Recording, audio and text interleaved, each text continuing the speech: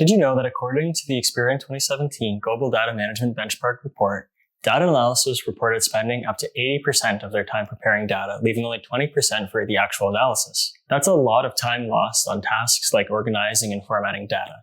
But what if there was a way to streamline this process? In this course, we'll show you how to leverage Copilot in Excel to speed up data analysis so you can focus on uncovering meaningful insights from your data. Welcome to Advanced Data Analysis and Data Visualization with Copilot in Excel. In this course, you'll learn how to refine your Excel skills further by mastering advanced data analysis techniques and visualizations, all powered by Copilot. Whether you're analyzing large data sets or presenting complex insights, this course equips you to efficiently turn raw data into impactful, actionable insights. By the end of this course, you're going to be able to analyze large data sets using Copilot in Excel to identify trends, outliers, and the relationships and correlation between variables to enable data-driven decision-making. You're going to be able to employ complex formulas and conditional formatting to interpret data, draw insights, and reveal key patterns through the use of Copilot in Excel. Also, create advanced data visualizations, including charts, graphs, and pivot charts to communicate insights effectively. And also generate comprehensive reports that summarize key data analysis, visualizations, and insights with the use of Copilot in Excel to streamline the reporting process. In Module 1, we'll begin with advanced data analysis with Copilot in Excel, using statistical methods like mean, median, variance, and standard deviation to explore large data sets. You'll also dive into more advanced functions such as logical lookup, conditional formulas to manipulate data and uncover patterns, trends, and outliers, crucial for making data-driven decisions. Module 2 takes it further by covering data organization strategies and techniques for integrating external data sources using Copilot.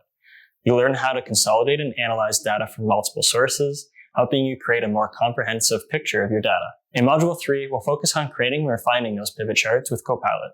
You'll develop the skills to transform raw data into clear, insightful visualizations that help decision makers understand complex trends quickly. In Module 4, we'll optimize these data visualizations with Copilot, teaching you best practices for clarity and effectiveness. You'll avoid common pitfalls, refine your visual designs, and enhance your ability to communicate insights clearly through advanced chart and graph techniques. And finally, in Module 5, we'll bring it all together by showing you how to compile your data, insights, and visualizations into comprehensive reports and presentations using Copilot in Excel. This module will ensure your work is presentation ready for stakeholders and decision makers, making data-driven conclusions easy to understand. What makes this course unique is its focus on practical, hands-on learning in every module. Throughout the course, you'll learn how to leverage Copilot in Excel to automate your advanced data analysis and visualization tasks. You'll work through real-world scenarios and apply what you've learned, helping you to master the theoretical concepts and gain the practical skills needed to transform data into actionable insights, directly enhancing your day-to-day work. Through this course, you'll learn practical, hands-on skills that apply directly to your work, whether you're a data analyst, business professional, or simply looking to improve your Excel skills. By the end of this course, you'll have the confidence to analyze, organize, visualize, and report on your data like a pro, all with the help of Copilot in Excel. Join us in advanced data analysis and data visualization with Copilot in Excel, and learn how to make your data truly meaningful. Together, we'll unlock the full potential of Copilot and take your data analysis skills to the next level.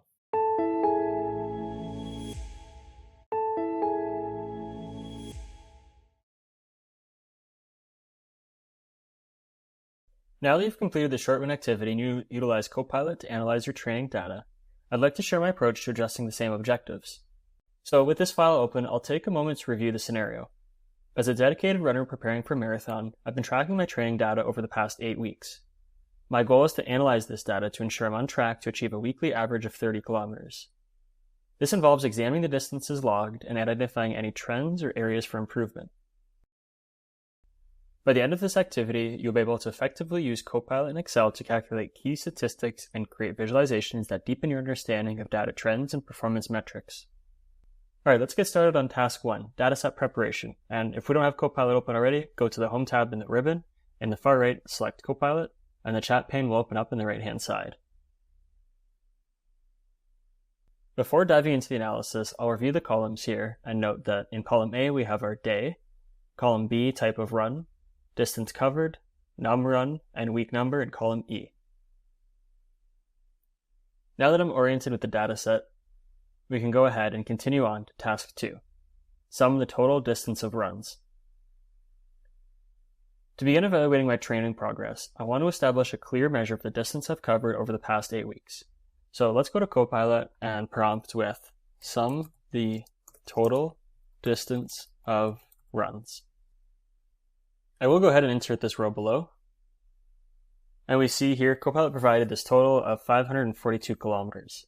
Understanding this total distance gives us a valuable insight into my overall effort and commitment during these initial 8 weeks, especially with 16 more weeks of training ahead.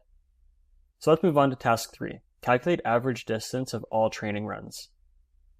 Next, I want to gain insight into my typical daily training distance, which is crucial for assessing whether I'm on track to meet my marathon goals. So let's go back into Copilot and let's prompt to calculate the average distance of all training runs.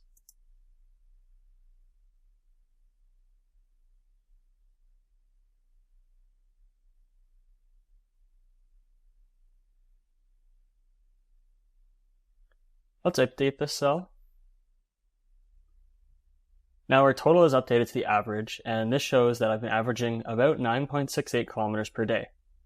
This indicates that even with a mix of longer and shorter runs, my consistent average over the past 8 weeks has been around 10 kilometers, which provides a solid foundation for my training. Now, to gain insights into a weekly average distance, let's go back to Copilot and prompt calculate the average running distance covered each week.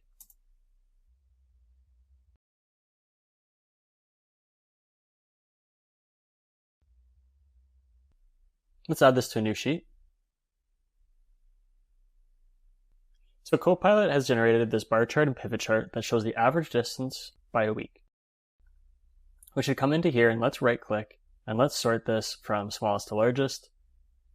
There we go. So we have our week number 1 at the top going all the way to week 8 at the bottom. And we can see, looking like this, there is kind of an overall trended increase, starting with in week 1, 8.7. And even here in week 7, we got to 11. And by week 8, we were down a little bit, 9.6. But overall, we are trending up. So the final task is task 4. Create a line chart showing daily distance trends over time. Finally, I do want to visualize my average weekly distance in relation to a goal of 30 kilometers, which I need to be at in 16 weeks. So let's go back to our original training log table, go to Copilot, and let's prompt with create a line chart that visualizes the average running distance covered each week.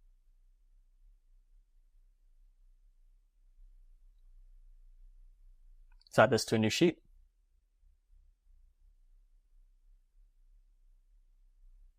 Now this visualization is a little bit easier to spot the trends compared to our bar chart, and this can highlight areas that might need further attention. For instance, when I look at this, now I can see that my performance really did dip during week 5 and struggled to recover in week 6, resulting in an average that was lower than week 4. By visualizing this data, I can easily spot these trends to gain a clear understanding of how my training is evolving. Great job working through this. Let's recap what we've accomplished. We began by familiarizing ourselves with the dataset containing all my running logs in order to assess my training progress towards my marathon goal.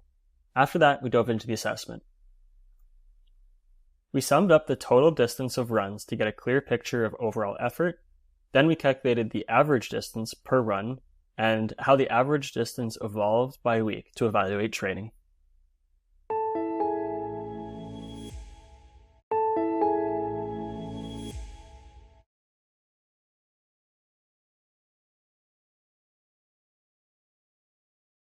You've received a massive data set on your social media campaign's performance, but it's full of numbers, inconsistent formatting, and missing the key information, making it a daunting task to clean and organize. However, with Copilot, you can significantly reduce the time spent on this task from hours or days to minutes, ensuring your data is clean, accurate, and ready for analysis. In the video, Activating Excel Copilot, you'll learn how to activate Microsoft Copilot in Excel, a tool that enhances productivity by automating tasks, generating insights, and simplifying data analysis. The video covers the supported regions for Copilot and provides a step-by-step guide to the activation process, helping you efficiently manage data challenges and improve your Excel experience. By the end of this video, you will be able to identify supported environments for Excel Copilot, activate Microsoft Copilot in Excel, and explore the features available to operate Copilot in different settings. Microsoft Copilot is an AI-powered assistant integrated into Excel, designed to boost productivity by performing tasks such as automating data entry, formatting cells, cleaning data sets, and generating formulas through natural language prompts. It simplifies complex operations, streamlines repetitive tasks, and ensures consistency. Note that Copilot requires a valid license, which must be purchased in addition to your existing Microsoft 365 license. Microsoft offers various licensing options to suit different needs, from individual users to large enterprises, ensuring access to the appropriate tools and support. To verify your license status, you can easily check within Excel by navigating to the top left of the screen, selecting File and then selecting the second last option from the bottom, Account.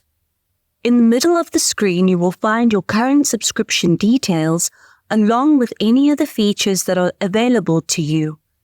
My account has a Microsoft 365 subscription. Also shown is a list of products to which my license grants me access, including Excel. This is also where you'll find the Copilot icon if you have a Copilot subscription. To access Copilot, exit the current screen by selecting Escape on your keyboard and then navigate to the top right of the ribbon. Before activating Copilot, it is recommended that your workbook is saved to a cloud-based location like OneDrive or SharePoint.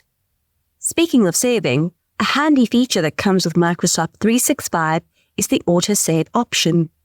At the far top left of the screen, next to the Excel logo, you will find the autosave function. Let's observe what happens if you don't turn this feature on.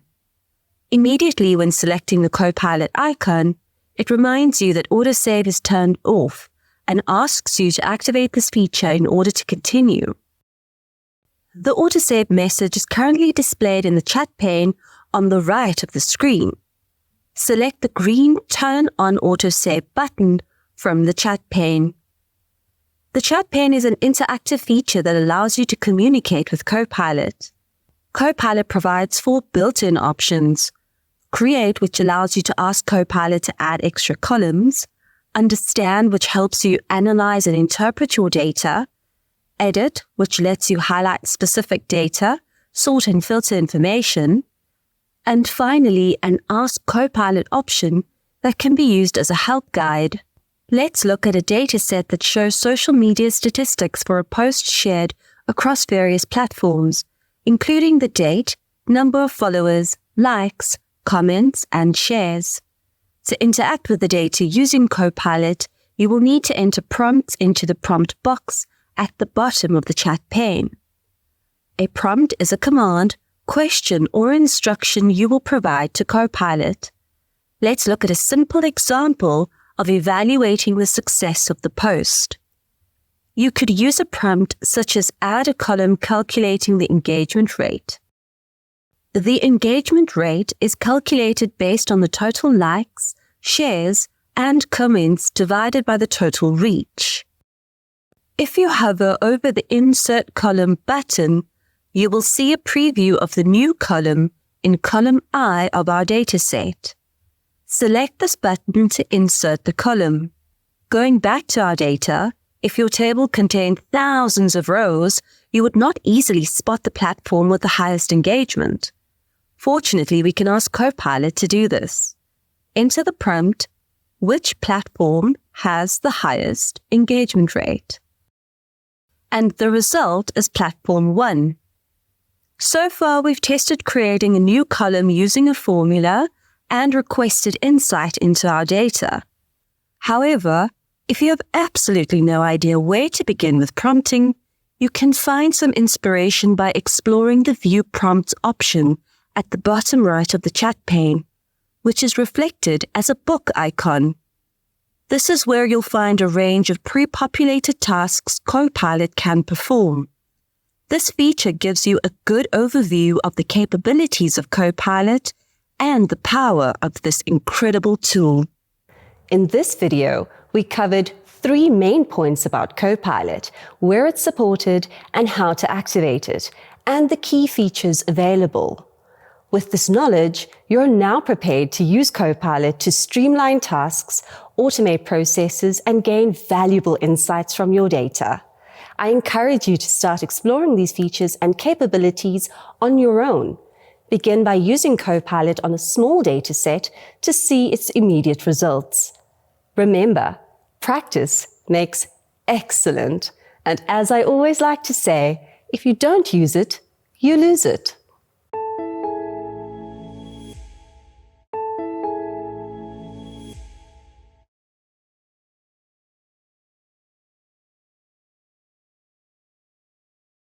You've just received a large data set filled with social media analytics, and you're tasked with cleaning, analyzing, and extracting meaningful insights, all within a tight deadline. It sounds overwhelming, right? What if you had a tool that could simplify this entire process with just a few prompts? In this video, you'll learn how to efficiently remove duplicates, sort and filter data, and format cells using Copilot in Excel.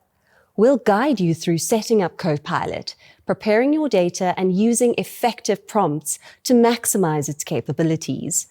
By the end of this video, you will be able to apply Copilot prompts to clean and analyze data. The data set we'll use includes social media analytics, featuring posts, upload dates, likes, comments, shares, engagement rates, followers, and post titles.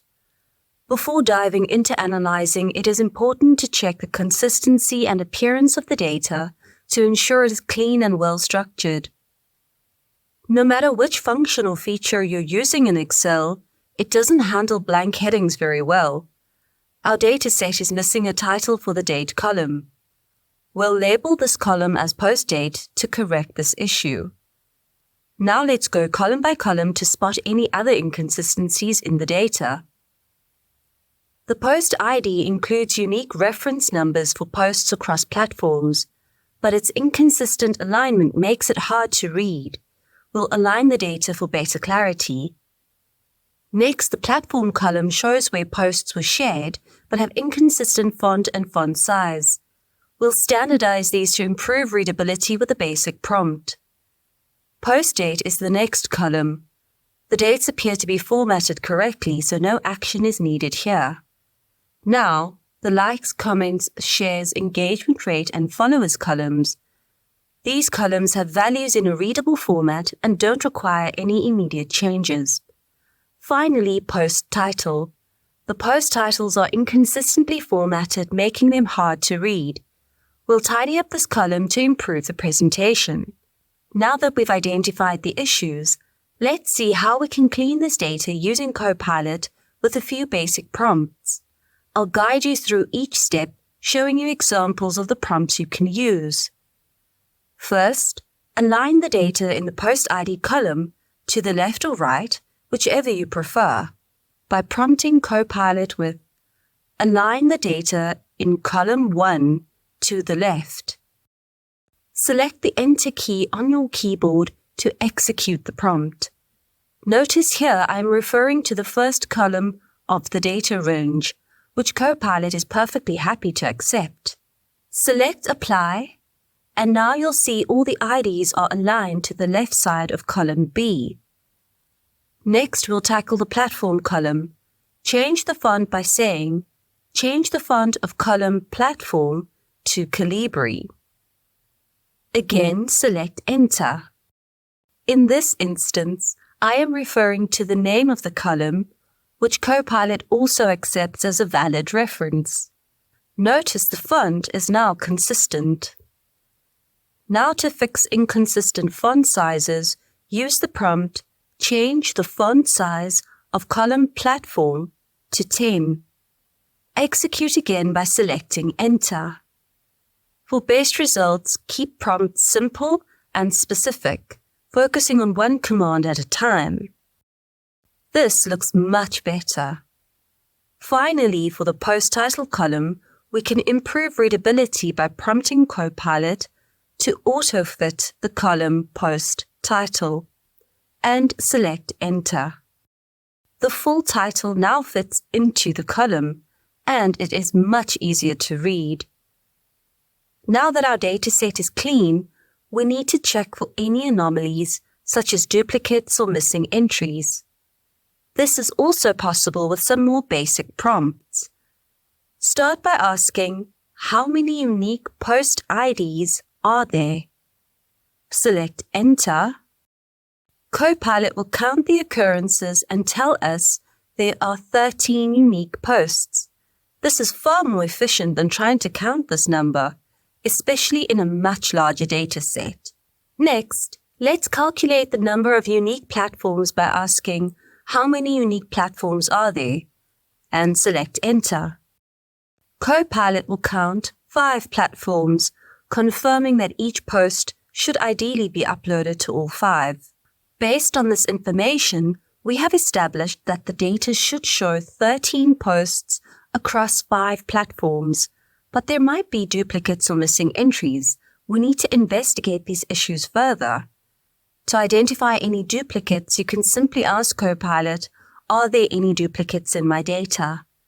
Copilot will summarize the number of platforms associated with each post ID, allowing us to spot any inconsistencies. Copilot tells us that both post ID 19 and 21 appear to be duplicated as they appear twice. And there you have it. Look at what we have achieved with just a few basic prompts. We've cleaned and analyzed our dataset using Copilot in Excel. Not only does this save time, but it also reduces the risk of human error.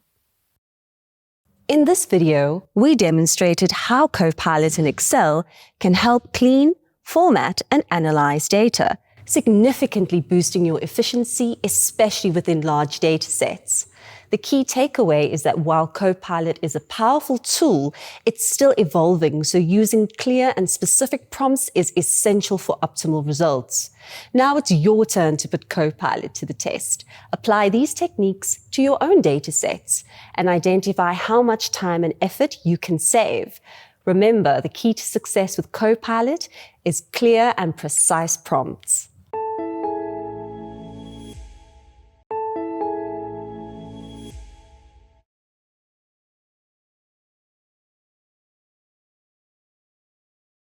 Welcome to the solution for the hands-on activity debrief, Activating Copilot. Now that you have completed the hands-on activity, let me walk you through how I would approach these tasks. By the end of this video, you will be able to identify the environments in which Excel Copilot can operate and learn the steps to activate it. You'll be able to use Excel Copilot for basic tasks such as formatting cells, removing duplicates, and sorting data. Additionally, you'll be able to apply Excel Copilot tools to streamline data entry and management in real-world scenarios, gaining hands-on experience performing practical tasks using Copilot in Excel. Before we begin, we need to activate Copilot. Run through the following checklist that will guide you through setting up Copilot. Number 1. Do you have an active Microsoft 365 subscription? Number 2, have you purchased a separate Copilot subscription? Number 3, can you see the Copilot icon in the Account section of the File tab? And number 4, can you see the Copilot icon on the far right of the ribbon in the Home tab? Now, before we utilize Copilot, run through the next checklist to ensure that Copilot is active. have you turned on the autosave function? And number 2, have you saved your workbook to a cloud-based location such as OneDrive or SharePoint? Now we can begin with the exercise. Start by downloading the dataset. Now run through the headers in row 1, the donor name, the contact number, email address, donation amount, date, donation frequency, and preferred communication method. Also note that there are no blank headers in the dataset. Next, review the sample data for the 20 donors included and ensure there is a variety in the donation amount. You will also note the different donation frequencies and preferred communication methods. Also note the formatting of the dataset. For example, all the contact numbers begin with a 0. The digits are separated by dashes, and this is consistently applied. Let's continue with formatting the dataset. Begin by activating Copilot, and now you can ask it, how do I format the cells as currency? Don't forget to press Enter to execute the prompt. In this instance, we have asked Copilot a question, and it responds by providing us with a step-by-step guide on how to format the numbers as a currency. So let's follow these instructions. Begin by highlighting the data range, and then right-click, select Format Cells, and under Category, select Currency. Choose your preferred currency symbol, the number of decimal places, and then select OK. Alternatively, you can select currency from the number group in the Home tab. Now that we've applied the currency formatting to the donation amount column, we can use Copilot to do some further formatting. Ask Copilot to bold the headers in row 1 and apply a background color of your choice.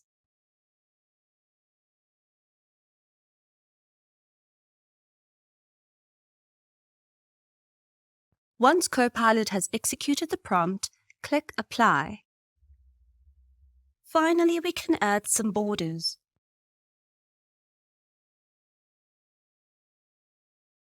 Great! Now that our data looks neat and structured, we need to clean up the data itself. There could potentially be duplicates within the data, so we can ask Copilot to help us to identify them and remove the duplicates. Great, now we can click Apply. Here Copilot has identified the duplicate donors. So you can simply delete the duplicates by highlighting the rows you want to delete. Right-click and then select Delete. Now that our data is clean and organized, we can begin to sort and analyze our data. Ask Copilot to sort the data by donation amount from highest to lowest. This will allow you to easily see which donors have contributed the most. Now we can sort the data set by donation date from newest to oldest.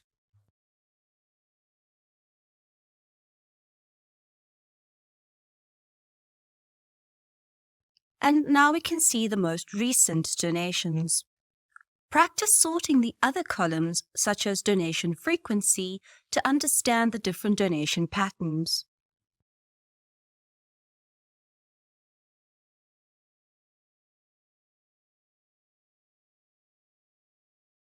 Once our data has been sorted to our preference, we can begin to analyze the data.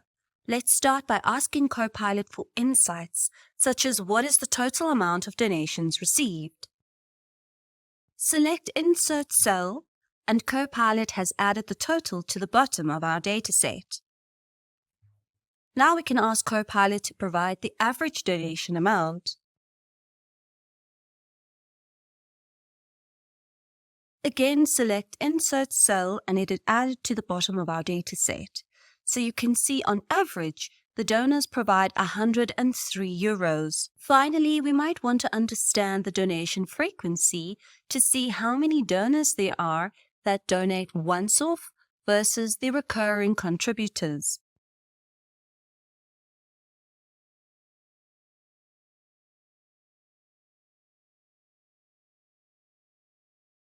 After executing the prompt, select Insert Cell, and we can see there are a total of 6 one-time contributors. Great! Let's recap what we've done. In this activity, you learned how to activate and use Excel Copilot to create and manage a donation tracker dataset. You began by verifying your Microsoft 365 subscription and ensuring Copilot was active. Next, you set up a dataset with donor details, formatted it using Copilot to apply currency formatting and highlight important information, as well as removing any duplicate entries. You then organize the data by sorting it based on donation amounts and dates, and ask Copilot to provide insights, such as the total donations and average contribution amounts.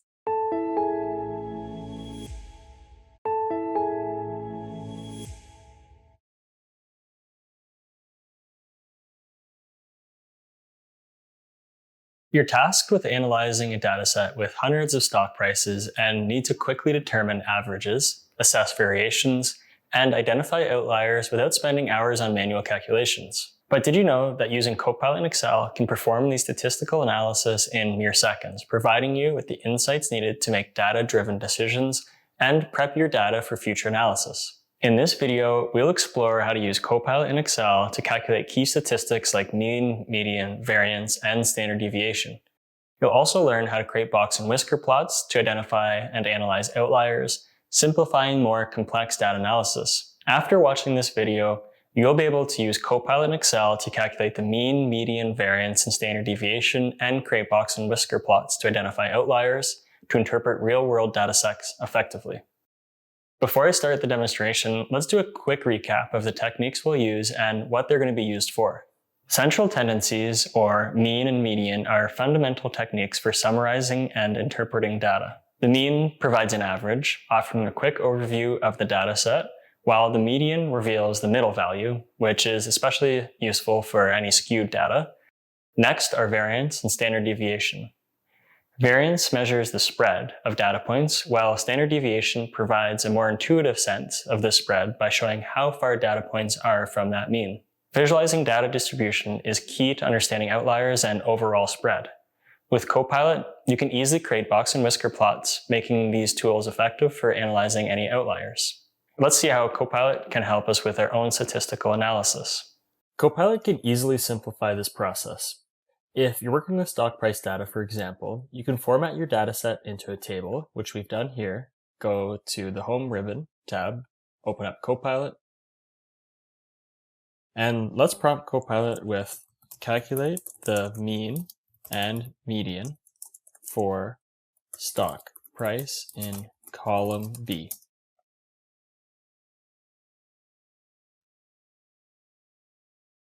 Okay, let's insert this row. So it looks like here Copilot was able to generate the average stock price. Let's prompt again to see if we can get the median as well. So let's prompt, can we generate a median as well for stock price? So this is the average. Let's go ahead and update the cell for the median. So the median here is 200. To go further, we can assess how much the data deviates from the mean by calculating variance and standard deviation. So let's undo this and go back to our average. So let's ask Copilot to calculate the standard deviation for price. Okay, let's update this cell again. So now this is the standard deviation for our stock price, $108. And Copilot, quickly generated this so we can identify if our data points are clustered closely around that mean or spread out. Lastly, let's visualize our data distribution. So let's go and prompt Copilot how can I create a box and whisker plot for my data set?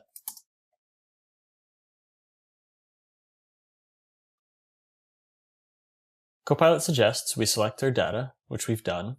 Then we can go to the Insert ribbon, and let's go to Recommended Charts. Let's select All Charts in the pop-up. Let's go down to Box and Whisker, and let's select OK.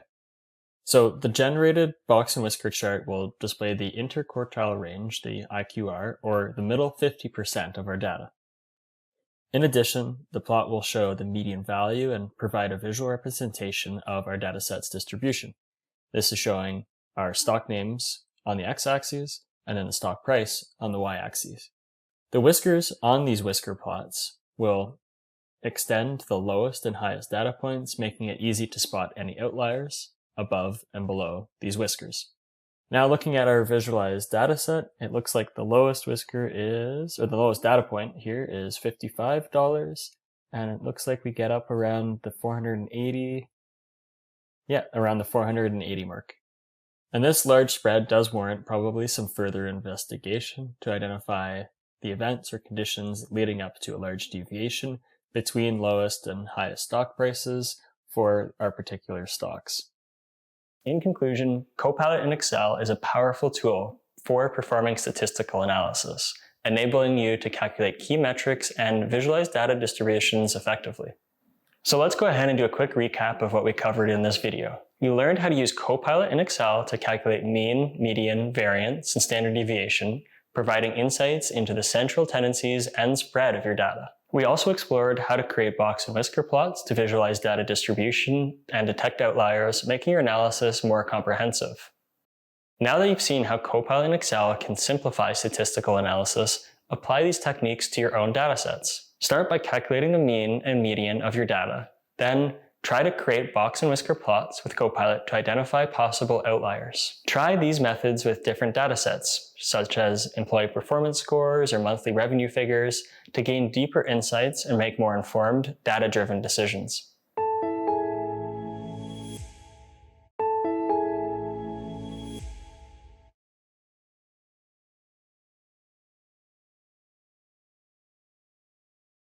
Imagine sifting through a massive data set, trying to pinpoint patterns, similarities, or anomalies, all manually. Now, imagine you have a tool that can do this for you instantly. Which approach would you choose? Likely, you would want to avoid the manual work and choose a tool that makes your life easier, right? In this video, we explore how to use Copilot in Excel to highlight data patterns, similarities, outliers, and relationships in your datasets. You'll learn how Copilot can help you simplify your data analysis, making it faster and more efficient. By the end of this video, you'll be able to use Copilot in Excel to identify, analyze, and interpret various data patterns and relationships within the data to uncover meaningful insights from large datasets. Data analysis can be overwhelming, especially when dealing with large datasets. That's where Copilot comes in. It helps you efficiently identify patterns, reducing the need for manual searching. Let's explore how. Copilot uses advanced algorithms to scan a dataset and automatically highlight different types of data patterns. Data patterns are recurring trends, cycles, or structures present in the data, showing how it behaves over time or under certain conditions. For example, let's say you have a dataset of sales figures spanning several years. With a prompt like "Identify any seasonal trends," Copilot will instantly generate visualizations such as line charts to display seasonal spikes in sales. This saves time and helps you quickly identify when your sales peak throughout the year. Some types of data patterns you might encounter could include linear patterns. So these are data points that consistently increase or decrease over time.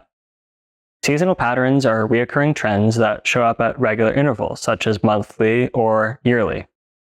Cyclical patterns indicate irregular fluctuations that occur based on various factors like economic cycles, for example. And finally, random patterns, which are data points that don't follow any clear trends or patterns. Outliers can often skew the analysis, but they can also reveal critical insights. Luckily, Copilot can quickly identify these outliers. For instance, if you ask Copilot to highlight any anomalies in your sales data, it might show a sudden drop in sales for a specific month. By knowing these outliers, you can investigate deeper to identify the cause, whether due to external factors such as supply chain issues or even a simple data entry error. In contrast, relationships reveal how different variables or data points connect or influence one another. By recognizing these, you can understand your data on a deeper level. For example, if you want to explore how spending on advertising influences sales, prompt Copilot to visualize this relationship with a scatter plot. Copilot will plot the data points, draw a trend line, and illustrate whether a positive correlation exists between your ad campaigns and sales growth, meaning that your spending on marketing is paying off in increased sales. This visual representation confirms whether increased spending drives sales, providing valuable insights for future strategies and decision-making. These are some types of relationships you might see in your data. A correlation reveals the strength and the connection between two variables. When one variable directly affects another, it's called a causation relationship. If one variable depends on another for its value, we refer to that as dependencies. And multivariate relationships involve multiple variables interacting at the same time. Beyond identifying simple patterns in relationships, Copilot can perform more advanced analysis like covariance, correlations, and regression analysis. For example, you might ask Copilot to perform a regression analysis on your marketing data to evaluate the strength of the relationship between advertising spend and sales. Copilot can generate the analysis as well as provide an interpretation, explaining whether the correlation is strong, weak, or insignificant. So by automating these processes, Copilot helps to identify patterns in relationships quickly and helps you quantify them with tools like correlation and regression. Therefore, spend less time doing the data analysis and searching for insights, and more time making the informed, data-driven decisions that really count. In conclusion, Copilot is a powerful tool that easily streamlines the process of identifying and analyzing data patterns, outliers, and relationships, making data analysis faster and more efficient. Let's pause and recap what we've covered in this video. You learned how Copilot in Excel can quickly identify and visualize data patterns such as linear, seasonal, and cyclical trends. We also learned how to use Copilot to spot outliers that may affect your analysis and skew our data. And we looked at how Copilot can identify and quantify different relationships like correlations, causations, dependencies that exist between variables. Now you try. Open your dataset and use Copilot in Excel to explore it. Ask Copilot to identify patterns or outliers like recurring themes in a customer feedback dataset to quickly reveal customer preferences and areas for improvement. The more you practice, the more intuitive your data analysis will become, allowing you to make smarter, data-driven decisions at work.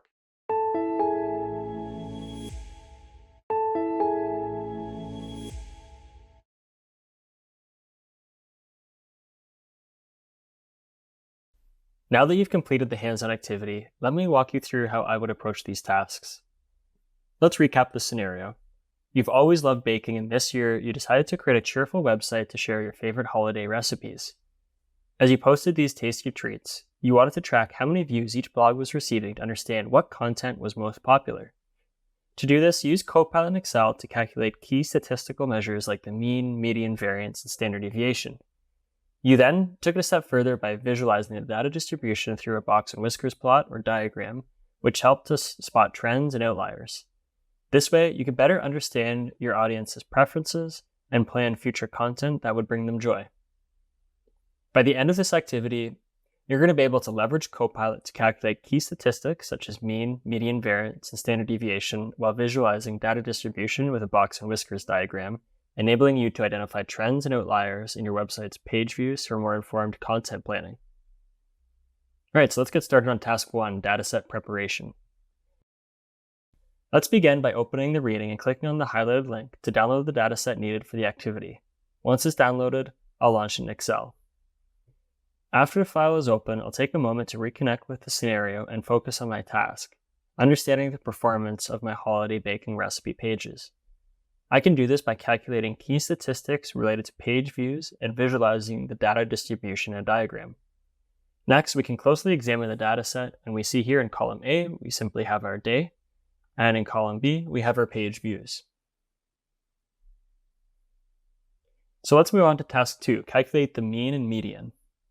The first thing I want to do is get help from Copilot to do some calculations for us. So let's start off by prompting calculate the mean for page views.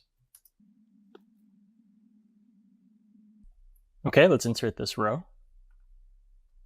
We can see here 711 page views is our mean or average, and it was inserted just below at the end of our table. So next, I'll ask Copilot to do a calculate the median for page views. Okay, let's update this cell. Now we see 600 here. So this indicates the middle point of our data set. And the median is particularly useful because it less is affected by extreme values or outliers, giving me a clearer picture of what typical recipes receive in terms of views. Together, the mean and median provide valuable insights into the performance of my holiday baking recipes, identifying trends and helping us to plan future content more effectively. Next up is task 3, calculate the variance and standard deviation. The next step is to assess how much the data deviates from the mean. So again, let's go to Copilot and prompt to calculate the variance for page views. Okay, we'll update the cell again. And here the variance comes out to 246,349. This indicates a significant spread in the number of views. It also suggests that while some recipes may receive a lot of attention, others might not be as popular, highlighting the variability in my audience's interest. So the next kind of question we should ask is calculate the standard deviation for page views. Okay, let's update the cell again.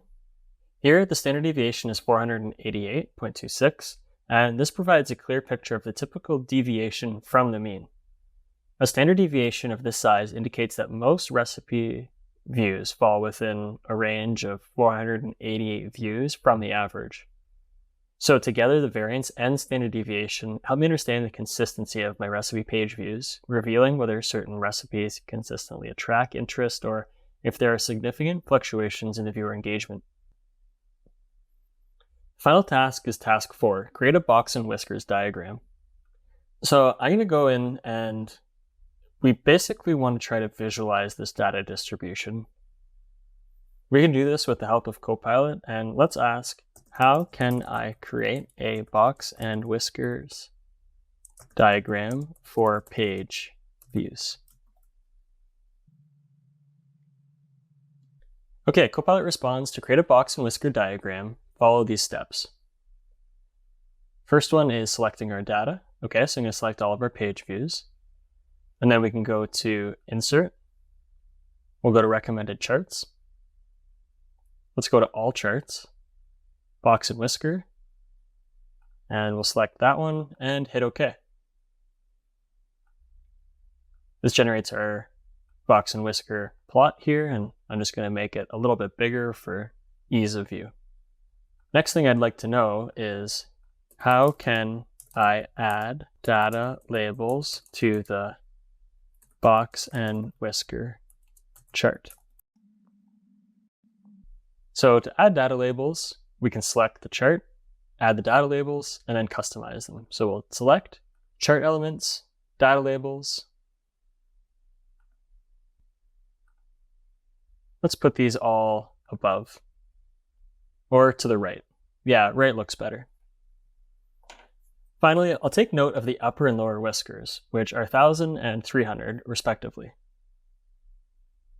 These whiskers help me identify potential outliers by showing the range of typical views. Additionally, I think it's important to consider the maximum of 2,000 and a minimum of 120 to gain a complete understanding of our dataset's range. This comprehensive analysis allows us to see the central tendency, but also the variability and extremes in my recipe page views, guiding my content strategy moving forward. Great, let's recap what we've done. In this hands-on activity, use Copilot in Excel to calculate key statistical measures such as the median and mean, helping you analyze average trends and central tendencies in your data. You also assess variability by calculating the variance and standard deviation, offering valuable insights into the consistency or fluctuations within your dataset. By visualizing the data with a box and whiskers plot, you're able to clearly see the distribution, identify any outliers, and add data labels to make the results more interpretable. This approach is useful for gaining a deeper understanding of your data, whether you're analyzing website traffic, sales figures, or any other metrics. Through this comprehensive analysis, you've learned techniques that can be applied to various real-life situations, from optimizing business strategies to improving content performance or tracking project success.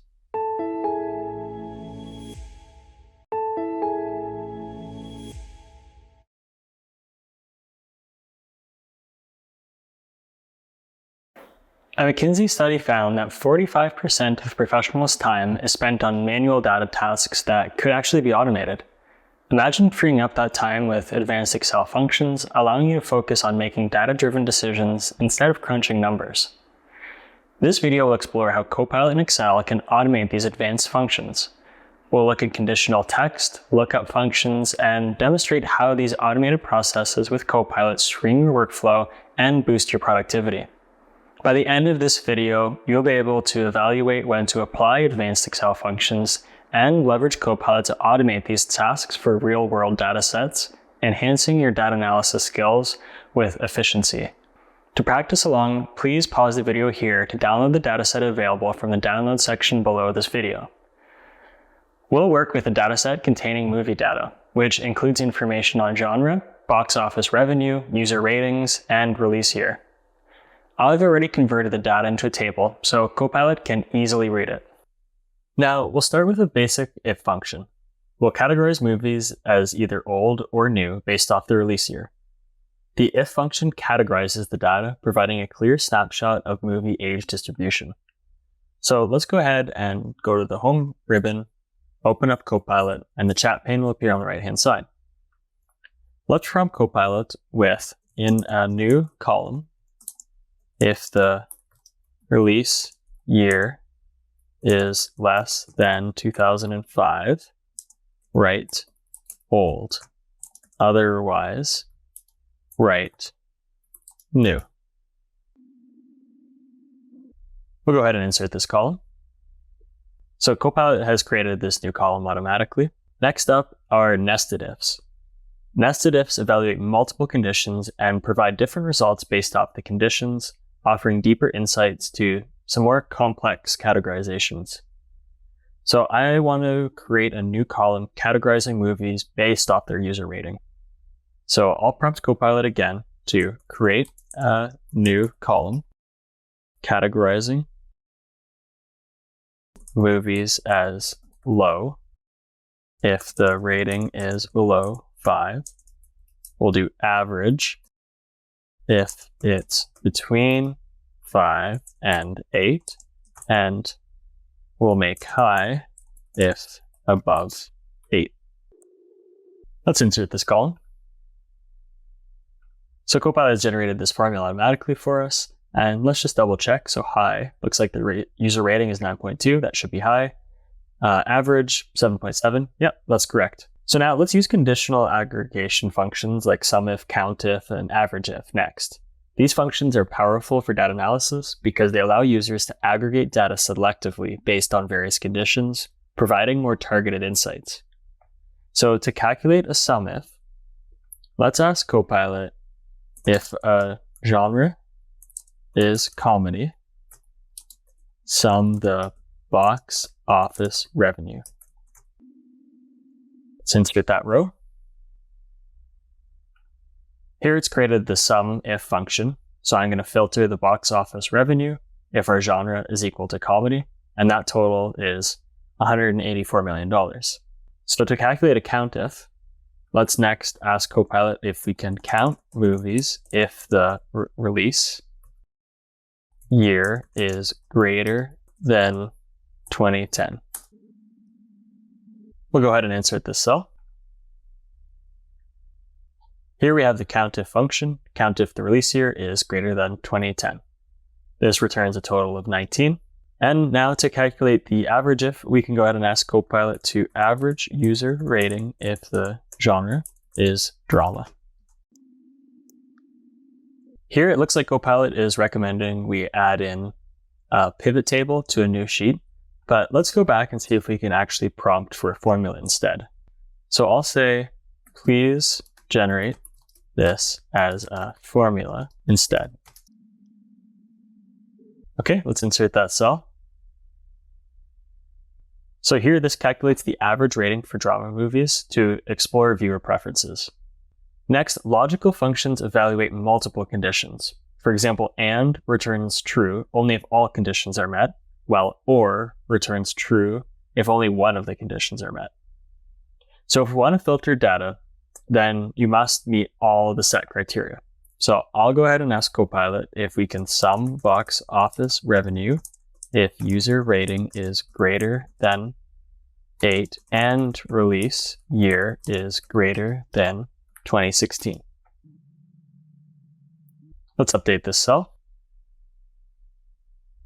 Here we have our nested AND. So we're saying if we're summing the box office revenue if the user rating is greater than 8 and the release year is greater than 2016.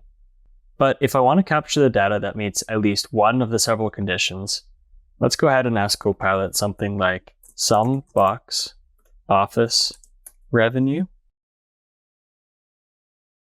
if user rating is greater than 8 or release year is greater than 2016. Okay, we'll update this cell. And the same idea applies. Copilot generated this formula using OR instead of the AND function. Now let's consider the if-error function. This function is essential when dealing with large data sets where errors may occur. It handles errors within formulas by providing alternative output when an error does occur. So to demonstrate this, let's go to Copilot and say create a new column with user rating multiplied by revenue if error output something like data incorrect. Okay, let's insert this column.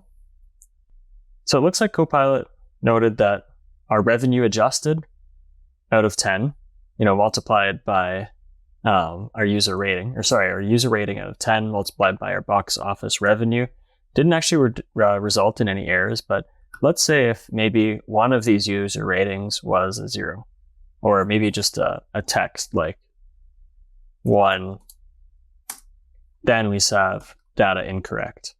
I'll move this back, but that's nice to know that if we do have a data error, then we can use the if-error function to return the data incorrect.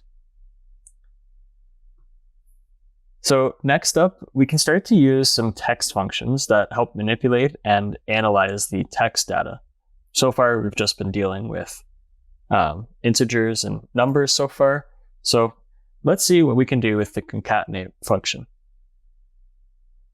With concatenate, you can combine text from multiple cells into one for better clarity. For example, I can ask Copilot to concatenate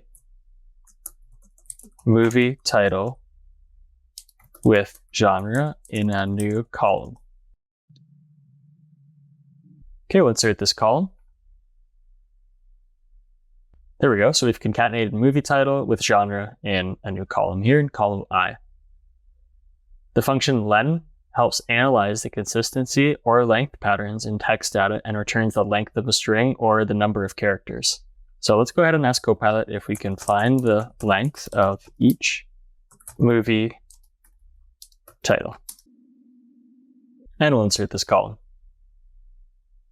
This is cool. So we can see 24 characters was the Shawshank Redemption drama.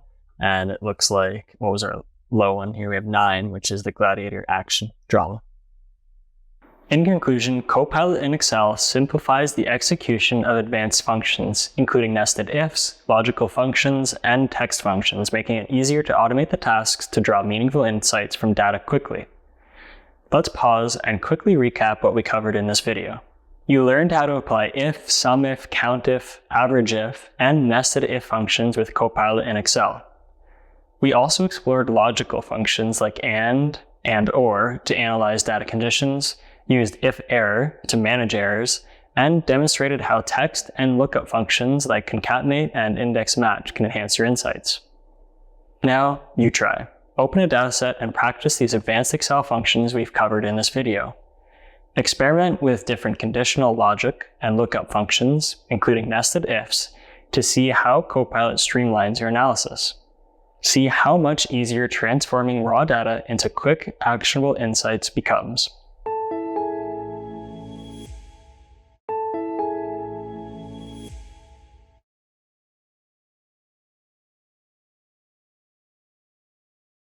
Did you know that data-driven companies are 23 times more likely to acquire customers and 6 times as likely to retain them, according to a study by McKinsey? Their secret? Uncovering hidden relationships in complex datasets using statistical analysis techniques like covariance and correlation. Welcome to Advanced Data Analysis Techniques.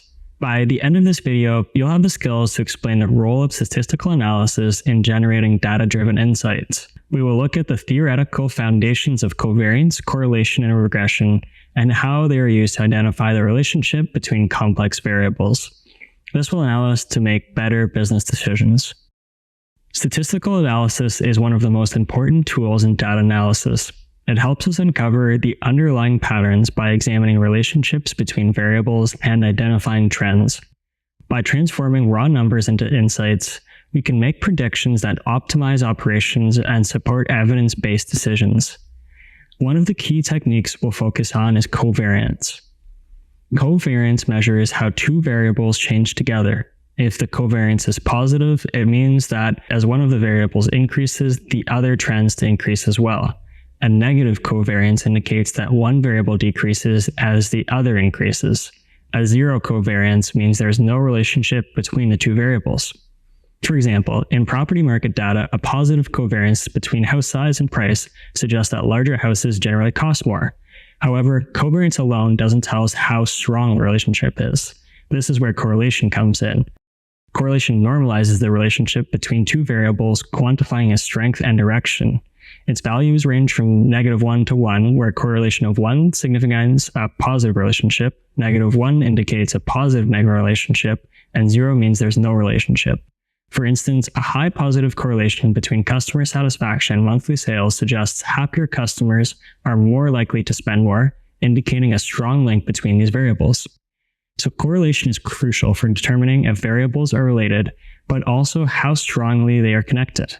This makes it a valuable tool for data-driven decisions, helping to prioritize strategies based on the strength of these relationships. Now, let's move to regression analysis, which goes a step further. Regression explores the relationship between a dependent variable and one or more independent variables, offering insights into how various factors contribute to an outcome. For example, in real estate, the house price could be the dependent variable, while factors like square footage, number of bedrooms, or proximity to schools are the independent variables. In the context of sales, regression can help us understand how variables like marketing spend, product pricing, and customer demographics influence sales performance. Unlike covariance and correlation, regression not only identifies relationships, but also predicts future outcomes by estimating how much one variable changes in response to the other. This makes regression a powerful tool for forecast trends and supporting strategic planning. Finally, statistical analysis isn't limited to examining relationships between variables. It also helps identify patterns and trends in our data. For example, time series analysis allows us to track how variables change over time, enabling businesses to anticipate future shifts. This approach is particularly valuable in finance, operations, and sales, where monitoring performance over time is key. By analyzing historical data, time series analysis helps businesses make informed predictions for the future, aiding in crucial strategic planning. Let's conclude. At its core, statistical analysis provides us with a method to make decisions that are backed by data. Whether it's choosing to invest more in employee training because of its impact on productivity or adjusting marketing strategies based on customer behavior, statistical techniques allow us to make informed, objective decisions. And by understanding the relationships between variables, detecting trends, and analyzing patterns, you can make decisions that are data-driven and scientifically sound. So let's recap. In this video, we examine the theoretical foundation of statistical techniques for covariance, correlation, and regression to understand the relationships between different variables. We've learned why statistical analysis is essential for decision-making, how covariance identifies the relationship between variables, how correlation can quantify the strength of those variable interactions, and how regression can help predict future outcomes. Now that you understand the theory behind statistical analysis techniques, apply what you have learned to your own data. Use Copilot in Excel to explore the relationship between different variables in your data. Then try to identify trends and see if you can make data-driven decisions based on your analysis. Once you understand how different variables interact, you will start uncovering hidden insights, transforming your data into a powerful decision-making tool.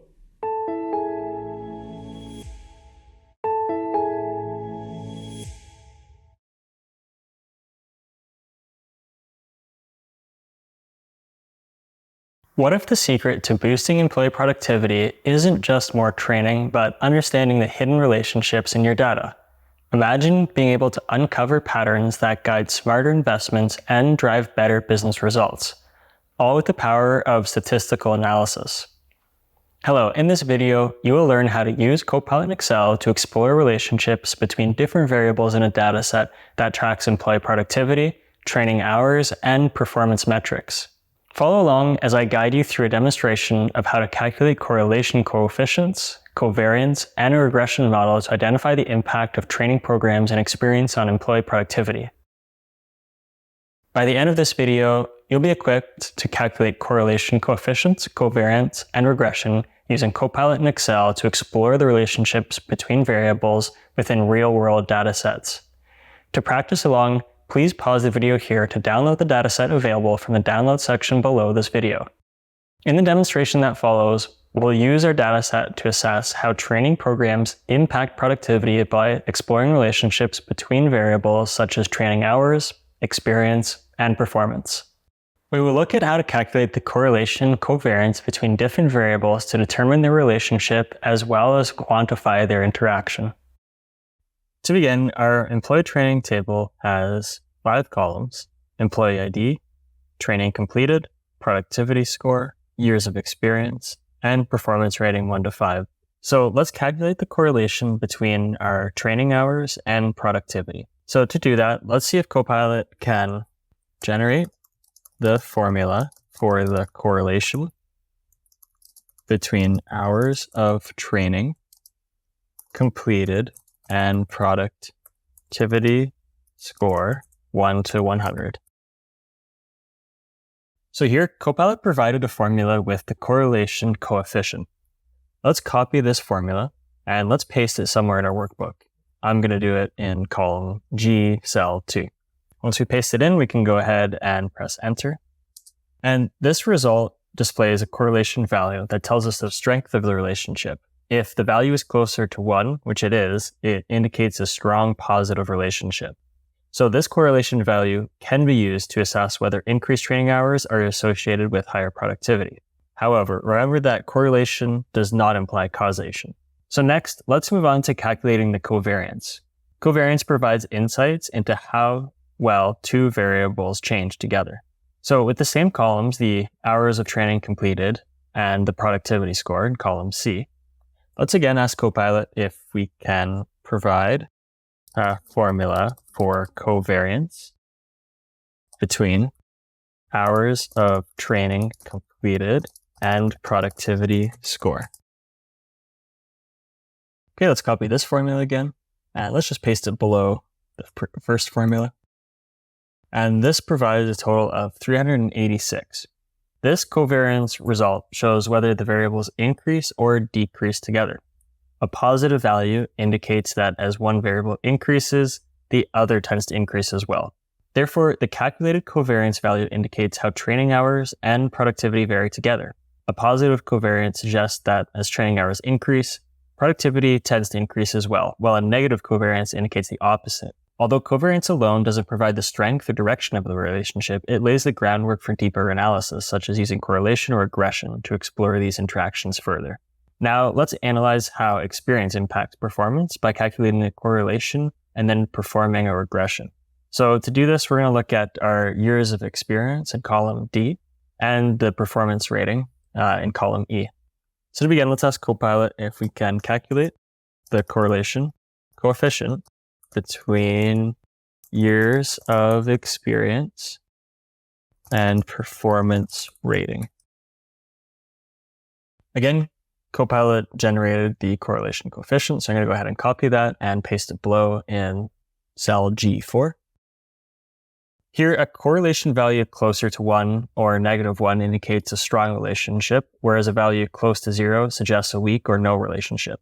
The calculated correlation coefficient provides an initial understanding of how strongly experience and performance are related. However, to explore this relationship further, we will perform a regression analysis. So with these same two columns, let's go ahead and ask Copilot to run a linear regression analysis using years of experience as the independent variable and performance rating as the dependent variable.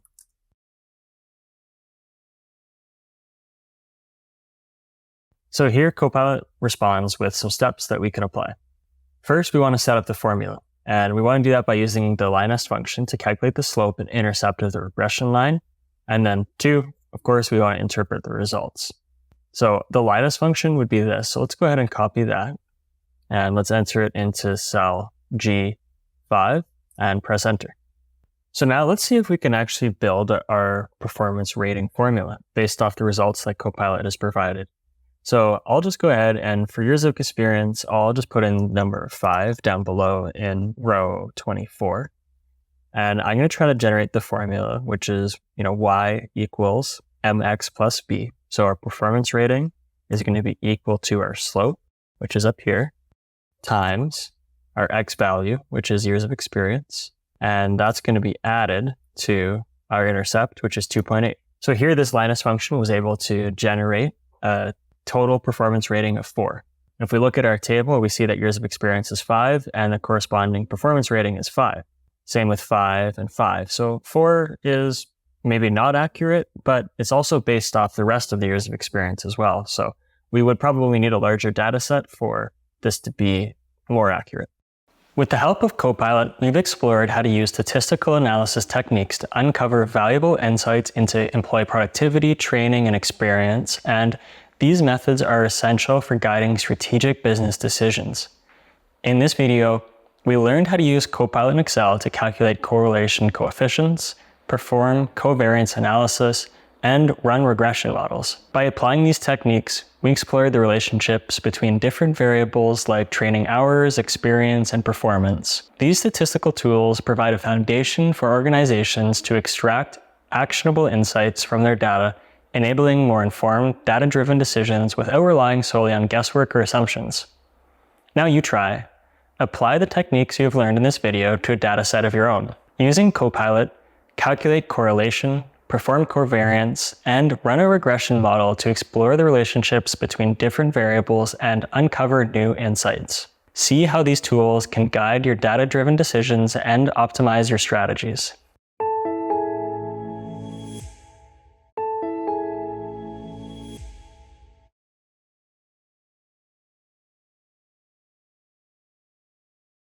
Now that you've completed the hands-on activity, let me walk you through how I would approach these tasks. Remember, you're an avid gamer exploring video game trends and reception. You love Red Dead Redemption and you want to compare it with the latest popular releases. Today, you'll leverage Copilot to perform advanced functions such as categorizing release years as old or new, summarizing sales revenue, counting the number of games released after a certain date, concatenating game titles with their genres, and calculating average user ratings. Additionally, you'll analyze correlations between hours played and completion rates. Your goal is to gain insights into game performance and identify the next game you should invest in. By the end of this activity, you're going to be able to use Copilot to perform advanced functions in Excel, including categorizing data, summing values, concatenating text, counting entries, calculating averages, and analyzing correlations for enhanced insights and decision-making. So we're going to get started on task 1, dataset preparation.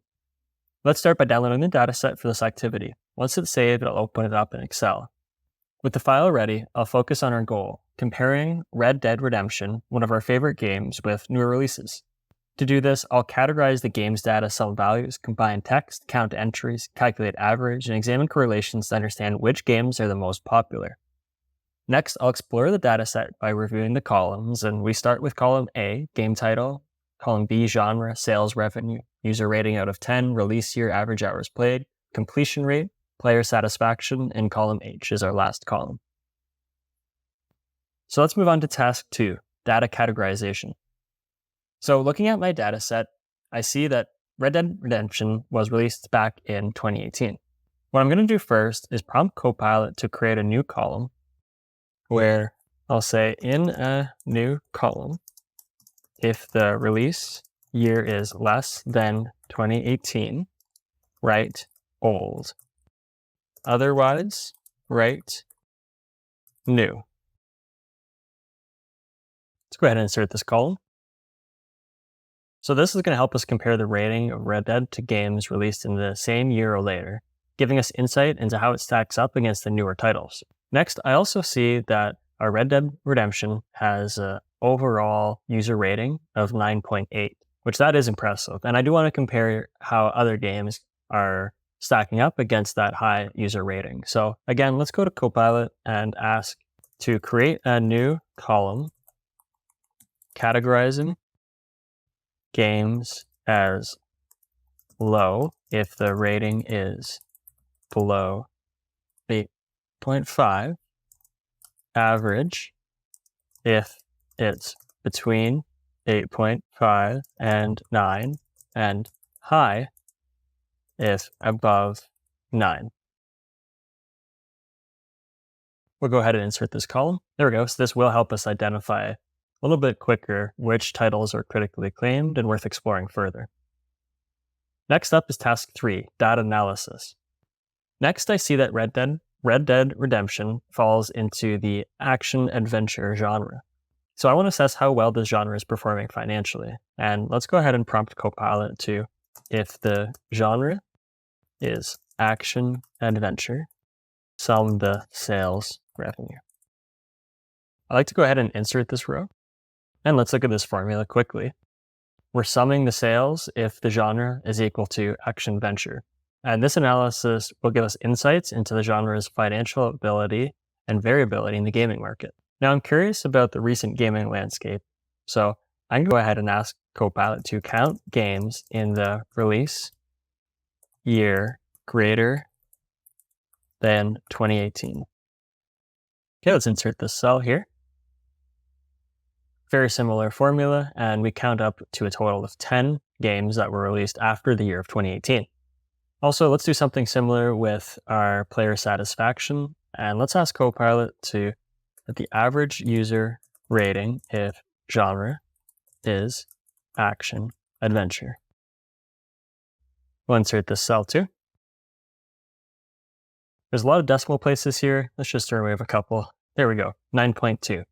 The average will serve as a useful benchmark for comparing against other genres. So finally, I want to pinpoint financially successful titles. So I'll go back and let's prompt Copilot to sum revenue, or I guess sales revenue, if user rating is greater than 8.5 and release year is greater than 2018. Now, this does help highlight titles that are both critically acclaimed and financially successful. Let's move on to task 4, data manipulation. Next, I want to improve the readability of my data set. So I'm going to go ahead and prompt Copilot to concatenate game title with genre in a new column. I'll go ahead and insert this column. This makes it a little bit easier to analyze trends by genre. So I want to now examine the titles themselves. To do this, I'll instruct Copilot to find the length of each game title in a new column. Okay, let's insert this column here. And let's just check our formula really quickly. It looks like we're getting the length of the game title, in this case 21. So that's actually saying there's 21 characters in that title. Understanding this length of title can actually offer some insights into naming trends and player preferences, enriching my overall analysis. And the final task is task 5, advanced analysis. For the next task, I want to find the sales revenue for Ghost of Tsushima since it's the same genre as Red Dead Redemption, which has a high rating and was released after it. So I'm going to go to Copilot and let's prompt Copilot to use index and match to find the sales revenue for Ghost of Tsushima. Okay, let's copy this. I'm just going to go and insert this formula right in column F here, and we'll hit enter. There we go. So we were able to accurately return our total sales revenue. This allows me to pinpoint the performance metrics of that specific title. Next, I want to explore the relationship between gameplay hours and completion by asking Copilot to give the formula for the correlation between average hours played and completion rate. Here's our formula again. Let's just put this formula right below column F here. That number is 0.78. This will help us understand if more gameplay hours lead to better completion rates. This correlation, of 0.78 is pretty close to 1, which indicates a strong positive relationship. Nice, let's quickly go over what we've done. In this hands-on activity, you learned how to use Copilot for advanced Excel functions such as data characterization, summing values, and analyzing correlations. You applied these skills to a video game dataset, gaining insights into game performance, financial trends, and player satisfaction. These techniques can be adapted to analyze other datasets, helping you make informed decisions in real-world contexts such as business analysis or personal projects. You now have hands-on experience in using automation to streamline data analysis.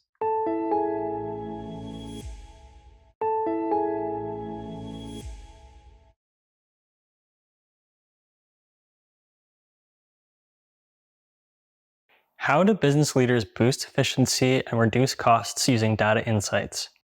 As a budget manager, your goal is to identify cost-saving opportunities without sacrificing quality. The key is optimizing resource allocation, ensuring every cent spent delivers value. Data visualization can help streamline operations and drive smarter financial decisions. In this video, we'll explore how Copilot in Excel can help us generate actionable insights that we can use to optimize the budget and uncover new opportunities, all from the insights we've generated. At the end of this video, you'll know how to analyze datasets using Copilot in Excel to identify patterns and generate insights for strategic decision-making. To practice along, please pause the video here to download the dataset available from the download section below this video. In the demonstration that follows, we'll use Copilot to analyze operational expenses and identify opportunities for optimizing budgets. Our focus will be on generating insights that can guide strategic business decisions. Let's go. Let's start by opening up our operational expenses table, and in column A we have department, then months, total expenses, travel expenses, and finally in column E our revenue. So let's analyze the total expenses for each department to identify where optimization might be possible. To do that, let's go to Copilot and ask to create a bar chart comparing total expenses by department. Let's add this to a new sheet. So that's great. A new bar chart here is created that reveals the spending distribution across departments. If certain areas have higher expenses, it suggests a potential target for optimization and, of course, cost-saving reviews. And you can now use these insights to focus your analysis on high-spending departments and explore strategies for budget adjustments. Next, we'll examine travel expenses to spot any potential cost reductions. So let's go back into operational expenses and let's prompt with Copilot to create a bar chart to show travel expenses by department. Here, Copilot responds with a visualization of departments with the highest travel costs, thus prompting a review of travel policies for departments with significantly higher travel expenses. Here, Copilot has highlighted that IT is $275,000 and sales is $227,000. Next, let's see if we can analyze how expenses fluctuate over time. To do that, let's go into Copilot and ask, create a line chart showing total expense trends over time for each department. Let's add this one to a new sheet. And this is interesting because this line chart will be able to reveal patterns in monthly spending where spikes during specific periods can pinpoint areas where deeper investigation is required into what drives these higher costs. And by understanding these expense trends, the insights can help us anticipate future costs to manage the budgets more effectively. And lastly, let's compare revenue to expenses to find budget optimization opportunities. To do this, I'm going to go ahead and ask Copilot to create a scatter plot comparing revenue and total expenses. Let's add this to the sheet. And we can see here we have revenue plotted on the x-axis and total expenses on the y-axis. Here we can find that as revenue increases, our expense increases, but we do actually have some outliers, and this is really helpful to be able to pinpoint those outliers and see if we need to do some potential budget cuts, reallocate funds, or implement any cost-saving measures. In conclusion, statistical analysis with Copilot in Excel is a powerful way to uncover valuable insights from our data. By evaluating expenses, travel costs, trends over time, and revenue against expenses, you can quickly identify key areas for cost saving and budget optimization. And these insights are essential for making informed, strategic decisions that drive business performance and operational efficiency. Let's recap. In this video, we used Copilot in Excel to analyze operational data, identifying spending patterns, and generate insights for strategic decision-making. And through an evaluation of business expenses, travel costs, and revenue, we managed to identify measures to optimize budgets and improve efficiency. Now that you know how to generate insights using Copilot, try to apply these techniques to a dataset of your own. Analyze your data to identify patterns and trends that can help you identify areas for optimizations. See how these insights can help you take control of your operational efficiency.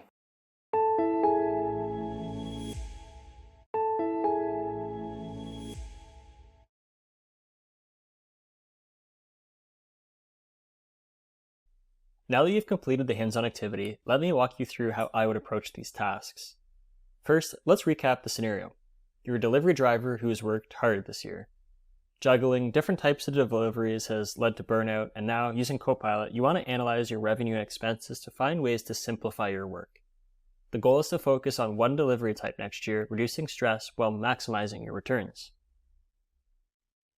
By the end of this activity, you'll be able to use Copilot to analyze expenses and revenue, visualize data through effective charts, and make informed decisions to optimize your delivery efforts for better financial outcomes. So let's get started on task 1, dataset preparation. Start by downloading the dataset. Once it's downloaded, open it in Excel. After launching the file, take a moment to reconnect with your scenario as a delivery driver.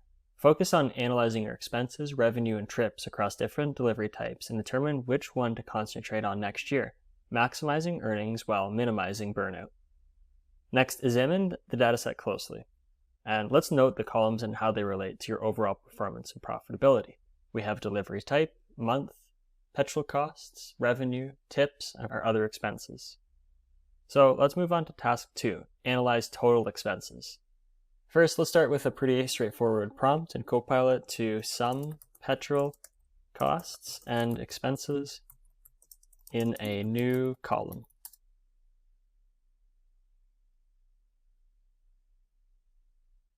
Okay, I'll insert this column here. Let's just check our formula, petrol costs plus other expenses. So this provides a complete view of total expenses for each delivery type. Next, we can prompt Copilot to create a bar chart comparing total expenses by delivery type.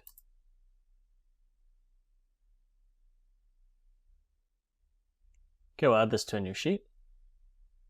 Okay, this is helpful. Copilot generates a clear visual of my expenses for each delivery type. Looking at this chart, it allows me to quickly see which delivery types have the highest and lowest expenses over the year. Understanding this distribution helps me identify areas for improvement, leading to more efficient delivery strategy.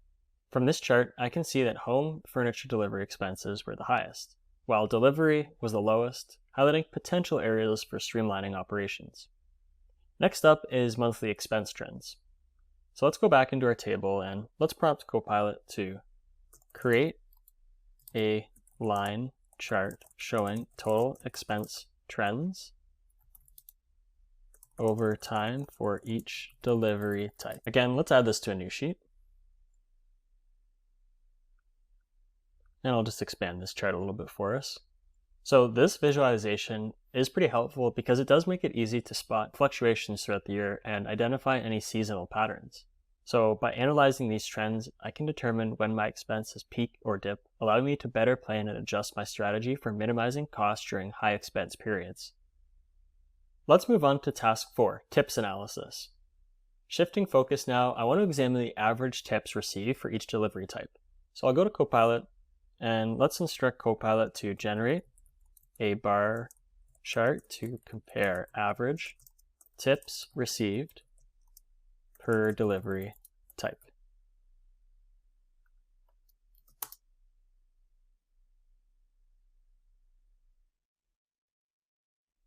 I won't add this to a new sheet, but we can see here, for example, Copilot has determined that the coffee delivery has an average of 1,458 and grocery delivery has an average of 1,650. By identifying which delivery types yield the highest average tips, I can prioritize those options to enhance my overall earnings and concentrate my efforts where they are most profitable. Now for task 5, seasonal trends in tips. Now I want to analyze the monthly trends in tips received for each delivery type. I think we can do that with Copilot again, so let's prompt to create a line chart to show monthly trends in tips received for each delivery type. Let's add this one to a new sheet. And I'll make this chart just a little bit bigger here. So again, this visualization reveals how tips fluctuate throughout the year and can help identify any seasonal patterns. For example, when I look at this, I see that February trends tend to have lower tips, while December spikes quite a bit. By analyzing these trends, I can strategize my deliveries to target peak tipping periods, maximizing earnings when customers are the most generous. This insight will help me to focus my efforts and achieve better financial outcomes. Let's move on to task 6, revenue and tips comparison. So let's go back to our table and let's take a closer look at our overall earnings by analyzing both revenue and tips. So I want to ask Copilot to generate a stacked bar chart displaying revenue and tips by delivery type.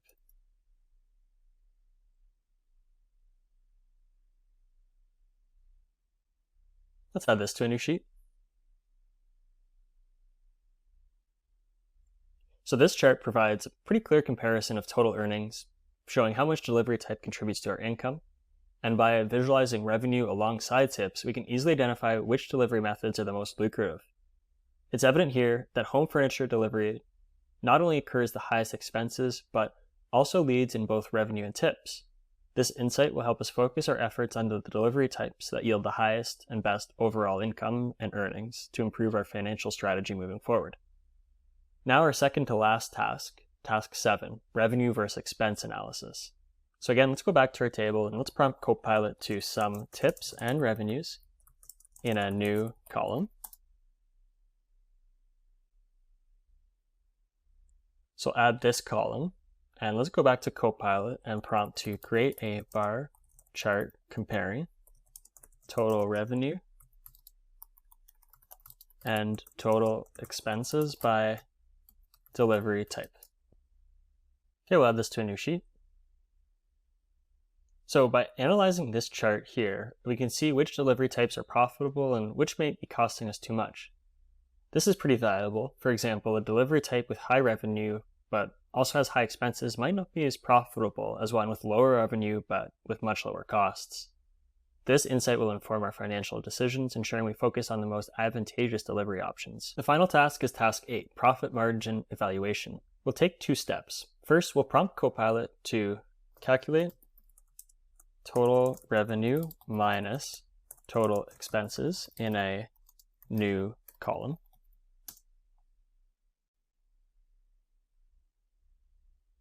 We'll insert this column here. And then what we'll do is ask Copilot to create a column chart to display the net profit by delivery type. We'll add this to a new sheet. And here now we can analyze our profit margins and focus on the delivery types that provide the best financial returns while minimizing stress and workload. Great, now to recap. In this hands-on activity, you analyze financial data for various delivery types using Copilot in Excel. You learned how to create visualizations like bar charts and line graphs to compare total expenses, revenue, and tips. Additionally, you explored seasonal trends and calculated net profits to identify the most profitable delivery methods. These insights helped you strategize and optimize your delivery efforts, allowing you to focus on maximizing earnings while minimizing costs and stress for more effective decision-making.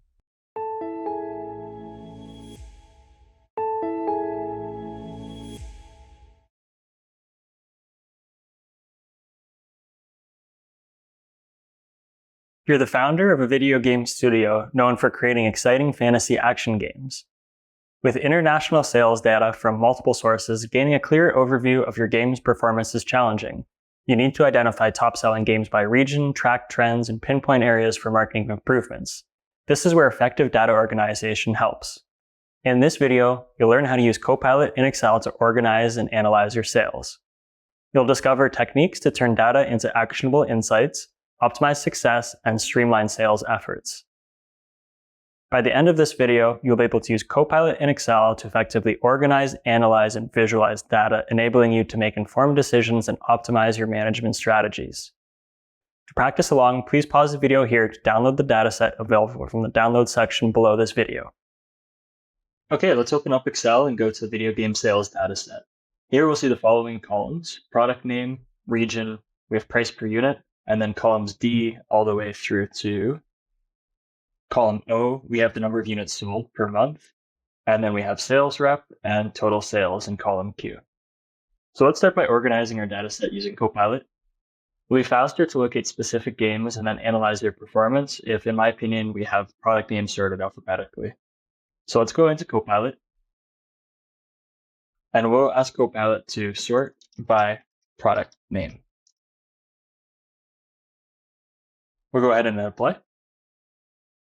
Okay, great. Now column A, product name, we have Echoes of Valor up top and then Titan's Fury at the bottom here. This simplifies locating specific games and then analyzing their performance. So let's continue to narrow down our data set, and let's go into Copilot and ask, for example, filter by Asia. We'll hit apply. And what's great, Copilot has automatically included filters onto our table and then filtered the region by Asia. If we scroll over, we can see now sales rep, Isha Patel, has total sales. Looks like she has the lowest level of total sales, 884,000, and then also the highest total sales. And this would be different by different products.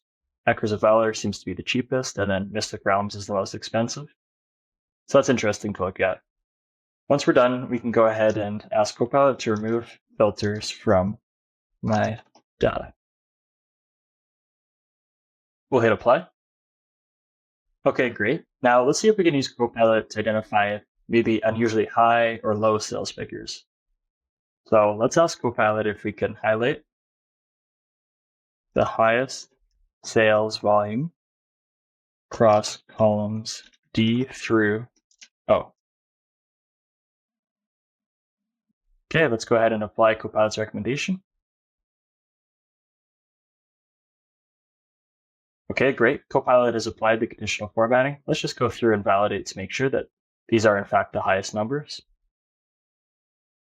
At quick glance, everything looks the highest along Phantom Strike and Asia when we look at the columns, so that's helpful. We can also ask Copilot to go ahead and highlight the lowest sales volume across columns D through O. I wonder if it's going to be the same product name across or if it's going to be different, like we have for the Phantom Strike. So let's go ahead and apply.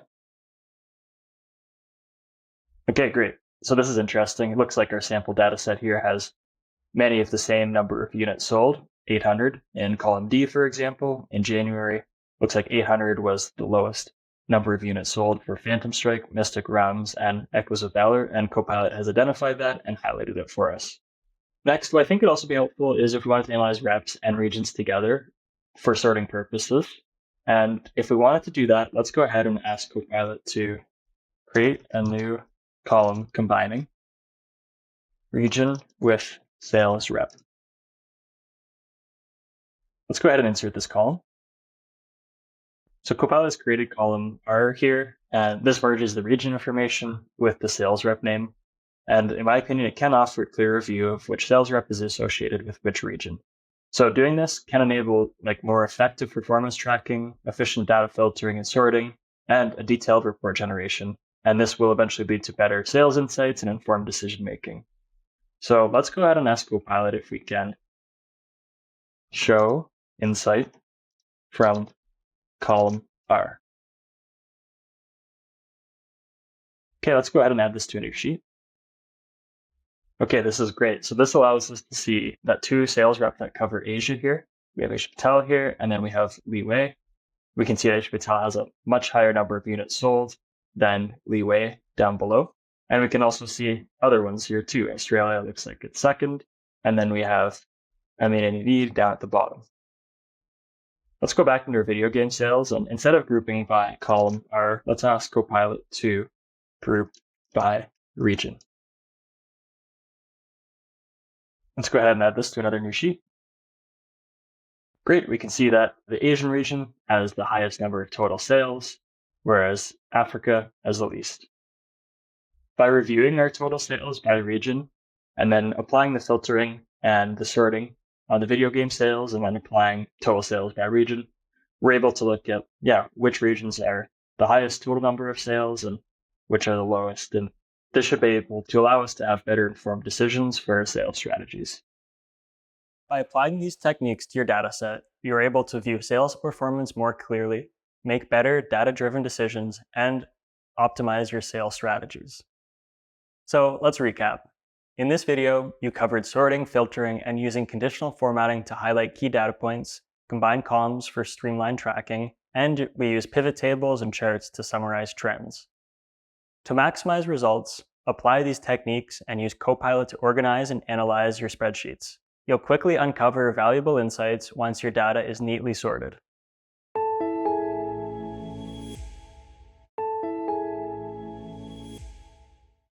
Welcome to the solution for the hands-on activity debrief, practicing data organization. Now that you've completed the hands-on activity, let me walk you through how I would approach these tasks. So let's quickly revisit the scenario. You run a successful business that specializes in Japanese knitted toys. This year, your goal is to prepare the data for sales analysis. Using Copilot, you will filter and sort your dataset by toy, region, and sales rep to gain clear insights into sales performance and improve your business outcomes. By the end of this activity, you're going to be able to use Copilot in Excel to organize data by filtering and grouping, and to request insights that lead to effective analysis for informed decision-making. So let's get started on task 1, dataset preparation. We'll start by downloading the sales data for our toy store. Once the file is downloaded, we can open it in Excel. Next, I'll take a moment to revisit our scenario and the task at hand, which is to organize my sales data for a meaningful analysis. After that, I'll carefully review the dataset, examining the columns to understand what each one represents and how they come together to tell a story. Also keep an eye out for anything that stands out, such as trends or anomalies.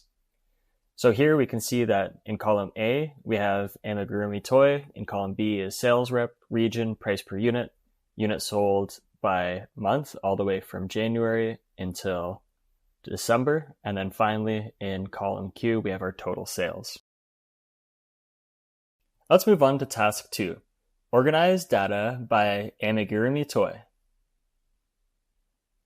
The first thing I'm going to go ahead and instruct Copilot to do is sort the data set by amigurumi toy. We'll go ahead and hit apply.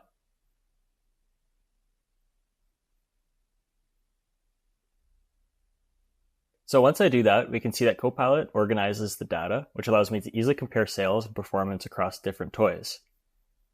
This sorting is important because now it highlights which toys are top performance and helps me identify trends in customer preferences, making it easier to focus on what's selling the best. Next up is task 3, filter data for regional insights. So let's go back to Copilot and let's ask it to filter the data set by Australia, for example.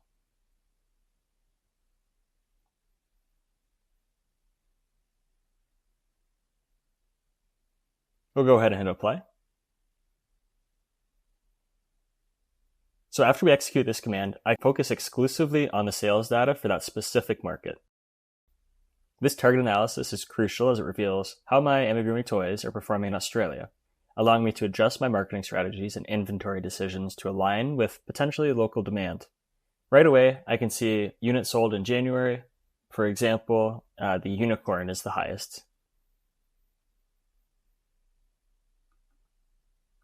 Now that I've done analyzing the Australian region for this particular toy, we can go ahead and type in Copilot, remove all filters.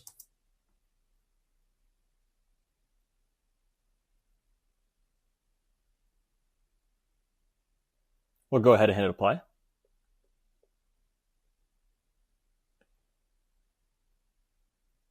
By doing so, it restores the data set to the full view, allowing again for a broader analysis. Clearing the filters is important as it enables me to see the overall trends in performance. Let's move on to task 4, identify sales extremes. Now I'd like to prompt Copilot with highlight the highest unit sold for each month. We'll go ahead and hit apply.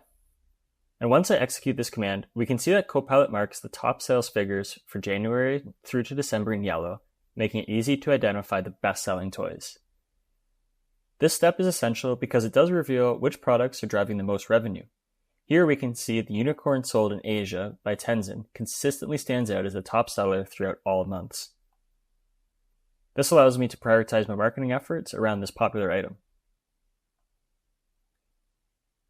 After that, what we should do is also look at highlighting the lowest unit sold for each month.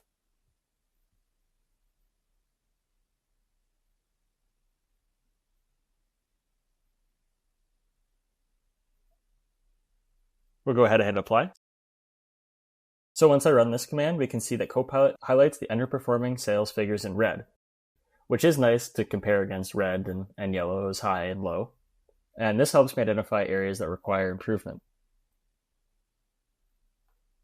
We can see here that the fox sold in Africa seems to be some of the lowest performing units sold across our January through to December months.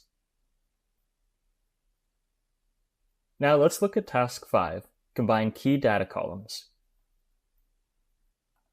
What I want to do now is prompt Copilot to say, create a new column that combines the region with the sales representative. Okay, we'll go ahead and insert this column.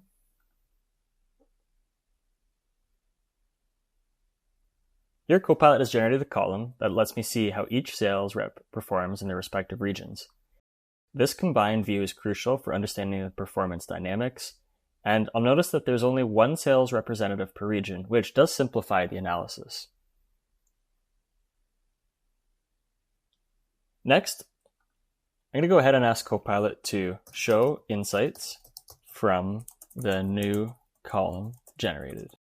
Here, Copilot shows that the insights from the new column region and sales rep show that the highest units sold in January were by Tenzin in Asia with 1,960 units. Finally, I'll go ahead and instruct Copilot to group by region. I'll go ahead and add this to a new sheet. And here, once I execute, we can see that Copilot creates a pivot table and corresponding chart that effectively summarizes and visualizes the sales data for each region. Now, this targeted approach will inform marketing strategies and resource allocation for optimal business growth. Great job. Let's quickly review the key takeaways. First, we focused on organizing data effectively. By sorting and filtering datasets based on specific criteria, whether product type, region, or other metrics, you gain targeted insights that directly inform decision-making. Remember, understanding how to filter and sort data allows you to zoom in on important details and uncover trends, much like we did with the amigurumi toys.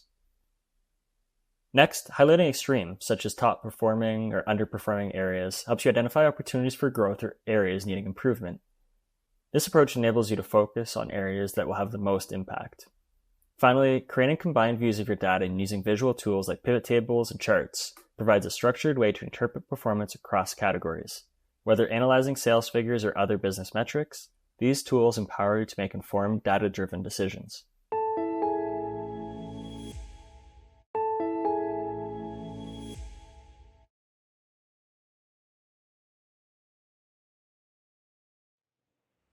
You've just opened your camping gear store, and the shelves are fully stocked. But when it comes to tracking specific items or analyzing sales trends, you're buried under countless spreadsheets. Sifting through them feels like searching for a needle in a haystack. How can you quickly retrieve the data you need to keep your store running smoothly? This is where Copilot in Excel steps in. In this video, we'll explore using Copilot in Excel to efficiently retrieve specific data from large datasets through targeted prompts. To practice along, please pause the video here to download the dataset available from the download section below this video. Okay, let's start with our master inventory list. This table is related to camping product information. Then here in column A, we have product ID, product name, category, the price, stock, and then the aisle number in column F. So let's say that a customer comes in and wants to know the price, aisle location, and maybe the stock of a sleeping bag. So we need to look up this information for them, and let's go into product ID, or first product name, identify sleeping bag here, and then we know that sleeping bag is related to product ID P002. So let's go into Copilot, and let's ask Copilot to look up information related to product ID P002. And I know for this task, we don't necessarily need Copilot to be able to identify that the sleeping bag price is $50, there's 200 in stock, and it's on aisle 2.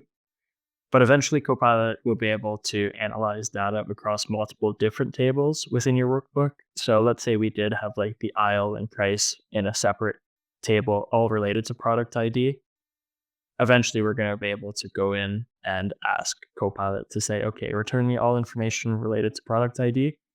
And then we'll return data from multiple different related tables, all based off one product ID. So for the time being, it looks like Copilot has returned what we would expect. The information related to product ID P002 is as follows: product name sleeping bag, category camping gear. Yep, the price is 50, stock 200, and it's in aisle 2. So Copilot is great for verifying information in your dataset much faster than you could by scanning the data on your own, which is true because if we did make a mistake right away, if this dataset was quite a bit longer and we had to go all the way across, like the column R or something like that, sometimes it is easier, depending on how big your dataset is, just to ask Copilot quickly for the results. So for example, if you need to check whether product ID, for example, P000 exists, let's also see if Copilot can find that. Can you find a product ID called P000? We know that it doesn't exist based off column A. And Copilot returns that P000 does not exist in the current list. So maybe we made an error entering the product ID number when we were searching for it, or there is an error in the table that needs to be revisited. Okay, let's move on to our second table titled quarterly sales figures. And this table is pretty simple. We just have region in column A, column B, C, D, and E all have our quarterly sales, Q1, Q2, Q3, and Q4. So let's suppose we want to get a clear picture of our camping gear's regional performance. So if we want to do this, let's go ahead and find sales figure for Q1 in the North region. Let's ask Copilot if we can get the sales figure for Q1 in the North region. Copilot responds with the sales figure for Q1 in the North region is $60,000. It also offers us to include a pivot table if we wanted to look in more detail. Again, using Copilot, we can quickly identify the Q1 total sales in the North region was $60,000. We can also do this manually if we feel comfortable navigating our table, but as tables get bigger and more complex and we have more rows, oftentimes it can be even quicker just to go and ask Copilot simple questions about our data and get those results error-free. Okay, let's move on to another table called the customer call log. And here in this table, we have 6 columns: our call ID, customer name, department, request detail, and then the date. So let's say a customer calls the store and asks to inquire about the new tents. When you arrive at your desk, you'll find a note from the sales room. The note only mentions the customer's inquiry details, but unfortunately doesn't include their name. So we can find out who the customer is and follow up on their requests using the customer call log. So let's go into Copilot and let's ask Copilot to look at department sales, then find request detail inquiry about new tents, and then retrieve customer main. Here we see that Copilot responds with the customer name for the sales department with the request detail inquiry about new tents is Diego Mendez. Also offers to create a pivot table for us to view in more detail. Now, using Copilot, we're able to get in touch with Diego Mendez to follow up with their request. In conclusion, using Copilot in Excel makes it simple to extract key information from your data sets. You've learned how to efficiently sift through large amounts of data, helping you make faster decisions and keeping your customers satisfied and their store experience great. Let's do a quick recap. In this video, you explored how to use Copilot in Excel to streamline data retrieval and analysis. We covered techniques for quickly extracting relevant information from data sets, verifying data, and analyzing trends. Now you try. Go ahead and experiment with Copilot on your own dataset. See how it uses Excel's powerful features to quickly look up specific information, sift through large datasets quickly, and help analyze your data effectively.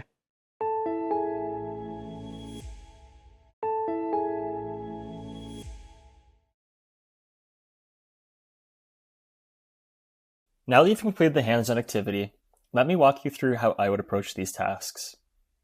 In this scenario, you're the manager of a large home furniture store. Your responsibilities include efficiently responding to customer inquiries about inventory, analyzing quarterly sales performance, and following up on customer queries received via phone. For each of these tasks, you will craft prompts for Copilot to retrieve the necessary data, streamlining your workflow and enhancing your customer service. By the end of this activity, you'll be able to leverage Copilot in Excel to quickly retrieve specific data from large datasets by using focused prompts. All right, let's get started on task 1, dataset preparation. We'll begin by accessing the inventory data for our home furniture store. We'll open it up in Excel and take a moment to review our scenario and the specific tasks ahead, which involve retrieving information about product availability, analyzing quarterly sales performance, and extracting customer details from call logs. After that, I'll carefully examine the 3 worksheets here in their respective datasets, looking at each column and understanding the information it contains and how it contributes to the overall analysis. So we see here our master inventory list is our first sheet. We have columns product ID, product name, category, price, stock, and aisle. Finally, in column F, we have quarterly sales figures, simply just region in column A, and then our quarters Q1, 2, 3, and 4, finally in column E. And then we have our customer call log. Here we have call ID in column A, customer name, phone number, department, request detail, and finally in column F is date. So let's move on to task 2, retrieving inventory data for customer inquiries. Let's start on the master inventory list. Here, this contains pretty important information about our inventory, allowing us to see all available products. Remember, our first task is to determine for the customer whether the patio set with product ID P019 is in stock and which aisle it's located in, as well as to check if the patio set from last fall, product ID P00051, still exists. So I'll start by finding the stock count and the aisle number of product P019. So we can go ahead and prompt Copilot to look up information related to product ID P019. Here, Copilot responds that the patio set is in the outdoor category, priced at $499, with 20 units in stock, located in aisle 6. It even allows me to insert a pivot table just to display the data in this row. What's cool is I can also ask Copilot specific questions for direct answers. For example, we can go ahead and prompt with what aisle number is product ID P019 in.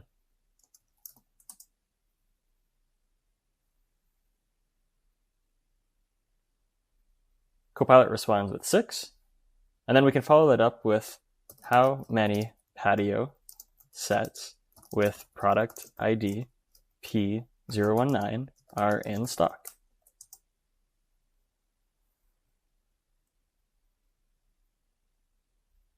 Copilot quickly responds that the number of patio sets with that product ID is 20. The second part of this task involves verifying whether the product ID P00051 still exists. So let's go ahead and ask Copilot, can you check if product ID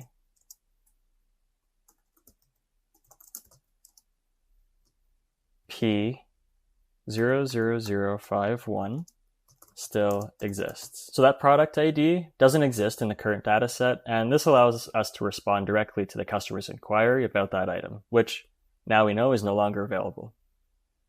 Next up is task 3, analyzing the quarterly sales figures.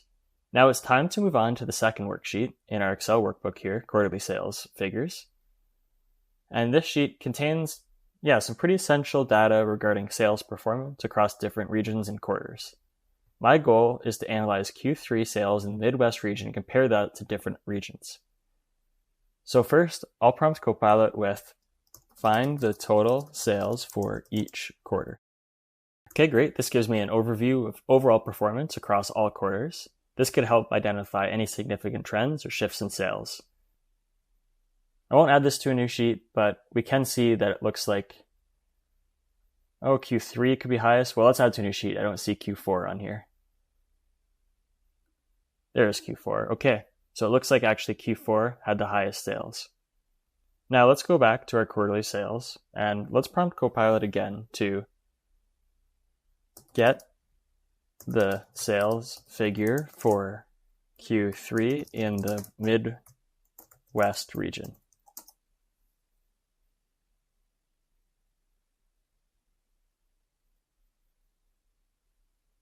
Copilot quickly responds. Q3 for region Midwest is 148,500. Next, we want to specifically focus on Q3. So I'm going to go ahead and prompt Copilot to retrieve the total sales figures for each region in Q3. Let's go ahead and add this to a new sheet. Here, this targeted inquiry allows us to see how the Midwest region compares to others during that quarter.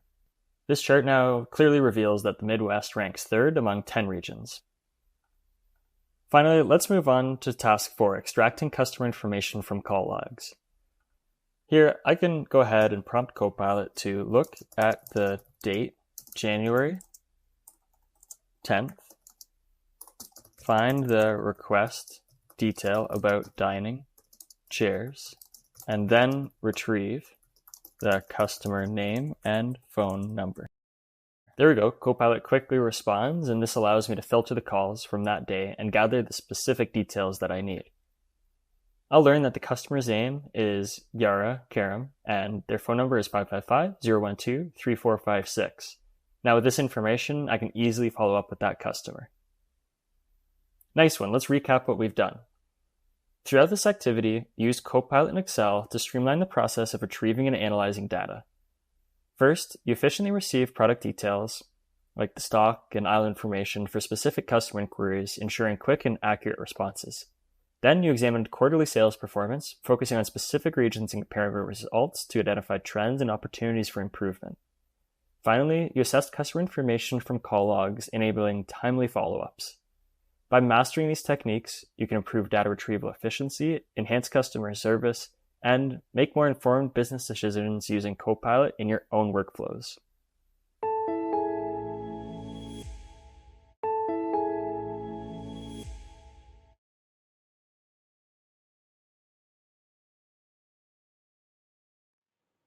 You manage Urban Threads, a skateboarding apparel chain, but your data is scattered across SQL and MS Access. Manually pulling insights is slow and error-prone. How can you integrate this data seamlessly? Copilot in Excel helps you connect and combine external sources quicker, smarter, and easier. In this lesson, you'll learn how to solve the challenge of integrating data from multiple external data sources. By the end of this lesson, you will be able to consult Copilot in Excel to integrate data from SQL and MS Access, centralizing it for more streamlined analysis and more informed decision-making. To practice along, please pause the video here to download the datasets available from the download section below this video. Okay, let's open up Excel and go to this new workbook for our SketchUp. We want to connect to existing SQL and Microsoft Access databases to pull data from and analyze in Excel. I'll outline our SQL database and Microsoft Access, then use Copilot to integrate them, troubleshoot issues, and then set up automatic updates. I'll share Copilot's tips and demonstrate the benefits of this integration. So let's start with SQL. Let's say we have an external database that stores all customer transaction record data for our skate apparel shop. This SQL database stores hundreds of thousands of transaction records. If you're new to SQL, it's essentially a structured system that stores and manages data in tables and allows you to access, update, and organize your data using SQL, which is a short form for structured query language. Integrating this data into Excel will allow us to quickly generate charts and view our data, which will help with trend analysis, tracking best sellers, and maybe adjusting marketing strategies. Let's try to connect to a SQL database by asking Copilot, how do I connect to a SQL database? We can see Copilot has given us some recommendations and steps on how to connect to a SQL database in Excel. So first, we'd open up Excel and we'd go to the Data tab here. Next, we'd go to the Get and Transform Data right here. Then from Databases, we'd go ahead and select From SQL Server Database.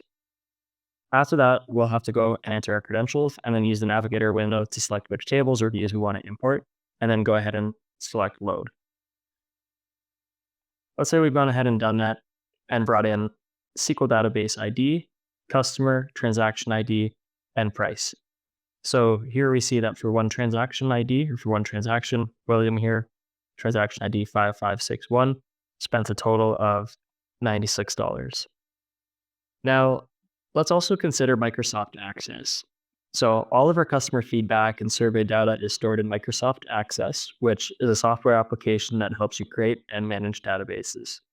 So if we integrate Microsoft Access with our Excel database here, we'll be able to analyze survey results and transaction records at the same time for each customer. So this will help with quicker analysis without needing to search within two separate data sources. So again, let's go to Copilot and ask, how can I connect to a MS Access database in Excel? Again, Copilot has provided similar steps as before. So let's go ahead and do that. And let's say we brought in now survey feedback information from our Microsoft Access database. So importing data from SQL or Microsoft Access or other databases can be challenging. So to address this, let's go back into Copilot and ask, what are the best practices for importing external data? Copilot has provided a bunch of recommendations here, and let's look at a few. So before we go ahead and import external data into Excel, Copilot recommends that we clean data before importing. We use named ranges or tables. We ensure that we have consistent data types. Of course, avoid merging any cells, check for duplicates. Using Power Query, which is a bit outside of our scope at the moment. Documenting any data sources, check for regular updates, error handling, and backup data. So this preparation will ensure insights into your sales, inventory, customer relationships, and help stay ahead of trends and better meet customer preferences. So let's say we wanted to now combine both of these tables. We have our SQL table here and our Access table here. We can see there's a link between customers here and customers here. So if we wanted to look and see, oh wow, looks like Priya gave us a feedback score of 1, well, how much did Priya spend? Is she a high value customer? Do we care about this feedback? How do we respond to it? So then we'd be able to go into our SQL table a lot easier and see, okay, the total spend that Priya has made is $55. Then we can evaluate if that's a high transaction or a high value customer, or if we should go and maybe respond to her feedback differently. So we could set up automatic data refreshes in Excel. For example, if we have a dashboard that tracks sales for new skate shoe release, automatic refreshes ensure that data stays updated. Without them, you might miss critical changes like, sales drops or delivery issues, and that could lead to poor restocking decisions. So if we wanted to set up this automatic data refresh, we could go ahead and ask Copilot, how can I set up automatic data refreshes in Excel? Let's walk through this in response. Here we open Excel, and again, go to the Data tab in the ribbon. We open the Queries and Connections pane, which is right here. If we did have an external connection, we'd be able to continue following Copilot's recommendations, which would be select a query, set the refresh options, and then click OK to save the settings. Transitioning between SQL and MX Access is daunting, but Copilot simplifies the process. It consolidates data, assists with troubleshooting, saves connections, and sets up automatic updates. So let's recap. In this lesson, you learned how to use Copilot in Excel to connect and integrate SQL and MS Access data sources. You covered essential steps for data consolidation, troubleshooting connection issues, and setting up automatic data refreshes to ensure up-to-date information for better decision-making. Try integrating your SQL and MS Access databases into Excel with Copilot's help. For other data sources like Power Query, CRMs, web pages, or APIs, see how Copilot can assist you with those integrations too.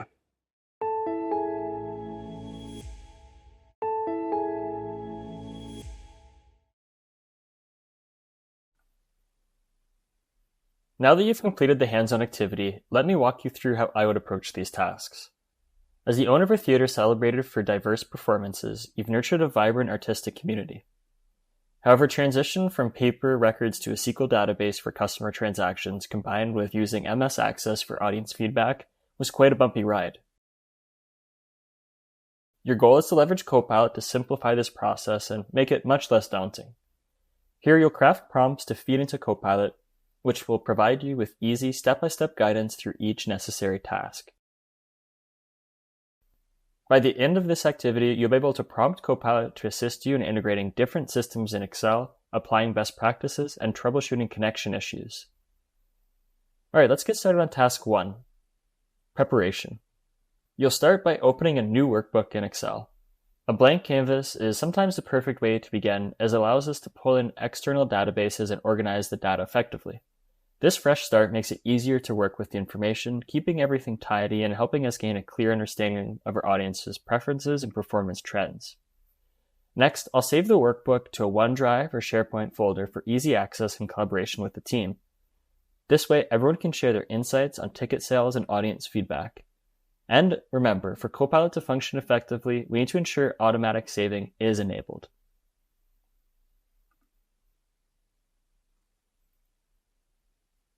If you haven't already done so, you can head over to the Home tab in Excel and open up the Copilot icon in the top right-hand corner. This opens up the chat pane in the right-hand side. Let's move on to task 2, connecting to databases. I'll start by prompting Copilot, how do I connect to a SQL database? Here, Copilot responds with 8 steps that we would need to follow to pull in the customer transaction records. By doing this, I could analyze ticket sales, identify popular performances, and track audience demographics.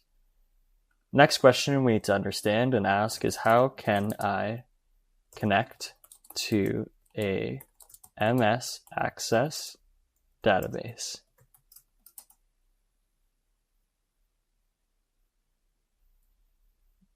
Remember, the Access database is where we store customer feedback and survey data.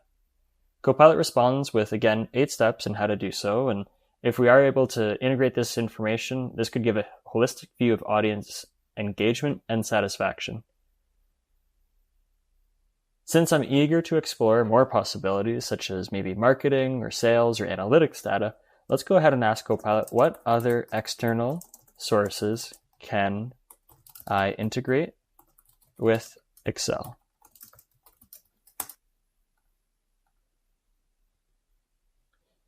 Here, Copilot responds that in addition to SQL Server and MX Access databases, you can integrate Excel with various other external sources, including web data, text/CSV files, XML files, JSON files, OData feeds, online services, Azure, other databases, and even Power BI. So there are a lot of options, and I do think in the future, Copilot and Excel will be able to integrate these sources directly for us automatically. But for now, let's move on to task 3, best practices for importing data. So moving on, we can ask Copilot, what are the best practices for importing data from my SQL database? Copilot responds with quite a few recommendations. We won't go through all of them together, but let me pick a few. Use SQL queries. We've got data validation, which is important. Of course, always optimize your connections. We'll talk about setting up a data refresh. And I like backup too. It is important to always back up your data, either Excel or SQL, to prevent data loss. Here we asked from SQL, let's do the same for MS Access. So what are the best practices for importing data from MS Access? Again, here are pretty similar best practices to doing so. By implementing these, we can seamlessly integrate customer feedback, enhancing our understanding of audience preferences and experiences. So then with that, let's move on to task 4, consolidating data. Good question for Copilot is then, how do I consolidate data from my SQL and MS Access databases into one Excel table? So generally, we can import data from a SQL database. Then, as we know, we can import data from MS Access database. This is the new part, combining the data. So we have to make sure the tables are loaded into Excel. And then we would follow these sections here, such as going to the Data tab, going to Combine and Append. Most of the time, we would want to merge or append the data sets together, and then always clean and adjust your data set.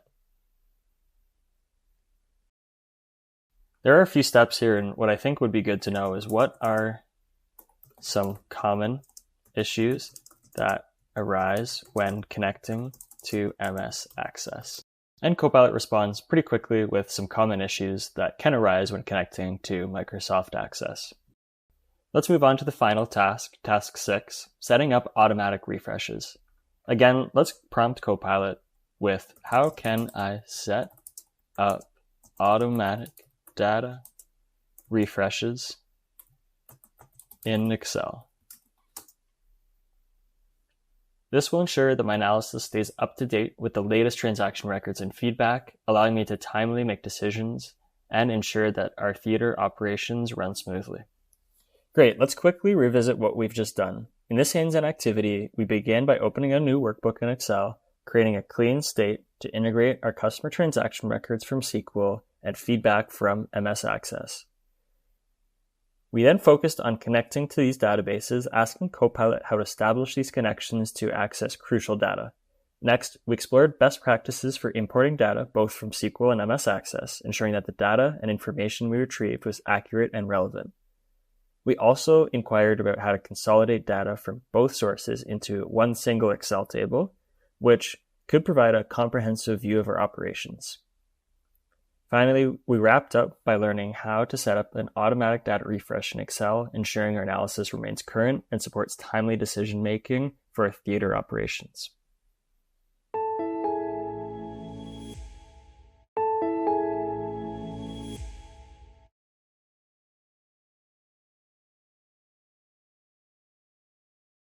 You just landed a new sales role at Fusion Roller, and it's super exciting, right? They've got this cool concept of footwear and lets customers switch easily between walking and skating. A few days in, your boss hands you years and years worth of sales data to turn into clear, visual insights for a comprehensive sales report. Without the right tools, this can seem overwhelming.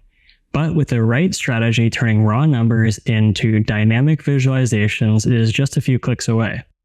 With Copilot and Excel's advanced techniques, you can design pivot charts that make data analysis straightforward and impactful. Hi, in this video, we'll explore techniques for creating pivot charts using Copilot and Excel. You'll learn how to turn large datasets into meaningful visual summaries, all with step-by-step guidance from Copilot.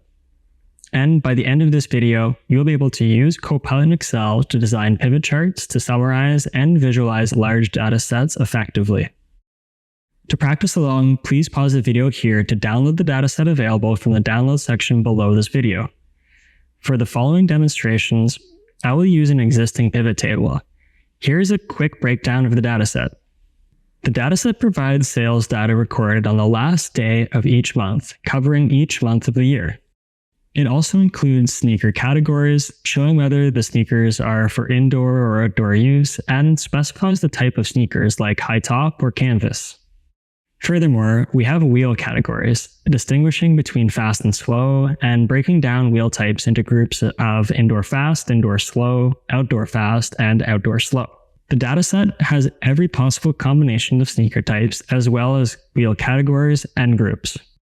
In addition, the data includes the number of units sold, the number of returns from customers, and unit price for a pair of sneakers, and a separate price for a set of 4 wheels.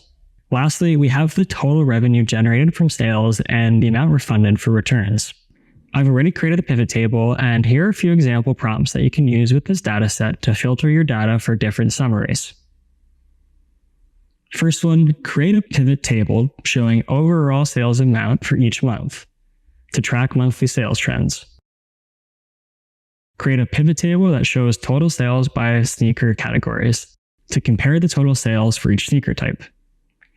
Create a pivot table showing sales by sneaker and wheel combination to reveal which combination is the best seller. Create a pivot table showing total refunds each month compared to total sales to compare actual sales versus refunds given.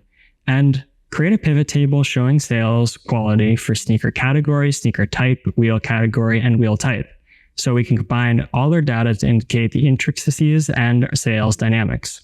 Now let's look at how Copilot can help us design impactful visual summaries. Here, we'll focus on visualizing the sales quantity using a pivot chart based off the sneaker category, sneaker type, wheel category, and wheel type. First, let's click inside of our pivot table, and here we can see, of course, the fields are displayed. To create a pivot chart, let's open up Copilot, and let's ask Copilot, how can I create a pivot chart from pivot table data? Okay, Copilot responds with these steps. So first, we're going to click inside the pivot table, which we've done. 2, we go to the Insert tab on the ribbon. So let's go there, Insert, and then we go to number 3, click on Pivot Chart in the Charts group, and then click Pivot Chart. And then let's select the type of chart that we do want. Here we can see a range of chart options will appear, and for pivot table, pivot chart, we're only able to use a couple of them. We can't create scatter plots or tree maps. Most of them down here we can't create from a pivot table, but we can do a combo. For now, let's go ahead and do a column. And for this, let's select clustered column, and then let's select OK. The generated chart will appear on our screen. Here it displays 8 distinct bars, 4 for canvas shoes and 4 for high tops. Within the canvas shoes category, 2 bars represent sales for fast wheels and 2 bars show sales for slow wheels. Each bar is clearly labeled with data categories, one set for indoor wheels and another for outdoor wheels, making the chart easier to understand. Notice here that the chart uses labels rather than relying on color coding, and each bar indicates whether it represents indoor or outdoor wheels, together with the sales quantities displayed on the y-axis provides a clear visual of the sales trends. For example, the pivot chart reveals that high tops with outdoor slow wheels have the lowest sales quantity, while high tops with outdoor fast wheels have the highest. This simple visual summary allows us to quickly assess the sales performance of each category at a glance. In conclusion, designing pivot charts with Copilot in Excel helps you efficiently summarize and visualize large datasets. And by using these techniques with Copilot, you can quickly adjust your charts for specific data categories, making it easier to explore the data and identify key patterns. Let's pause for a quick recap of what we covered in this video. You learned how to design effective pivot charts using Copilot in Excel to communicate important information and features about your data. And by applying these tools, you can make your data visualizations clear, dynamic, and more impactful. Now it's your turn. Open a dataset with many different data categories and apply what you've learned in this video. Try to design a meaningful pivot chart with Copilot to present your data in a visual way. Then try to identify important information from your visual summary that you previously haven't noticed.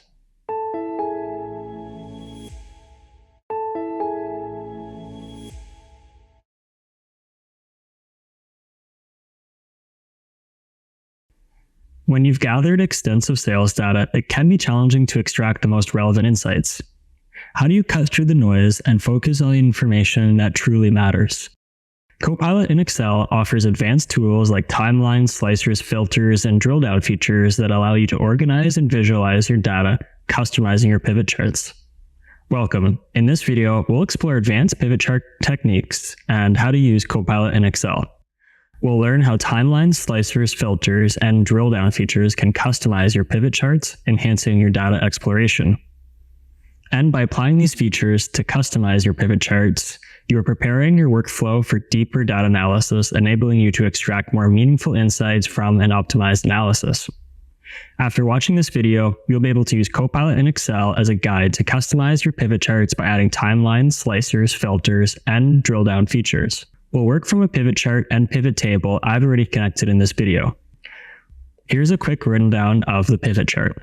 The bar chart displays sales quantities categorized by sneaker types, canvas and high tops, and wheel categories, fast and slow. For each sneaker type, the chart separates indoor and outdoor wheels into distinct categories, labeled accordingly in the legend. The y-axis indicates the number of units sold, illustrating a measure of sales quantities. Now, let's start customizing our pivot charts. Timelines are an efficient way to visualize and filter time-based data. By adding a timeline to your pivot chart, you can quickly focus on specific time frames like months or quarters, enabling you to observe changes and trends over specific periods. This feature helps you narrow down when significant shifts occur in your data. For example, you can ask Copilot to, how can I add a timeline to my pivot chart? To guide you in adding a timeline filter to a pivot chart. Next, we'll look at slicers. Slicers provide a more visual and interactive way to filter data within a pivot chart. These filters can be applied to categories such as product types or regions, making it easy to adjust your view based on what information you need at that specific moment. Also, slicers offer flexibility to tailor your pivot chart's display for different audiences, whether you're presenting to a sales team, marketing department, or management.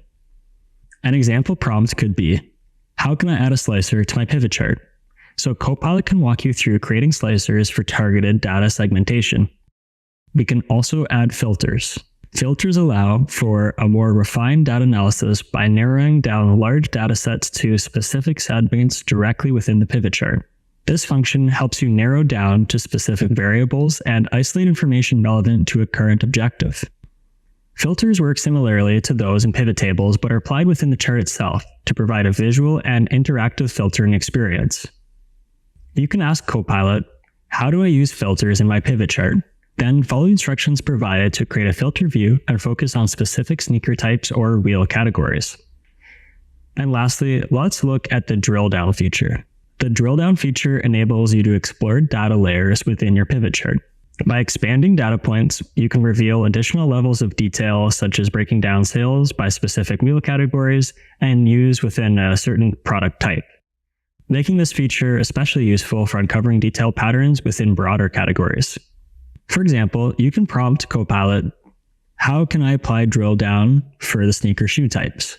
And Copilot will respond with a step-by-step guide to display deeper insights into the performance of the different sneaker products.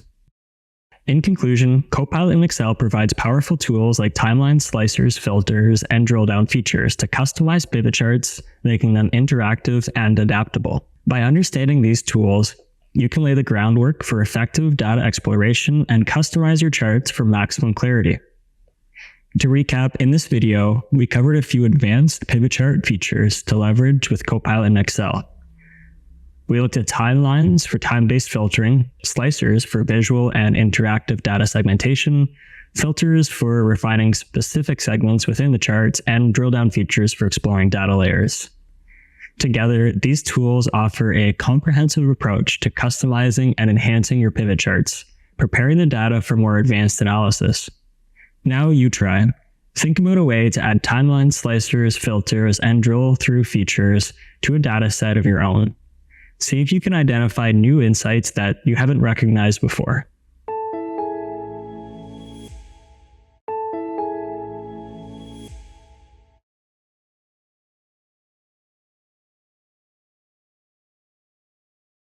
Now that you've completed the hands-on activity, let me walk you through how I would approach these tasks.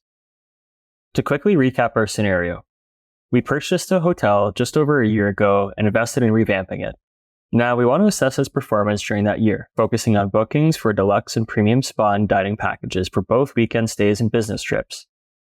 In this activity, we'll use Copilot in Excel to create a pivot table and then a pivot chart, adding advanced features like timeline slicers, filters, and drill down options. These enhancements will set the stage for deeper insights in our next activity.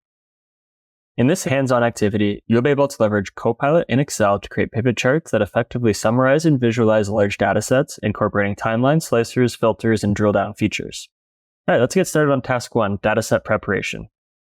So I'll start by downloading the dataset to my local machine. Once it's saved, I'll open it in Excel. Next, I'll review our objectives, which include creating a pivot chart using timeline slicers, filters, and drill-down features to summarize and visualize our hotel's performance over the past year.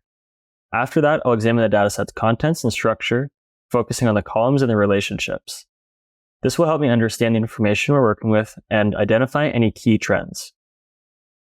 First, you can go ahead and go to the Home tab in the ribbon, go to Copilot, and make sure it's opened up on the right-hand side of your screen. Let's move on to task 2, create a pivot table. So a pivot table is essential for creating a pivot chart because it organizes and summarizes the data, and it serves as the source for the chart and allowing you to select which metrics and dimensions to visualize. So let's begin by asking Copilot to create a pivot table. I want to display bookings by booking category, type, package category, and package type. So I'm going to go ahead and prompt Copilot with create a pivot table that shows the number of bookings using booking category as the column and categorizing by booking type, package category, and package type in the rows. I'll go ahead and add this to a new sheet. Great, now let's move on to task 3, create a pivot chart. Next, I'd like to create a chart from this pivot table that I just made. So I can go ahead and let's go back to Copilot and prompt with, how do I create a pivot chart from my pivot table? Copilot responds with some steps that we're going to follow now. So we first select a cell inside of our pivot table. Then we go to the insert in the ribbon. We can click on pivot chart in the charts group right here. And here, I'll go ahead and select clustered column for our chart type. After clicking OK, the pivot chart is generated based on the selected data. We'll expand this just so we can see it a little bit clearer. And we have dining and spa categories. And then we have the package types and the booking types by both deluxe and premium totals. So let's move on to task 4, add a timeline. Now let's add a timeline to our chart, which will help me focus on specific time frames like quarters or months. So again, I'll go back to Copilot and ask, how do I add a timeline to my pivot chart? I'll follow Copilot's steps again, so we can select a cell inside the pivot table, and then we can go up to Pivot Table Analyze, And then in the filter section, we can select insert timeline. Here, all of our date fields, as they show up in columns, are available to us. So right now, just our date is formatted as a date field. So we can go ahead and select that and hit OK. And there we go. Our timeline pops up. And let's say we wanted to go ahead and just select data for, let's just do 2024 or 2025, nothing in 2025. So let's go to maybe quarters, Q1. Let's expand out to Q2. So that should include all of our bookings for Q1 and Q2. What about just Q3? So you can see how this is pretty adaptive and pretty neat. Now let's move on to task 5, adding the slicers. Slicers allow for easy filtering of data within the pivot chart.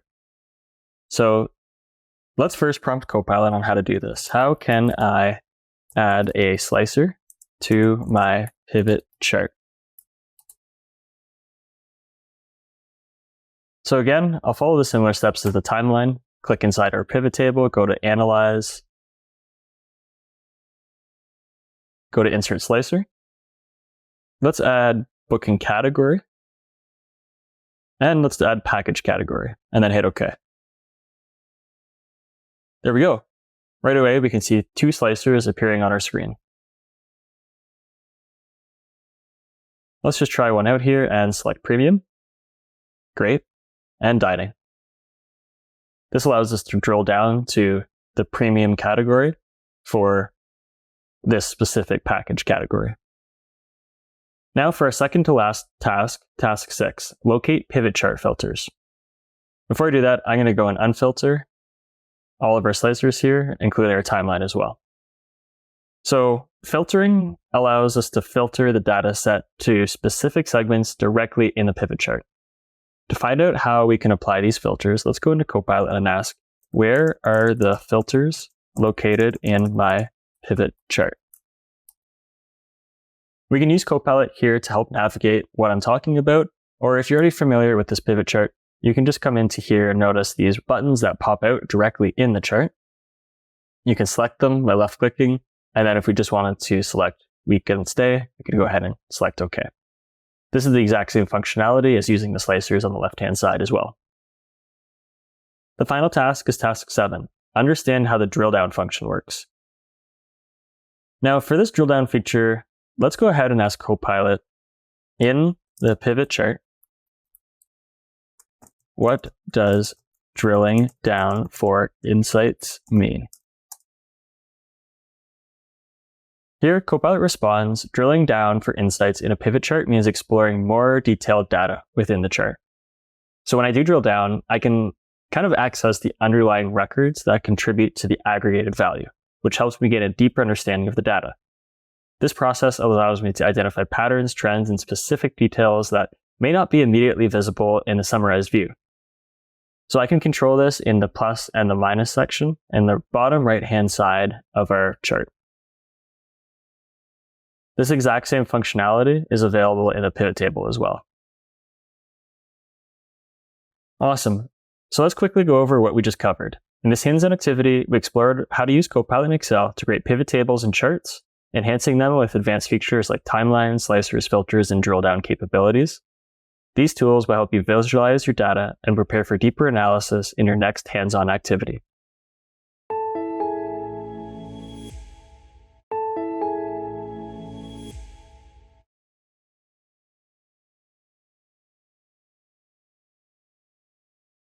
Now that you've completed the hands-on activity, let me walk you through how I would approach these tasks.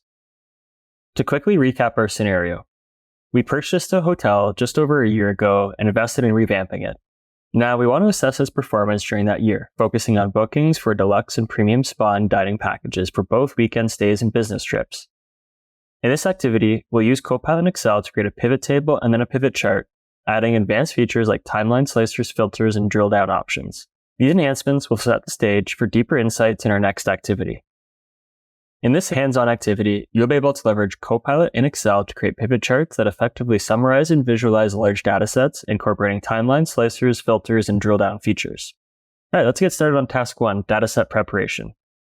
So I'll start by downloading the dataset to my local machine. Once it's saved, I'll open it in Excel. Next, I'll review our objectives, which include creating a pivot chart using timeline slicers, filters, and drill down features to summarize and visualize our hotel's performance over the past year. After that, I'll examine the dataset's contents and structure, focusing on the columns and the relationships. This will help me understand the information we're working with and identify any key trends. First, you can go ahead and go to the Home tab in the ribbon, go to Copilot, and make sure it's opened up on the right-hand side of your screen. Let's move on to task 2, create a pivot table. So a pivot table is essential for creating a pivot chart because it organizes and summarizes the data, and it serves as the source for the chart and allowing you to select which metrics and dimensions to visualize. So let's begin by asking Copilot to create a pivot table. I want to display bookings by booking category, type, package category, and package type.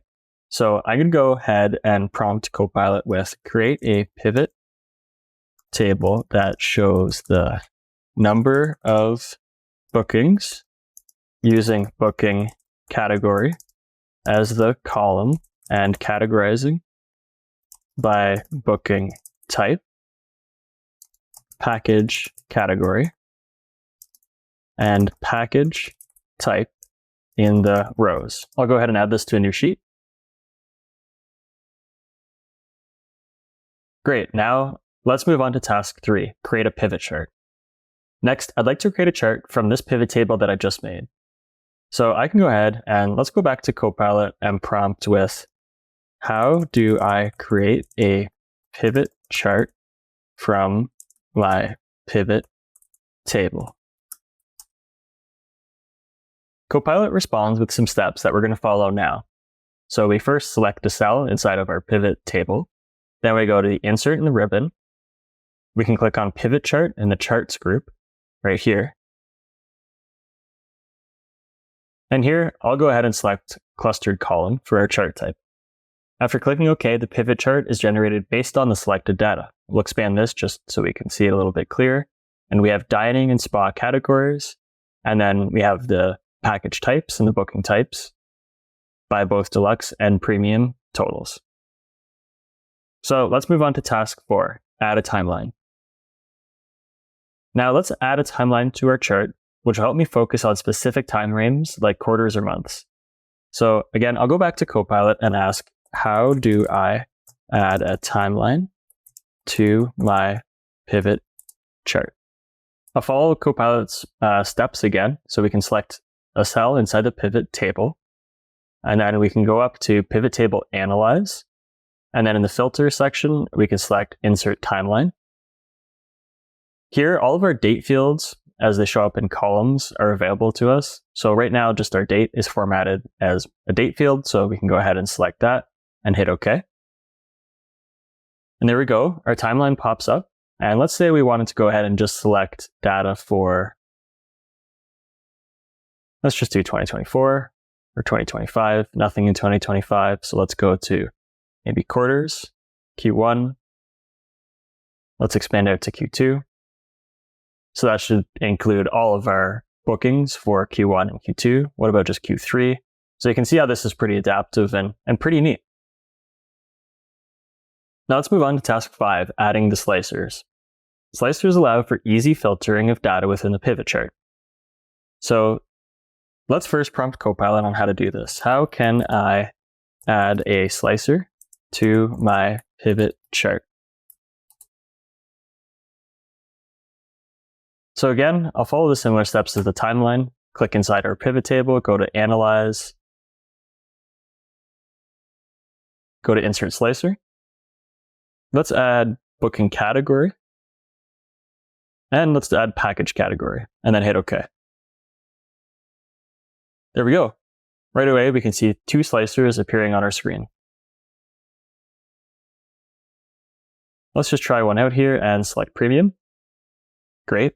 And Dining.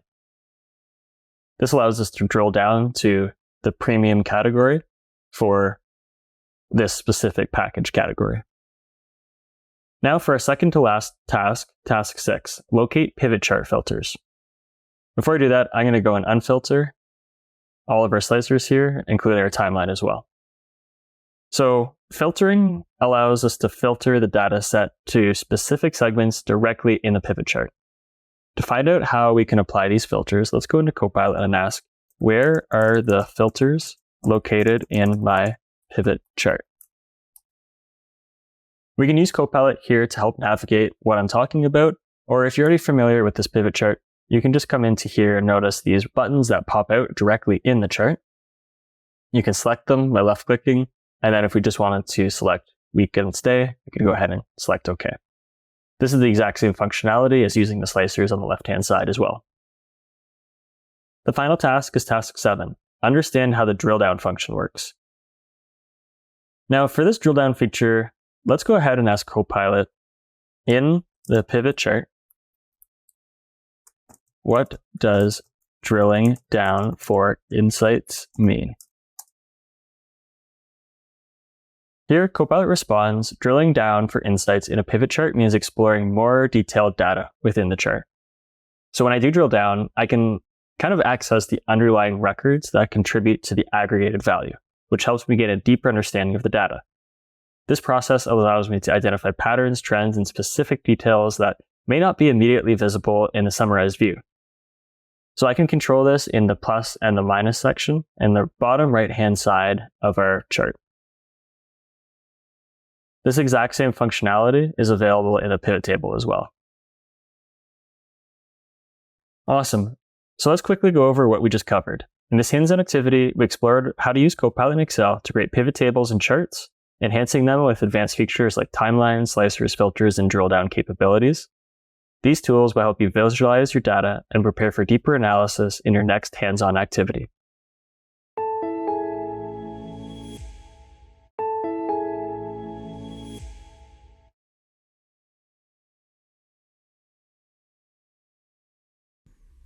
Are you tired of manually calculating values within your datasets and cluttering your worksheets with unnecessary columns? Imagine a way to perform calculations directly within your charts while keeping your data clean and organized. With Copilot and Excel, you can enhance your pivot charts by adding calculated fields for dynamic and more efficient analysis. Welcome. In this video, we'll explore how to leverage Copilot and Excel to perform calculations directly within pivot charts. You'll learn how to add and use calculated fields to streamline your data, keeping it neat, all while gaining better insights. And upon completion of this video, you will be skilled in using Copilot and Excel to customize pivot charts in calculated fields and perform calculations directly within those pivot charts. To practice along, please pause the video here to download the dataset available from the download section below this video. Before we begin, I want to quickly recap how to create a pivot table and pivot chart. Start by asking Copilot to create a pivot table showing total refunds each month compared to total sales. This comparison evaluates customer satisfaction and also highlights areas that may need attention to help reduce refunds. Next, we can ask Copilot, how can I create a pivot chart from a pivot table? And follow the steps provided. Start by selecting any cell within the pivot table, then navigate to the Insert tab and under Charts, select Pivot Chart. From the range of chart options to the left, select Column Chart, then Cluster Column, and select OK to generate a chart to visualize our pivot table data. Now, let's look how Copilot can help us to add calculated fields to perform direct calculations in our pivot charts. We will look at an existing pivot chart compiled from the Sales Data Fusion Roller, the hypothetical company behind those innovative sneaker skates. A quick rundown of the pivot chart here indicates that the x-axis represents each month of the year, while the y-axis shows the value in thousands. In total, 24 bars represent the data for each month, 12 bars for total refunds, and 12 for total sales. The bars are differentiated by labels and patterns for clarity, with further details indicated in the legend for easy identification. Sum of total refunds, and sum of total sales. So in the Open Excel workbook, you'll notice that it contains two sheets. We have our sales dataset and our pivot table chart. Now let's set up our pivot chart for calculations with Copilot. Let's select the pivot chart to activate the tools, and let's ask Copilot, how do I add a calculated field to my pivot chart? Here, Copilot responds with step-by-step instructions, so let's follow them. We've already clicked inside of our pivot table. Number 2 is we go to Analyze. 3, we can select fields, items, or sets. Then we can go to Calculated Field. And in the name field here, let's go ahead and type in, let's call it net sales. And then here we can generate the formula. So we're actually going to go and select from this field list here. I want to do total sales, insert field, minus total refunds, insert field. We'll select OK to confirm. The pivot chart is automatic, or the pivot table and chart are automatically updated with the sum of net sales here. And if we go back to our pivot table fields, we can see that the sum of net sales was automatically added. Now that we've added this calculated field, let's refine our chart for better clarity. To do this, select our pivot chart here, and then go into the values pane in the pivot chart fields, and let's just remove total refunds and remove total sales. And then let's delete this total because we no longer need it. And now this shows us sum of net sales by month in the dollar figures for thousands. Next, let's try to add a more complex calculated field to our pivot table. I'd like to know the average of net sales for individual sneakers by month. To do this, I can follow the same steps as before. We'll click into our pivot table. In our ribbon, we'll go to Pivot Table Analyze, open up our field sets, go to Calculated Field. And then once we're here, let's call this one Unit Cost. And in the formula, what I can actually do is scroll down. We're going to see our net sales formula that we added previously. Insert that field. And then I want to do a division. And then I want to open parentheses. And I want the sales quantity, insert field, minus the returns, insert field, closed parentheses. We'll hit add, and then we'll hit OK. Now this has created the sum of unit cost in column E. Let's remove the sum of net sales, and then let's change sum of unit cost in our value field settings to average. To conclude, by leveraging Copilot in Excel to add calculated fields within your pivot charts, you can keep your datasets clean while gaining accurate, actionable insights. By visualizing data directly in the chart, you eliminate the need for extra calculated columns and create a streamlined and efficient workflow. Let's pause and do a quick recap of what we've covered in the video. You learned how to add calculated fields within pivot charts using Copilot in Excel. We also explored how to set up and use these fields to perform key calculations directly within the chart, ensuring a clean and organized data view. By applying this approach, you can optimize your charts, making them more insightful and easier to interpret, enabling you to focus only on the information that is required. Now it's your turn. Open your dataset and try to add a calculated field to your pivot chart using Copilot. Experiment with calculating metrics like profit margins, cost per unit, or any other values relevant to your dataset. See how your chart is dynamically changed without you having to first calculate these changes manually to update your chart.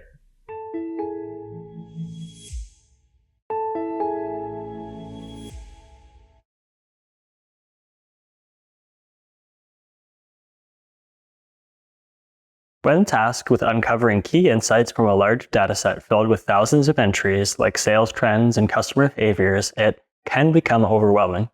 But with Copilot in Excel, you have tools like timelines, slicers, filters, and drill down features to quickly transform data into meaningful insights. Hello. In this video, we'll explore how to leverage a few advanced features with Copilot in Excel to enable you to interact with charts effectively, making sense of your raw data. And by the end of this video, you'll be able to use advanced Copilot in Excel techniques, including timelines, filters, slicers, and drill down features to refine pivot charts and enhance your ability to interpret and communicate key data insights.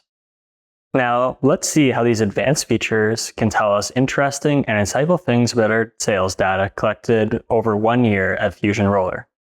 We will work from a pivot chart I've already created. Practice along, please pause the video here to download the dataset available from the download section below this video. First, let's add timelines to our pivot chart to analyze sales trends over time.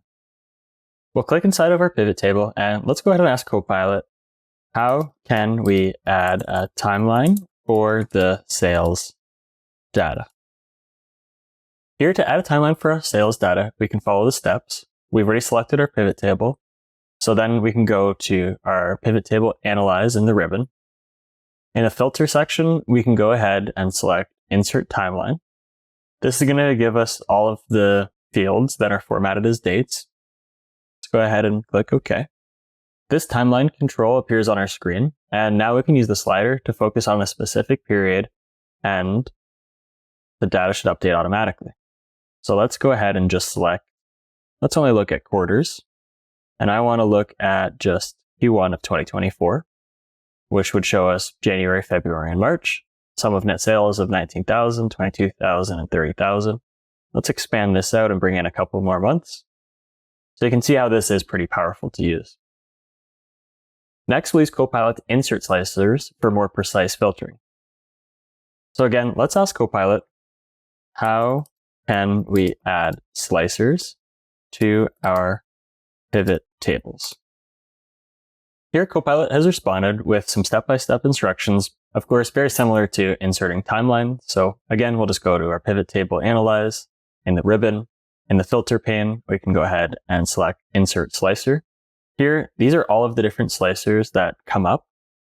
And when selecting a slicer, we like to think about what's going to be most helpful for the end user to be able to slice by.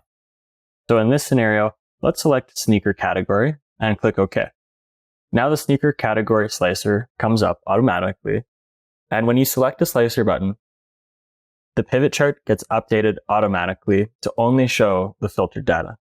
So right now we're looking at Q1, Q2, Q3 of 2024, and I only want to look at the outdoor sum of net sales sneaker category. So I select that and we can see our numbers are adjusted and filtered automatically.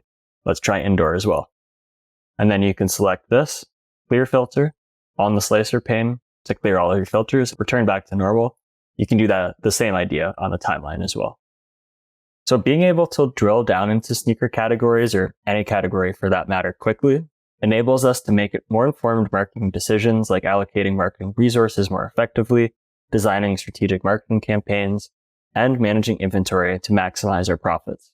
Even more powerful is the drill down feature. Let's add in sneaker type into our legend. Once we do that, we can see our pivot chart and table update automatically. And now I want to be able to drill down. So let's select one of these high top values, 17,775, for example. Let's right click on this. And then I want to go ahead and show details. Now we can see what items actually make up that original $17,775. Now we can see our total sales is $18,605, and then we have our refunds of $830. Those actually net out to a total of $17,775. This is very useful and helpful to be able to drill down and learn more about the individual rows and data points that make up the sums and aggregates that often appear in your pivot tables and charts. In conclusion, using timeline slicers and drill down features within Copilot and Excel, you transform the way you interact and interpret your data, making it easier to uncover deeper insights, refine your analysis, and make better decisions that fit your data. Let's recap what we covered in this video.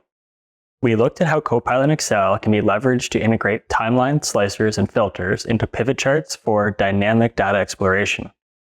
We also explored the drill down feature to dive deeper into specific data categories.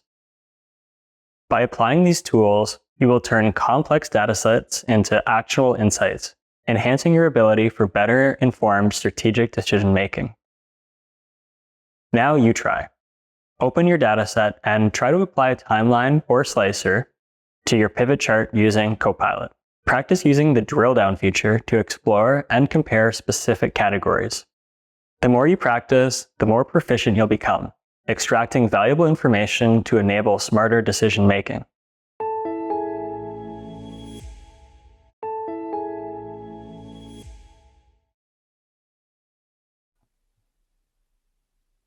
Now that you've completed the hands-on activity, let me walk you through how I would approach these tasks.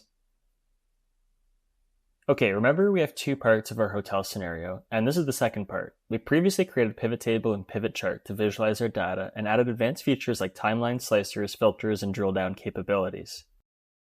In this segment, we'll focus on using those features to extract meaningful insights from our data. Our aim is to analyze how deluxe and premium rooms perform during weekend stays and business trips, particularly regarding dining and spa packages. This analysis will help us identify trends and inform our future strategies to enhance our hotel's performance.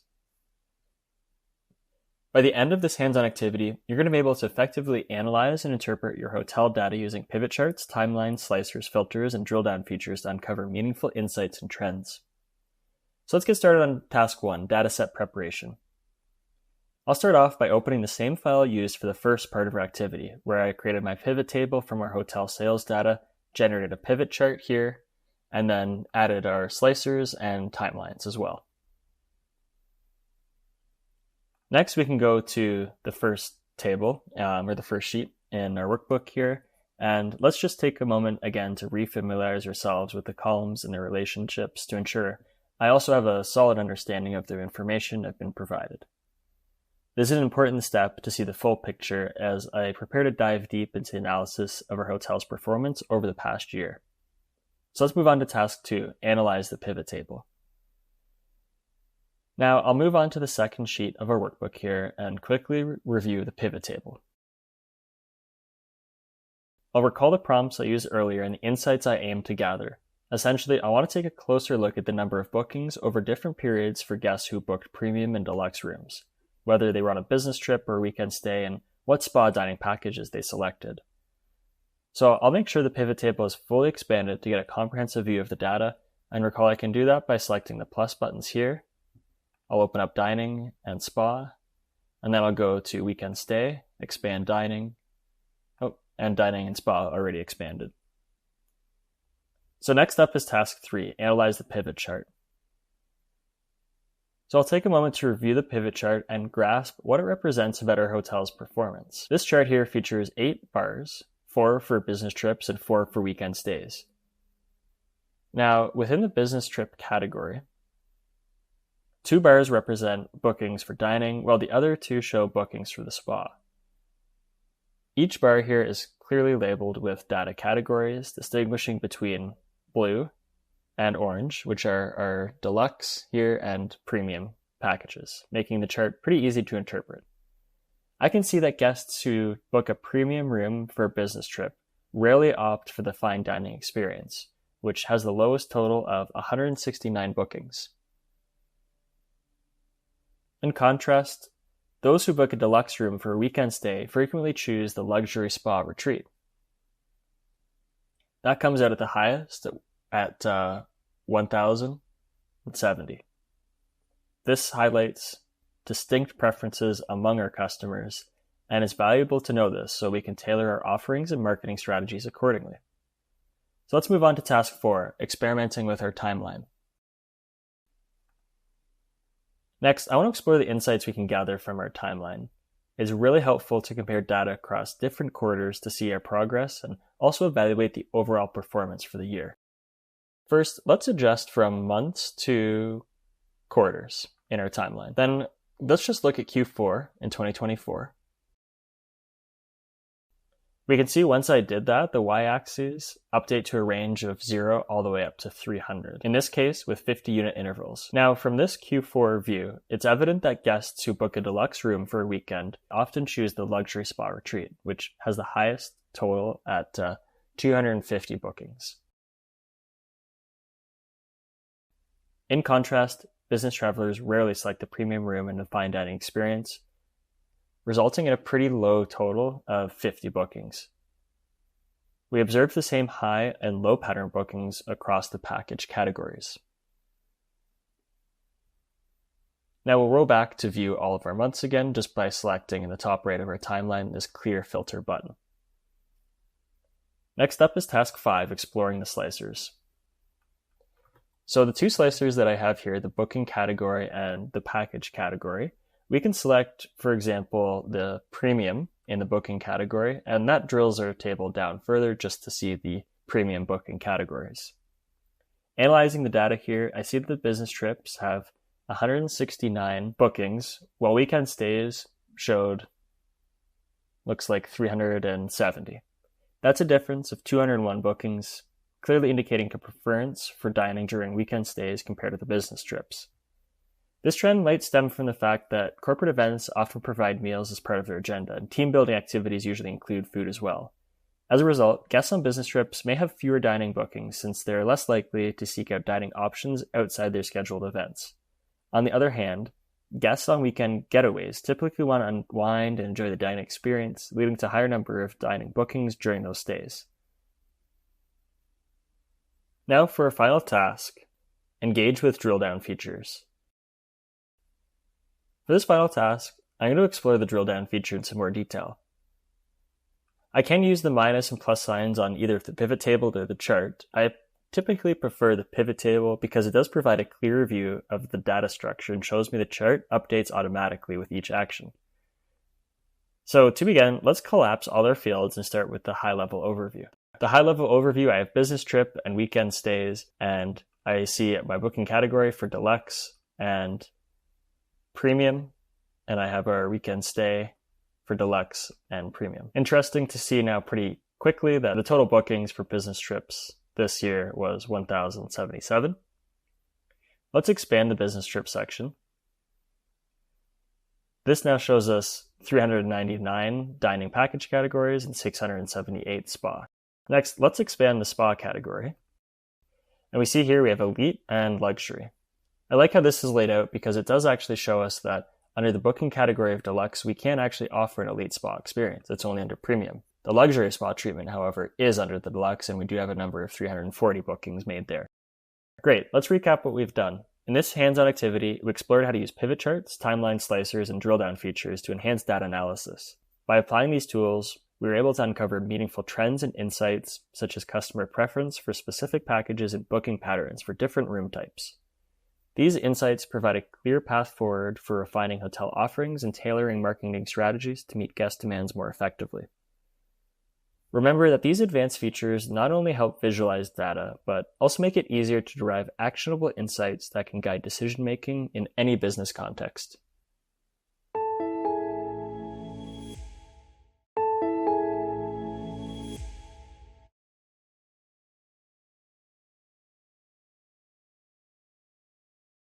You're a doctor with a busy schedule, facing mountains of patient data every day. Each patient's record includes various health metrics such as age, diagnosis, medical or medication prescribed, weight, and BMI. It is unlikely that you'll have time to manually click through your records to gather your insights. So, what do? Today, let's talk about the role of effective data visualization. We'll examine how charts and graphs can turn complex datasets into clear, actionable insights. We'll use the example of analyzing patient data in our explanation, but these techniques apply to any kind of dataset. Although we won't be using Copilot and Excel for this video, if you want to start creating charts with Copilot, you can pause the video here to download the dataset we'll be using. It's available in the download section below this video. By the end of this video, you'll be able to describe why data visualizations are valuable for making complex data easier to interpret. With this knowledge, you'll be better equipped to analyze data and make more informed decisions. So let's take a look at our example data. We have a table with 41 rows and 7 columns. These columns include patient ID, name, age, diagnosis, medication prescribed, weight in kilograms, and BMI. Looking at all this data can be overwhelming, especially for a busy doctor who needs to get the information quickly. For instance, if I want to see how many patients are taking each type of medication, I could filter by medication name and then count the occurrences manually. That is still not very clear and is time-consuming. Here's where data visualizations come in. A more effective way is to use a bar chart. With a bar chart, I can instantly see which medications are most and least common. This helps me, as a doctor, see how much medicine is being prescribed. It makes managing resources easier, helps me spot trends, and improve my availability to plan treatments effectively. Another thing I might be interested in is the relationship between weight and body mass index, also known as BMI. Visualizing this relationship in a scatter plot with a trend line provides a clear picture of how weight impacts your BMI. This visual representation helps us understand the correlation more intuitively, identify patterns, make better decisions for patient care, and track progress. One final example of why I would use a visual is if I wanted to research the distribution of different diagnoses among my patients for research purposes. For instance, I might explore patterns such as a higher incidence of asthma in damp climates. A pie chart is ideal for this analysis, as it clearly shows the proportion of each diagnosis with color-coded slices and percentages data labels, making it easy to infer trends and draw useful insights. While pie charts are great for showing proportions, be cautious when using them with too many categories, as they can become cluttered and hard to read. When making charts, it's crucial to choose your data carefully. Ensure that you're comparing makes sense. Otherwise, it can lead to confusion, misinterpretation, and even obscure important trends. By selecting relevant and comparable data, your charts will be clear, accurate, and useful for making informed decisions. Creating charts is essential for quickly visualizing data and uncovering trends, saving time compared to manually analyzing raw information. No matter your field, charts can help you spot patterns and make informed decisions with ease. In this video, we learned how to use different types of data visualizations, such as bar charts, scatter plots, and pie charts, to serve distinct purposes. We explored how data visualizations allow us to interpret and act on data insights quickly, preventing manual work and saving time. Now go explore the different types of charts available in Excel and see how they can help you visualize your data effectively. If you have a data set you are working with currently, take a close look at it and see which types of these charts could help you.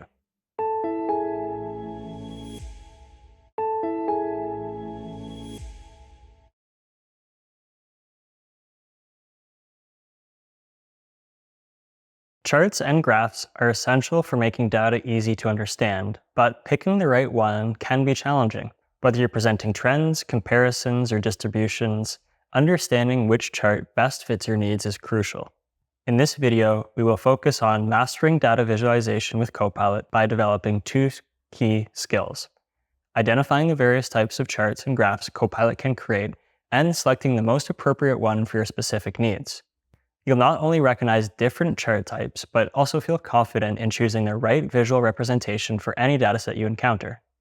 To practice along, you can pause the video here to download the dataset available in the download section below this video. By the end of this video, you'll be able to identify the different types of charts and graphs available in Copilot and be able to select which chart or graph type is most suitable for various data presentation needs. Let's take a look at our Excel spreadsheet for juice sales data. We'll open up the first tab labeled Juice Sales, and this table contains 19 rows and 16 columns.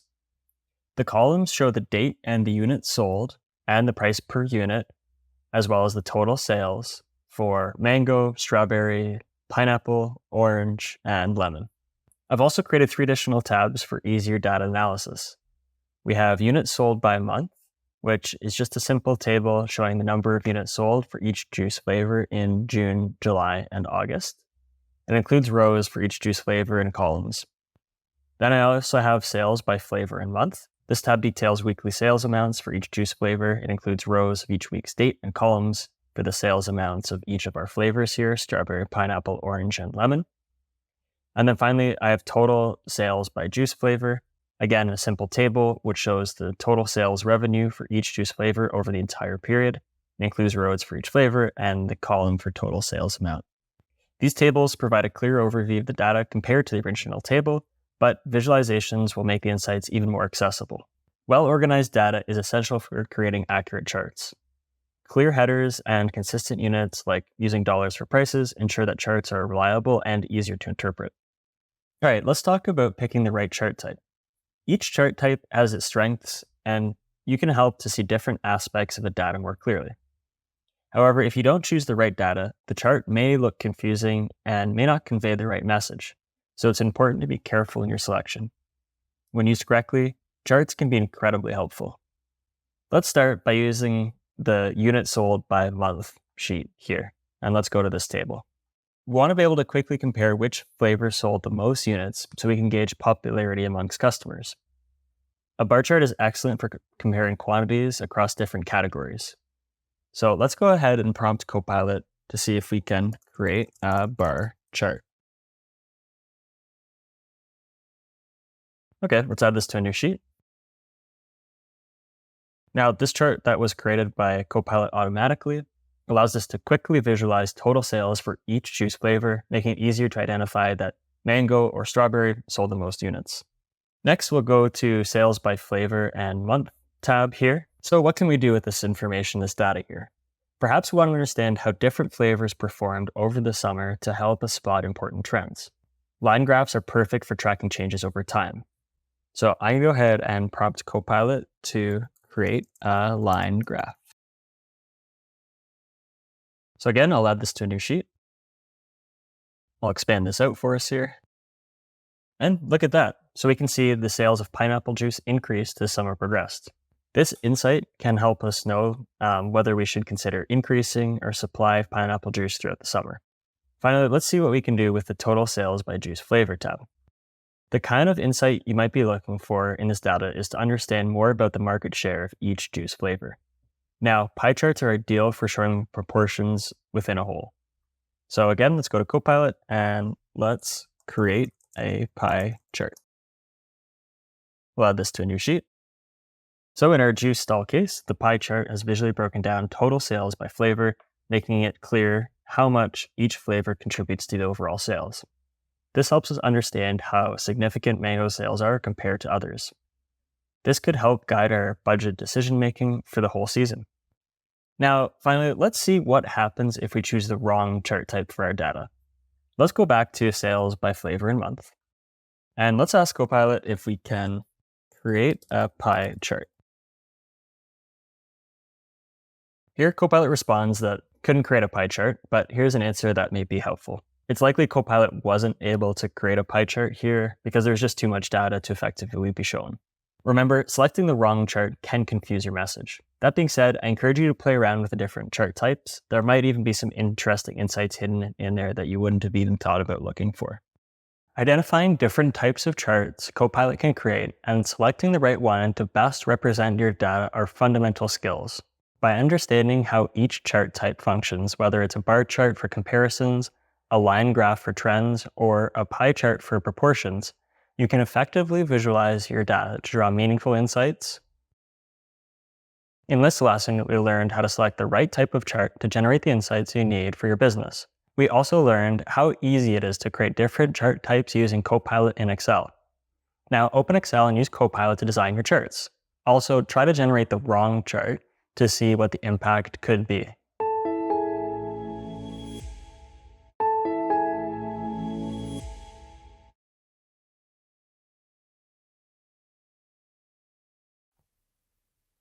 Now that you've completed the hands-on activity, let me walk you through how I would approach these tasks. Let's recap the scenario. As the Data Insights Manager for Eco Adventure, your task is to evaluate the performance of eco-travel experiences across regions to identify top-performing destinations. Your goal here is to refine existing visualizations to clearly highlight which regions and adventure types are driving the most bookings and customer satisfaction. This will guide the marketing team in launching targeted campaigns and partnerships, maximizing impact on sustainable tourism. In this hands-on activity, you'll be able to evaluate and optimize pivot charts for enhanced clarity, accuracy, and insight generation using best practices in data visualization. All right, let's get started on task 1, dataset preparation. Let's begin by opening the reading and clicking on the highlighted link to download the dataset needed for the activity.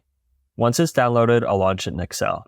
After the file is open, I'll take a moment to reconnect with the scenario and focus on my task, refining a pivot chart to help launch a new campaign for Eco Adventure focusing on the most successful destinations.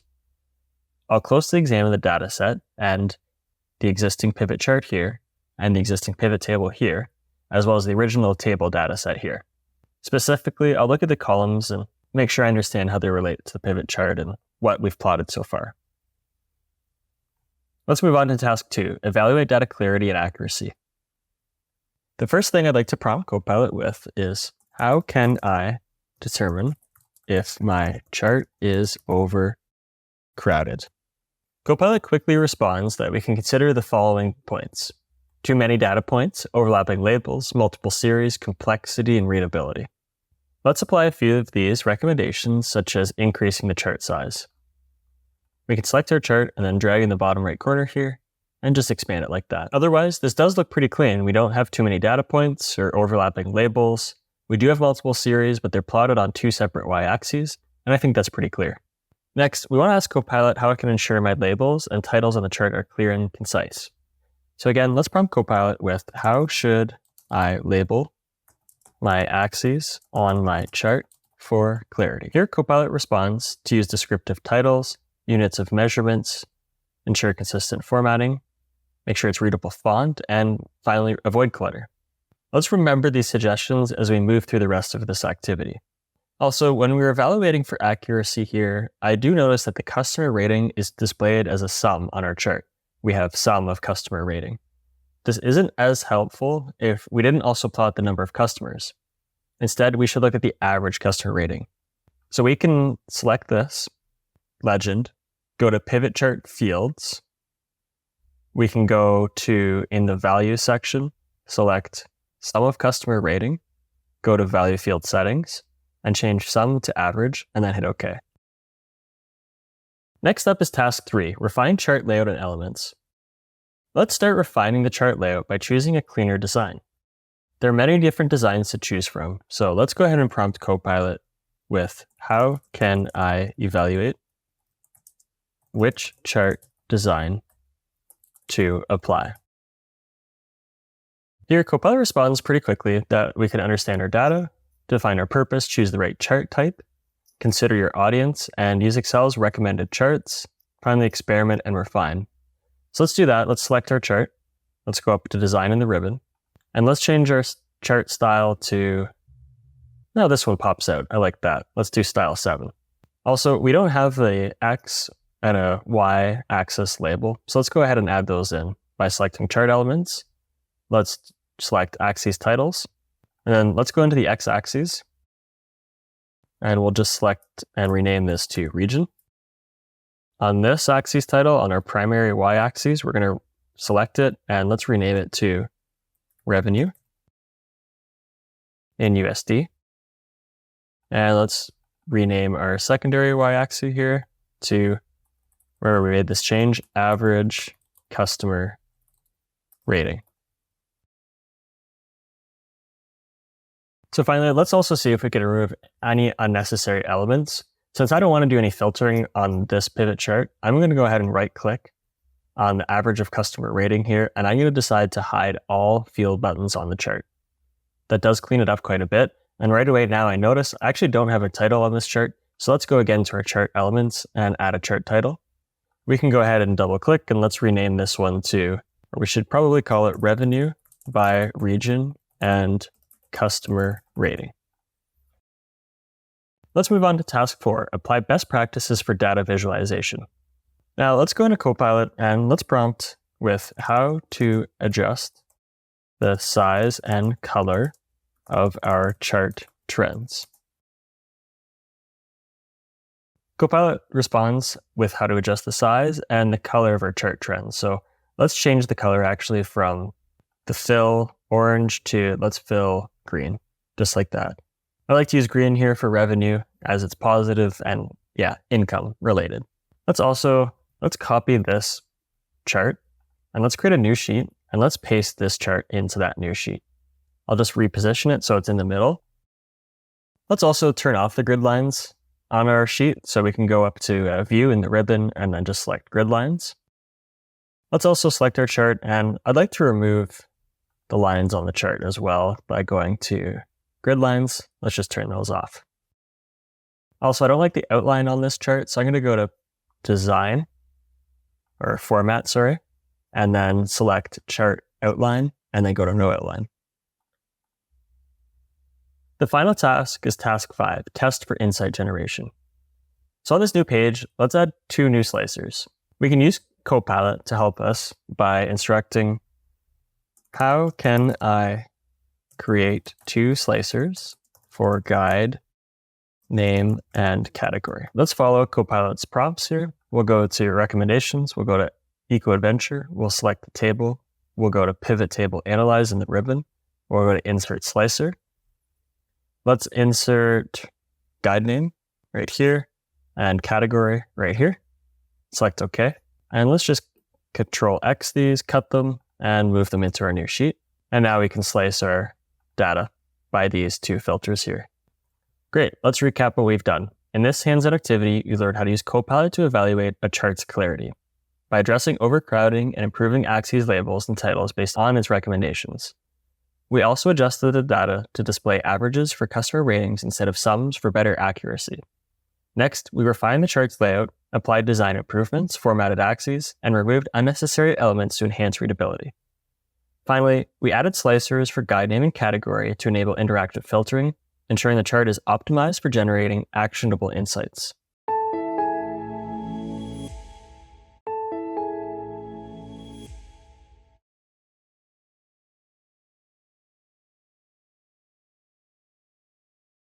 Have you ever looked at your data visualizations and thought there might be something missing, but don't know how to unlock the full potential of your data insights? Imagine running a big and successful dance studio and having access to a wealth of data, but unsure how to transform it into actionable insights. What if you could use Copilot in Excel to master the use of timelines, slicers, filters, and drill down features, transforming your pivot charts into dynamic and interactive visuals? I'll show you how to effectively leverage these features to highlight performance trends within your classes. Hi, in this video, we'll explore how to leverage advanced features with Copilot in Excel to enhance pivot charts, insights by implementing essential best practices. By applying these to your own workflows, you will enable optimal use of timelines, slicers, filters, and drill down features. I will show you how this is possible by using example data from a dance studio to reveal just how these techniques can improve the impact of your insights. And upon completion of this video, you'll be able to leverage Copilot in Excel to enhance pivot chart insights by implementing essential best practices for the optimized use of timeline slicers, filters, and drill down features. Before we take a closer look at these best practices, here's a quick rundown of the data we'll use. In this scenario, you run a vibrant dance studio that offers a variety of dance classes. Your dataset includes details like class types, age groups, dancers' skill level, enrollment numbers, cancellations, and financial metrics such as total revenue and refunds. This dataset is a goldmine for analyzing your dance studio's overall performance and success, and by applying the right techniques, you can uncover valuable trends, optimize offerings, and boost student satisfaction. Let's see how implementing essential best practices for the use of timeline, slicers, filters, and drill down features can help us achieve this. To explore trends more effectively, we can combine the use of features like slicers and drill downs to allow for deeper, more dynamic data analysis. For instance, you might want to explore enrollment numbers by class type and also age group, and visualize these as combined groups and separately while not having to add any additional data analysis. So you can go ahead and ask Copilot, how can I combine slicers and drill down features in my pivot chart? Copilot will guide you through adding slicers for class type and age group, and then show you how to drill down further by clicking on specific segments of your chart. This combination allows you to easily analyze which classes are most popular among different age groups, helping you tailor your offerings to student demand. You can also combine the use of timelines with filters. For instance, filtering for class types and age groups allows for more refined and segmented analysis when combining these specific categories with timelines to see how they perform over different periods. This allows for gaining deeper insights into seasonal trends and performance across different age groups and within different dance classes. Do this by asking Copilot, how do I combine a timeline with a filter in my pivot chart? Copilot will advise you on how to add a timeline using the date field and then apply a filter for a specific class type or age group. For example, you could filter for ballet classes and adjust the timeline to focus on quarter 1, quarter 2 to identify how student enrollment fluctuates for this class type in the first half of the year. To conclude, optimizing the use of timeline slicers, filters, and drill down features will transform your data into powerful, actionable insights. And by effectively leveraging Copilot in Excel, you can simplify your data analysis process and keep your data analysis dynamic and effective, all while gaining the most valuable and meaningful insights from your data. Let's pause for a quick recap of what we've covered in this video. We looked at how to implement essential best practices to optimize the use of advanced techniques like timeline, slicers, filters, and drill down features. We also looked at how to effectively leverage Copilot in Excel to optimize the use of these techniques to improve our data insights. And by combining these techniques like slicers and drill down features or timelines and filters, we can gain deeper and more powerful insights from our data. By applying these techniques, you can refine your pivot charts and ensure clear interpretations of your most valuable data insights. Now you try. Open your dataset and try to implement any of the best practices we've covered in this video. Try to combine using different techniques such as adding slicers and a timeline to your pivot chart with the help of Copilot. Afterward, see if your insights changed and became more meaningful, so you could identify more important trends than if you applied just one feature at a time.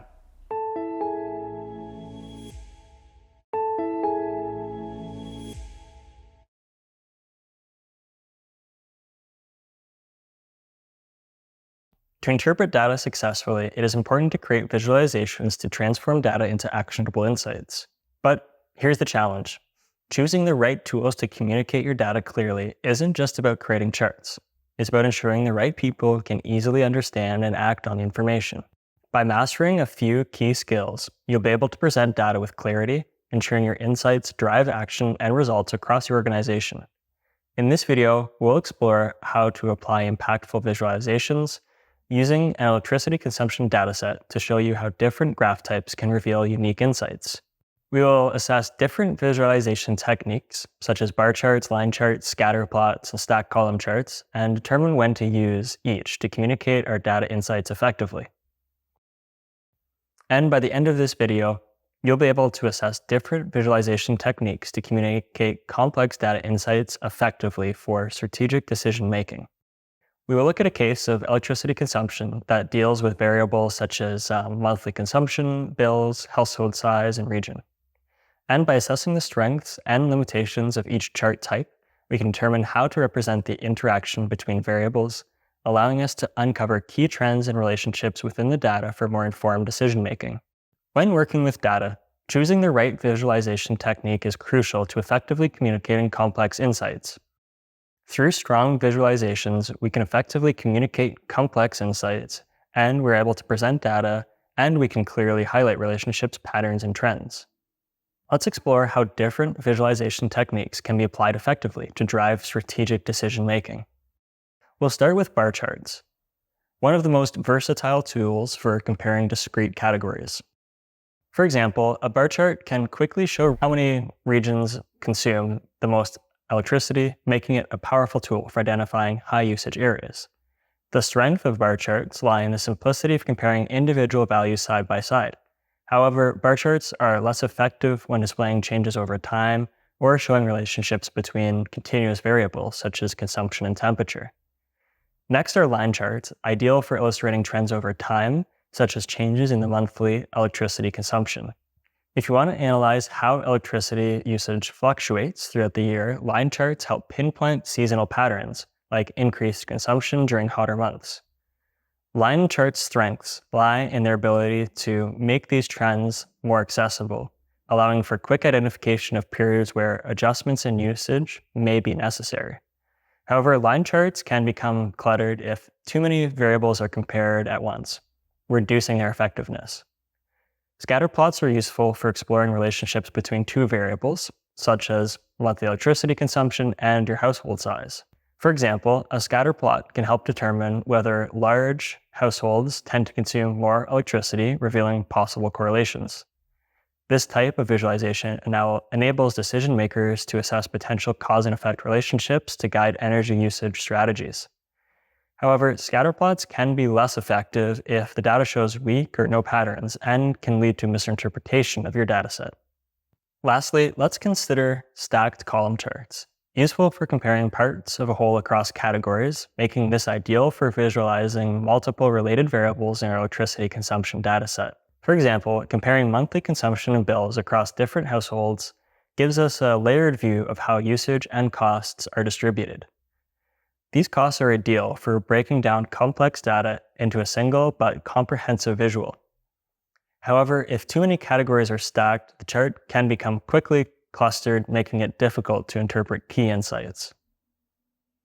Choosing the right visualization tool depends on the message you want to convey, as each technique has its strengths and limitations, which determine how effectively it communicates data insights. And a well-chosen visualization can transform complex datasets into compelling stories that support actionable business strategies. Data visualization is more than just creating charts. They are powerful tools for interpreting and communicating insights. In this video, we assess various visualization techniques to determine how they effectively communicate data insights. We explored the use of bar charts, line charts, scatter plots, and stacked column charts, and assessed how each highlights trends and relationships in your data. By selecting the right visualization technique, you can transform complex datasets into clear, actionable insights to drive strategic decision-making. Now that you've seen how different visualization techniques can communicate data insights effectively, start assessing your own data to determine which chart types best represent your insights. Experiment with different visualizations to highlight key trends and patterns, and see how your data-driven insights become more impactful as you learn how to use the right tools to convey your message.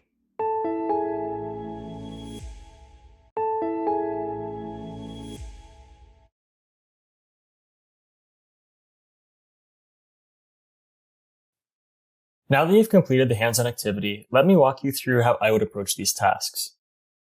You're tasked with creating insightful data visualizations for Global Green Solutions, a company focused on renewable energy projects. Your goal is to deliver clear, actionable visualizations that will help executives decide which products to expand, discontinue, or highlight in their sustainability report. The board needs to see how different energy types, wind, solar, and hydroelectric, perform in terms of cost versus energy output, as well as which regions show the most promise regarding efficiency and environmental impact. By the end of this activity, you're going to be able to use Copilot and Excel to create and customize data visualizations that showcase trends and provide actionable insights from real-world datasets. All right, let's get started on task 1, dataset preparation. We can start by downloading the dataset titled Global Green Energy Project Data. This dataset includes pretty important columns such as project name. In column A, we've got country, continent, energy type, cost, energy output, and environmental impact in column G. If you don't already have Copilot activated, you can go to the Home tab in the ribbon, and then on the far right, select Copilot, and the chat pane will open up on the far right-hand side. Let's move on to task 2, create a basic visualization. So let's click into our table and let's prompt Copilot to suggest an initial data visualization to explore the relationship between energy output and project cost. It looks like Copilot recommended to use a scatter plot as a good initial visualization to explore the relationship between energy output and project cost. So let's add this to a new sheet. If we don't already know, we can go into Copilot and ask, how do I add a chart title? While Copilot's generating the answer, we know that we can go into here, since this chart title already exists, double click, and let's go ahead and rename this to energy output versus project cost. Also, let's ask Copilot, how do I change the chart's color scheme? Blue looks okay, but what other options are there? Copilot responds that we can first select the chart, then go to the chart design in the ribbon. Then we can click on change colors, and we can select the color scheme that we'd like to apply. Let's change to pink here. Next up is task 3, highlight key trends. Now let's identify key trends. To do that, I'm going to go to Copilot and ask to highlight projects that produce high energy output but have costs less than, let's say, $2 million. We'll go ahead and hit apply. There we go. Now Copilot has automatically highlighted our rows, making it a little bit easier to spot and analyze.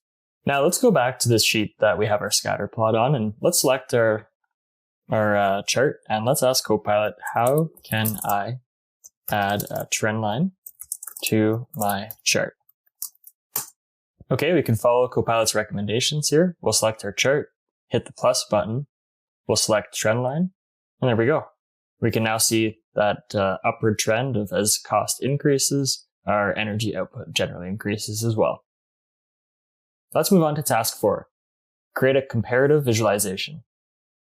So for this next task, I do recommend creating several charts to visualize the comparisons. You can explore energy output across different energy types, as well as cost and environmental impact in each region. Let's create a first chart, column comparing maybe energy output across different types.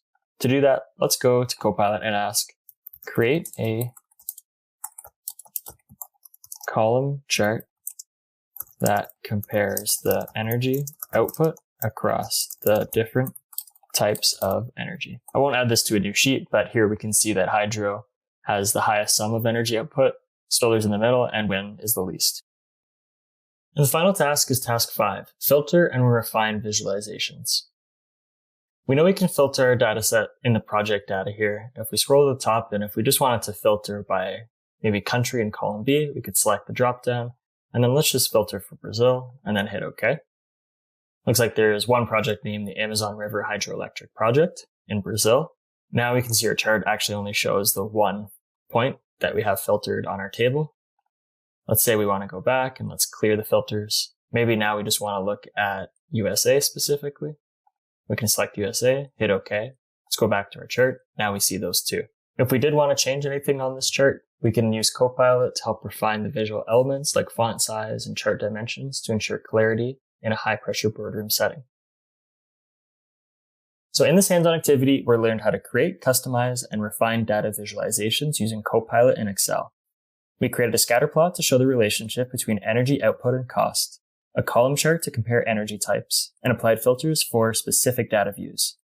Mastering these techniques will ensure your visualizations effectively communicate insights and drive informed decision-making.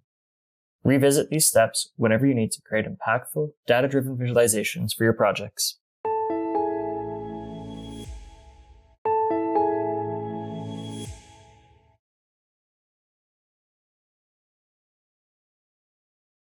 Do you ever find it difficult to understand what a chart is trying to communicate? Visualizations can both clarify or obscure your data when it comes to communicating insights. Are you aware of what makes your data visualizations effective or ineffective? And what distinguishes an effective chart from an ineffective chart when trying to convey key insights? In this video, you'll learn how to evaluate different types of visualizations and determine why some are more effective than others. We'll use operational data, including information on budget spent and billable hours, to showcase common mistakes and demonstrate how to avoid them. To practice along, you can pause the video here to download the dataset available in the download section below this video. By the end of this video, you'll be equipped to analyze common visualization mistakes that obscure data insights and learn how to address these mistakes using Copilot in Excel. In the demonstration that follows, we will work with a dataset that includes variables such as percentage of the budget spent, billable versus non-billable hours, and project timelines. We'll assess examples of ineffective and effective visualizations and use Copilot in Excel to learn how to fix them. So let's get started. Let's start with a bar graph illustrating the percentage of the budget spent and assess why this is an ineffective visualization of the insights. So let's go into Copilot and let's ask to create a bar chart of date and percentage of budget spent. I'll add this to a new sheet. A bar graph is often misused to show cumulative percentages, such as the overall percentage of budget spent. Bar charts are more effective for comparing discrete categories, but they fail to communicate cumulative values effectively. In this case, the bar graph doesn't provide a clear sense of how much budget is left or how each project compares to the overall budget. So let's go back to our table and instead, let's ask Copilot if we can create a stacked bar chart of total budget and remaining budget by date. Okay, we'll add this to a new sheet. So this chart does do a little bit of a better job in showing what's actually been spent versus what the remaining budget is. So this stacking can show the completion trends based on the project budget that wasn't available with the first % budget spend chart. Next, let's see why using a pie chart to visualize trends over time is another ineffective way of illustrating key data insights. Pie charts are designed to show proportions at a single point in time, not trends or changes over time. Using a pie chart to display month-to-month data misrepresents the trends and makes it difficult to see how expenses vary from month to month. A line chart is a much better way and much more effective to show trends over time. Line charts display data continuously, making it easy to see how variables such as monthly expenses change. Again, with the help of Copilot, let's create a more effective data visualization than a pie chart. Here, we'll create a line chart showing amount spent by date. We'll add this to a new sheet. Here, Copilot responds with a new line chart revealing the monthly expense trends. In turn, this will help decision makers track patterns and identify periods of higher spending. Now, let's look at examples of effective data visualization. First, we'll analyze a pie chart that illustrates operational data. A pie chart works well for displaying the proportions of a whole at a single point in time. In this case, using a pie chart to show the proportions of billable versus non-billable hours is effective because it visualizes the division of resources within a project. The chart provides a clear snapshot of how time is allocated between tasks. So we're going to go and ask Copilot here if we can sum billable and non-billable hour columns and enter total. Okay, we'll insert this row and let's change this total just to be called project total. Now we want to generate a pie chart for this billable hours versus non-billable hours. We'll highlight our sum total and then we'll go into insert in the ribbon. We'll go to pie chart. We'll do 2D pie chart. And now we can easily visualize orange is non-billable hours and this kind of darker blue is billable hours. In conclusion, visualizations are only effective when they clearly represent your data. We saw how poor chart choices like bar charts for percentages or pie charts for trends can obscure data insights. However, by selecting the right chart, such as line charts for trends or pie charts for proportions, you are able to communicate your key insights more effectively. And remember, a well-chosen visualization can make all the difference in driving clear, data-driven decisions. So let's recap. In this video, we analyzed both effective and ineffective data visualizations. We saw why using the wrong chart type, such as bar charts for percentages or pie charts for trends, can obscure key insights. And when used correctly, visualizations like pie charts and line charts can communicate data clearly, helping you highlight important relationships and trends. Now you try. Apply the techniques we've covered in this video to a dataset of your own. Use Copilot in Excel to experiment with different charts and analyze which ones can best communicate your key insights.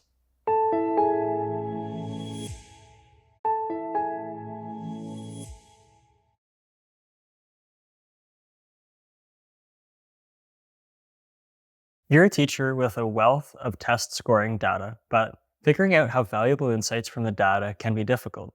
Often it's just numbers on a screen, overwhelming and not very actionable. But what if you could quickly spot trends, track student progress, and identify areas needing improvement? I'm excited to explore advanced charting techniques that will turn your data into clear visual insights. These tools will not only simplify analysis for you and your students, but can also be applied to various scenarios outside the classroom. To practice along, you can pause the video here to download the dataset available in the download section below this video. By the end of this video, you'll know how to prompt Copilot in Excel to create effective visuals for your test score data. You'll be able to choose the right advanced chart types like combo, waterfall, and box and whisker charts to clearly present your findings, making it easier for your audience to understand the insights from the data. Let's open up our Excel spreadsheet for student test scores. You'll see three tabs in the workbook, each containing its own table. Tab 1 is the average test scores in passing percent, while in column A we have subject, column B average score, and then column C is the passing percentage. The second sheet here, progression of student grades, we have assessment type in column A and change in average grade in column B. And then our third sheet is distribution of science scores, and in column A we have student ID and column B is test score. These tables provide a straightforward view of the data, but using charts can enhance our understanding even further. Choosing the right chart type for your data is essential. Otherwise, your insights may not be effectively communicated. A combo chart is an excellent tool for visualizing two related data sets on a single graph. It's particularly effective for comparing categories with different units, as we have in our case. This is why a combo graph is an ideal choice for us when comparing average test scores in subjects like math, science, and English. So let's create a combo chart, and we'll go to average test scores and passing percent. And let's go to Copilot. Let's prompt Copilot with, how can I create a combo chart? Okay, let's follow Copilot's step-by-step instructions. Step 1 is select the data, which we've done. Then we go to number 2, insert a combo chart. We'll go to insert in the ribbon. We'll go to recommended charts. We'll go to all charts. Then we'll go to combo. Here, average score and passing percentage. I'm good with this being a clustered column and the passing percentage being a line. We'll go ahead and click OK. Now we have the subjects along the bottom with their average scores as the bars. And then we have a passing percentage above the top. By displaying both metrics together, it provides a clear view of student performance in relation to passing standards, allowing educators to easily assess how well students are doing across the different subjects. Next, a waterfall chart is effective for illustrating how numbers change over time. It visually displays how each increase or decrease affects a starting value, making trends easy to see. In our example, we'll use a waterfall chart to see how student grades evolve over the semester. We'll start with the initial average grade and then add or subtract points based on midterm results, homework completion, and final exam scores. This approach clearly highlights how each factor influences the final grade. So let's do that in the second sheet here, progression of student grades.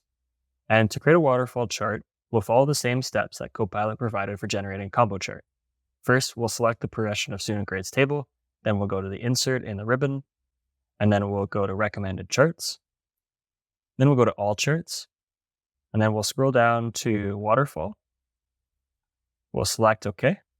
This now makes it easy to see each factor, whether it's homework or exams, and how it affects the overall performance, helping you identify where additional support might be needed. Next, a box and whisker chart is best for displaying the distribution of data points across different categories. It effectively summarizes data by showing the median, quartiles, and potential outliers, making it useful for comparing test scores in a particular subject. In our scenario, we will implement a box and whisker chart to analyze the distribution of test scores in the subject of science. Once again, we'll follow the same steps. Let's select our table, go to insert, go to recommended charts. We'll go to all charts, and then select box and whisker, and then go ahead and click OK. Let's make this a little bit bigger. And we'll center our chart in the middle of the page. So this chart now can help educators identify which students are excelling, which are struggling, and the overall spread of scores in that subject, making it easier to tailor your teaching strategies to individual needs. By using these chart types in our analysis, we can gain a clearer insight into student performance and grade distribution. We hope you're leaving feeling confident in your ability to utilize Copilot's guidance to create advanced charts that offer valuable insights. This knowledge will empower you to make informed decisions and serve as an effective visual aid when communicating data. In this video, we focused on choosing the most suitable advanced charts for your complex data. We use combo charts to compare average test scores and passing percentages, waterfall charts to track grade progression, and box and whisker charts to analyze score distributions. By doing this, we transform raw data into actionable and visual insights. Now it's your turn. Use Copilot to help you create these advanced charts. Ensure the type you choose fits your data, making it easy to read and effective for uncovering valuable insights.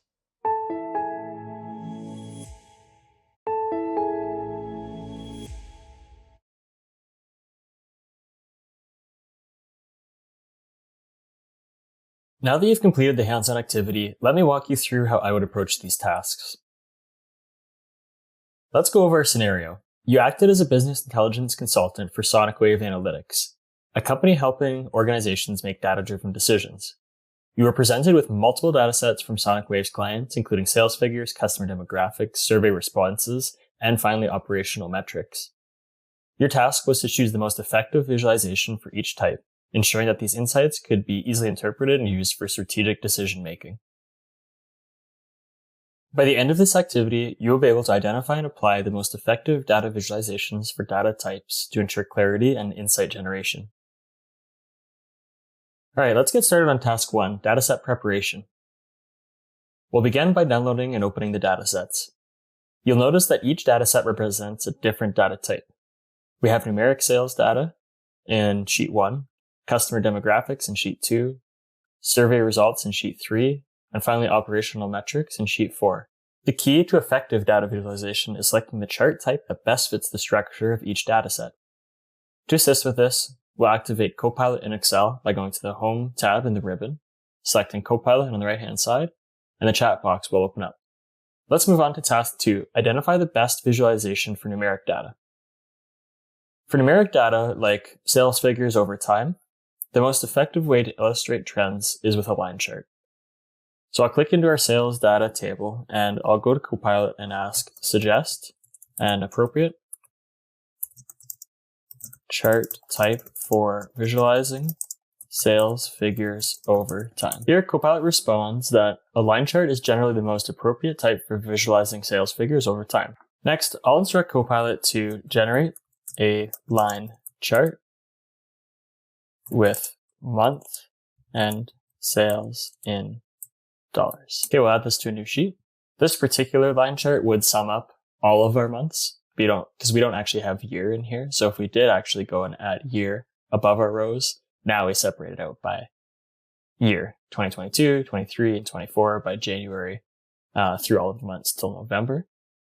If you see we removed year again, now we're just back to the months, and it would sum up all of the total. In either scenario, our grand total of sum of sales is 8.145 million. I'll add year back in. Here, if we select the chart, we can select the plus button for chart elements, and let's just add a trend line.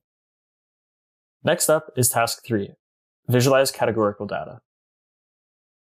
Now we'll shift our focus to categorical data, specifically customer demographics, which includes age groups and income levels. To start, I'll go to Copilot and ask, suggest the most appropriate chart type for visualizing categorical data like age groups and income levels. Here, Copilot responds, for visualizing categorical data like age groups and income levels, a bar chart or stacked bar chart is generally the most appropriate. So that's great. Let's go ahead and instruct Copilot now to generate a bar chart breaking down the customer demographics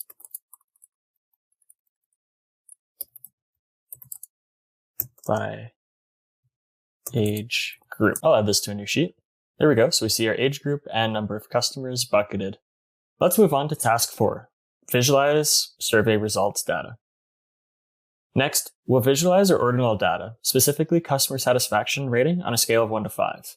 I'll go to Copilot and I'll prompt, suggest the most appropriate chart for visualizing ordinal data like survey ratings. Here, Copilot responds that a clustered bar chart is generally the most appropriate type for visualizing ordinal data like survey ratings. That's great. So let's go ahead and prompt Copilot with generate. Copilot recommended clustered bar chart here, but I think we could probably get away with doing a stacked bar chart showing the distribution of ratings across age groups. Let's add this to a new sheet. So I'm interested to know what a clustered bar chart looks like compared to a stacked bar chart. So if I selected this chart here and I went to design in the ribbon and I said change chart type, and I went from stacked bar to a clustered bar, it looks like that. For me, I feel like the age group bar chart by stacked looks better just because you're able to compare it easier across the different buckets. So I'm going to continue and keep this stacked bar chart. Let's head on to task 5, visualize quantitative data. So I'll go to Copilot and ask to suggest the most appropriate chart for visualizing quantitative data like operational metrics, particularly for comparing time versus cost and cost versus productivity. Here, Copilot recommends that to visualize quantitative data like operational metrics, particularly for comparing time, cost, and cost versus productivity, a scatter plot is generally most appropriate. Copilot's already created this scatter plot for us from cost versus time.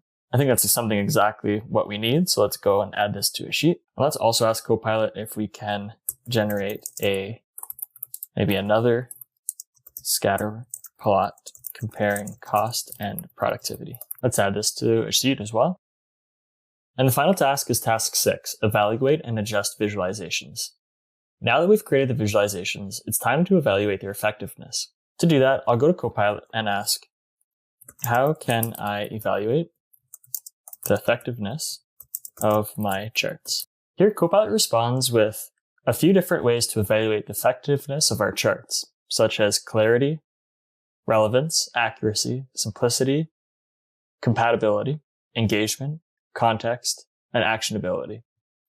I particularly like actionability when you are generating charts because, yes, sure, it's great to just plot X versus Y and show maybe some time and have a few different dimensions plotted, but ultimately, what are you going to read and interpret from that chart? And how are you going to change some certain behavior going forward based off what you're actually reading in the data? In this activity, we explored how to identify the best visualization techniques for various data types, including numeric, categorical, ordinal, and quantitative data. With the assistance of Copilot and Excel, we created and customized visualizations such as line charts, or bar charts, stacked bar charts, and scatter plots, ensuring that each chart was clear and effective. Having learned how to refine and evaluate these visualizations, you can now confidently apply these techniques to your own datasets.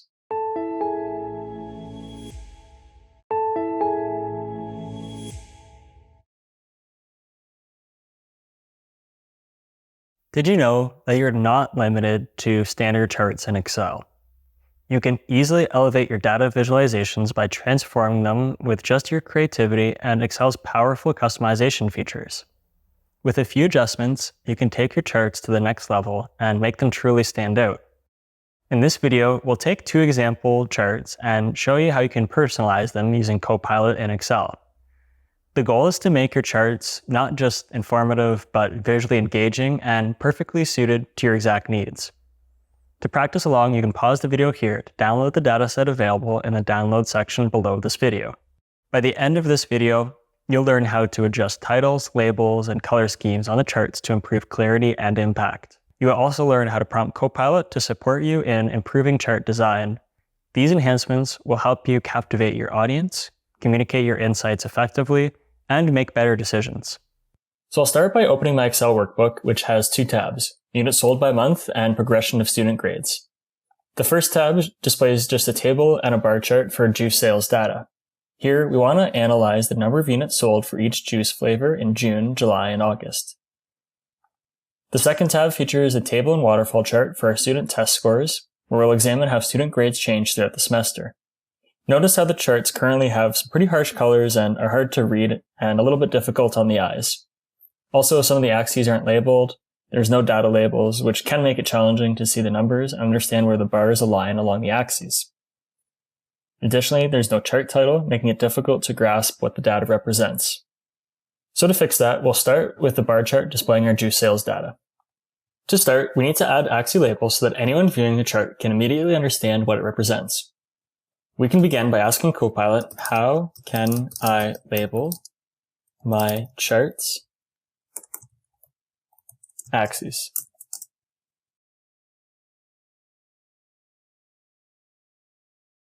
Here, Copilot responds and we'll follow the steps. First, we click on the chart. Then we click on the chart elements, which is this plus button here. Then we check the axes titles. Let's expand this to the right and make sure that our primary horizontal and primary vertical axes are turned on. So now that they've appeared in the chart, we can go to the x-axis title and we'll type in total sales. We can also go to the y-axis title. We'll rename this one juice flavors. With our chart title here, we can go ahead and rename this one to be total sales across juice flavors by month. Finally, we can add data labels. Again, by going back to the plus button, let's select data labels. That looks pretty good on the far outside. So if you're not satisfied with the current colors or background of the chart, let's go back to Copilot and prompt, how do I change my charts styles?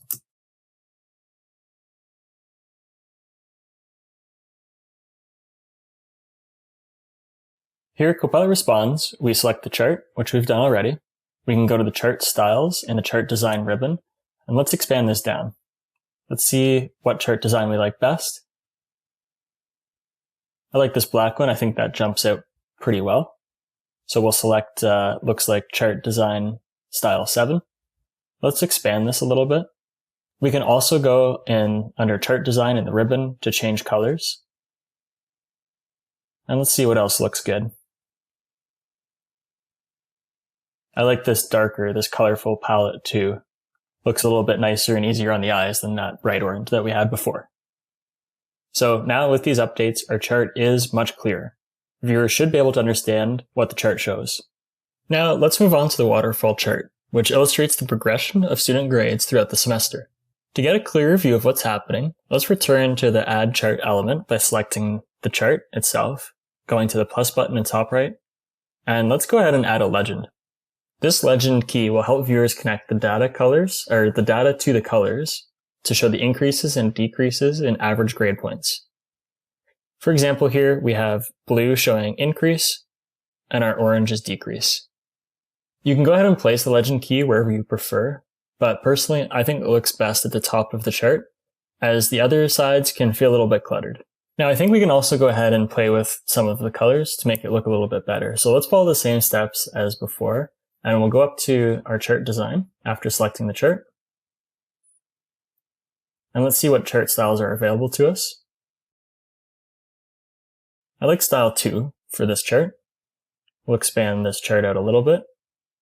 I don't think we need an axis title on this one, so I'm going to go ahead and delete it. I think it is pretty clear that, this is initial grade average, midterm exam, homework completion, final exam, and then the final average grade. So we don't necessarily need to know that these are actually the assessment types. I think it's pretty indicative and clear in the x-axis titles themselves. Viewers should be able to quickly understand what the chart shows, allowing them to see how each assessment, like midterms, homework, or final exams, contribute to the overall change in the student grades. With Copilot's guidance, you can confidently create clear, visually appealing charts that effectively communicate insights across various topics, from juice sales to student performance, captivating your audience. In this video, we took standard chart designs and analyzed them to identify areas of improvement. We customized the charts to enhance clarity and engagement, and we used Copilot to support us in meeting our aims. By adding clear labels, legends, and vibrant colors, we improved their visual appeal and made the data more accessible to viewers. Now it's your turn. Feel free to revisit the other charts you've created and customize them just like we did here. Keep it simple, use clear labels and colors so that everyone can easily grasp the data. Have fun with it and see the impact that customizing chart design can have.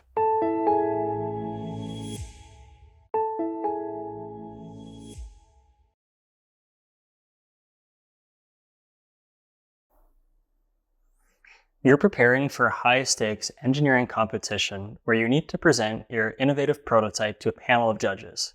You're just days away from the competition, and you trial your presentation for a set of colleagues. Initially, they are engaged, but by the time you get to the 8th craft detailing your environmental analysis, your colleagues are clearly a little bit lost and obviously bored. You realize that you haven't really thought about best practices for design, and you just about have enough time to fix it. We're excited to share some of these best practices for creating impactful charts and graphs using Copilot and Excel. These strategies will help you present your data in a clear and engaging way, and make sure the competition judges won't lose interest or become confused because of the overwhelming data. By the end of today's video, you'll be able to implement 3 best practice techniques for chart design and know how to prompt Copilot to assist you in implementing them effectively. Let's get into it. Here's a list of best practices I've compiled for designing effective charts and graphs. These are clean data, choose the right type of chart, design for clarity. Now let's explore these in a little bit more detail. Firstly, clean data. To effectively manage your extensive research data for the engineering project, begin by copying your original dataset into a new spreadsheet. Copying allows you to maintain the integrity and the originality of the raw data. Organizing the data by separating different types into valuable tables on separate tabs.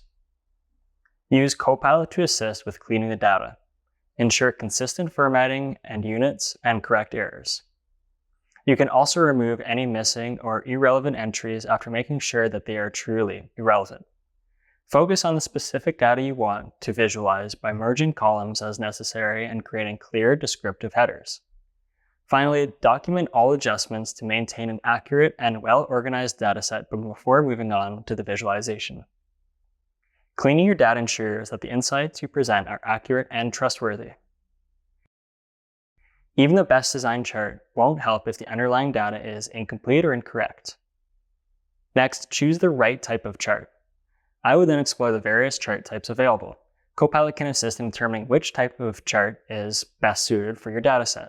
For example, while I know that bar charts are excellent for comparisons, you can easily ask Copilot for more details by prompting, "What is a bar chart good for?" Once you've identified the right chart type, you can either ask Copilot to create the chart for you or request the step-by-step instructions on how you can do it manually. Choosing the right chart type can make or break your presentation. Choose the wrong one, and the audience could be confused or misled. Select the chart that fits your data, and they will instantly grasp your insights. Next, best practice number 3, design for clarity. When it comes to design, simplicity is key. Start by avoiding clutter to ensure your charts are visually appealing and easy to understand.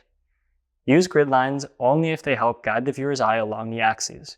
Otherwise, they can be distracting. Keep data labels clear and position them for full visibility, using them primarily when precise numbers are essential. Ensure your X and Y axes are included on the chart, and place a legend where it helps viewers easily match colors to your data points. Strong, concise titles for both the chart title and axes are vital for quick comprehension. Since the presentation will feature multiple graphs, I recommend using a consistent and professional color scheme that is visually appealing without being overly flashy. Also, consider how the design will appear both on screen and in print, as backgrounds can sometimes appear washed out. It's important to keep your audience in mind and avoid assuming they are familiar with the material. Focus on the most critical information to prevent overwhelming your viewers. Finally, remember to leverage Copilot to streamline your design process. Instead of spending excessive time navigating Excel, Copilot can provide concise instructions and guidance, help you create charts and visualize your data more efficiently. Poor design choices like cluttered labels or unclear legends can frustrate your audience and obscure your data. But when you design for clarity, your audience stays engaged and focused on the key insights you're sharing. Soon enough, you have redesigned your presentation with these best practices and the help of Copilot. You are sure the judges are going to stay engaged and inspired the whole way through the presentation. In this video, we learned how to implement best practices for chart design. We looked at cleaning your data, choosing the right type of chart to communicate your insights, and designing for clarity. Remember, the purpose of your charts is to implement your message and serve as an additional strength to your presentation. By applying everything you learned here today, your project is sure to shine. Now explore your own data projects and start applying what you've learned to create impactful visualizations that convey your insights clearly. And remember, you can always rely on Copilot to streamline your processes and make your work even easier.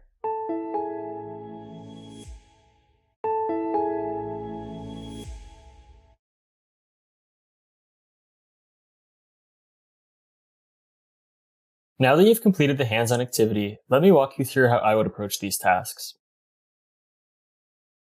Let's firstly recap the scenario. You are asked to optimize data visualizations for Global Aid Initiative, a nonprofit focused on providing clean water, education, and healthcare to underdeveloped regions. You are asked to take some basic cluttered charts and refine them to clearly communicate the organization's impact for their annual fundraising event. Your goal was to enhance these visualizations so potential donors can easily understand the data and see the significance of the organization's work. By the end of this activity, you'll be able to refine and optimize data visualizations by applying best practices in design, layout, and formatting to enhance clarity and insight generation.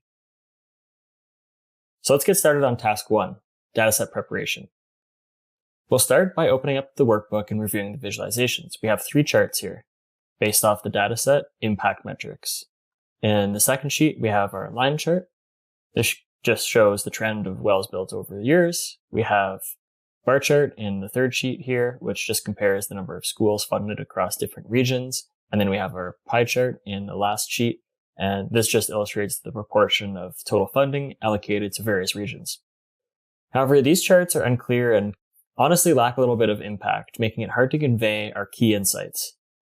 They are a little bit cluttered and difficult to read, which hides important information about our achievements, like the number of wells built and schools funded.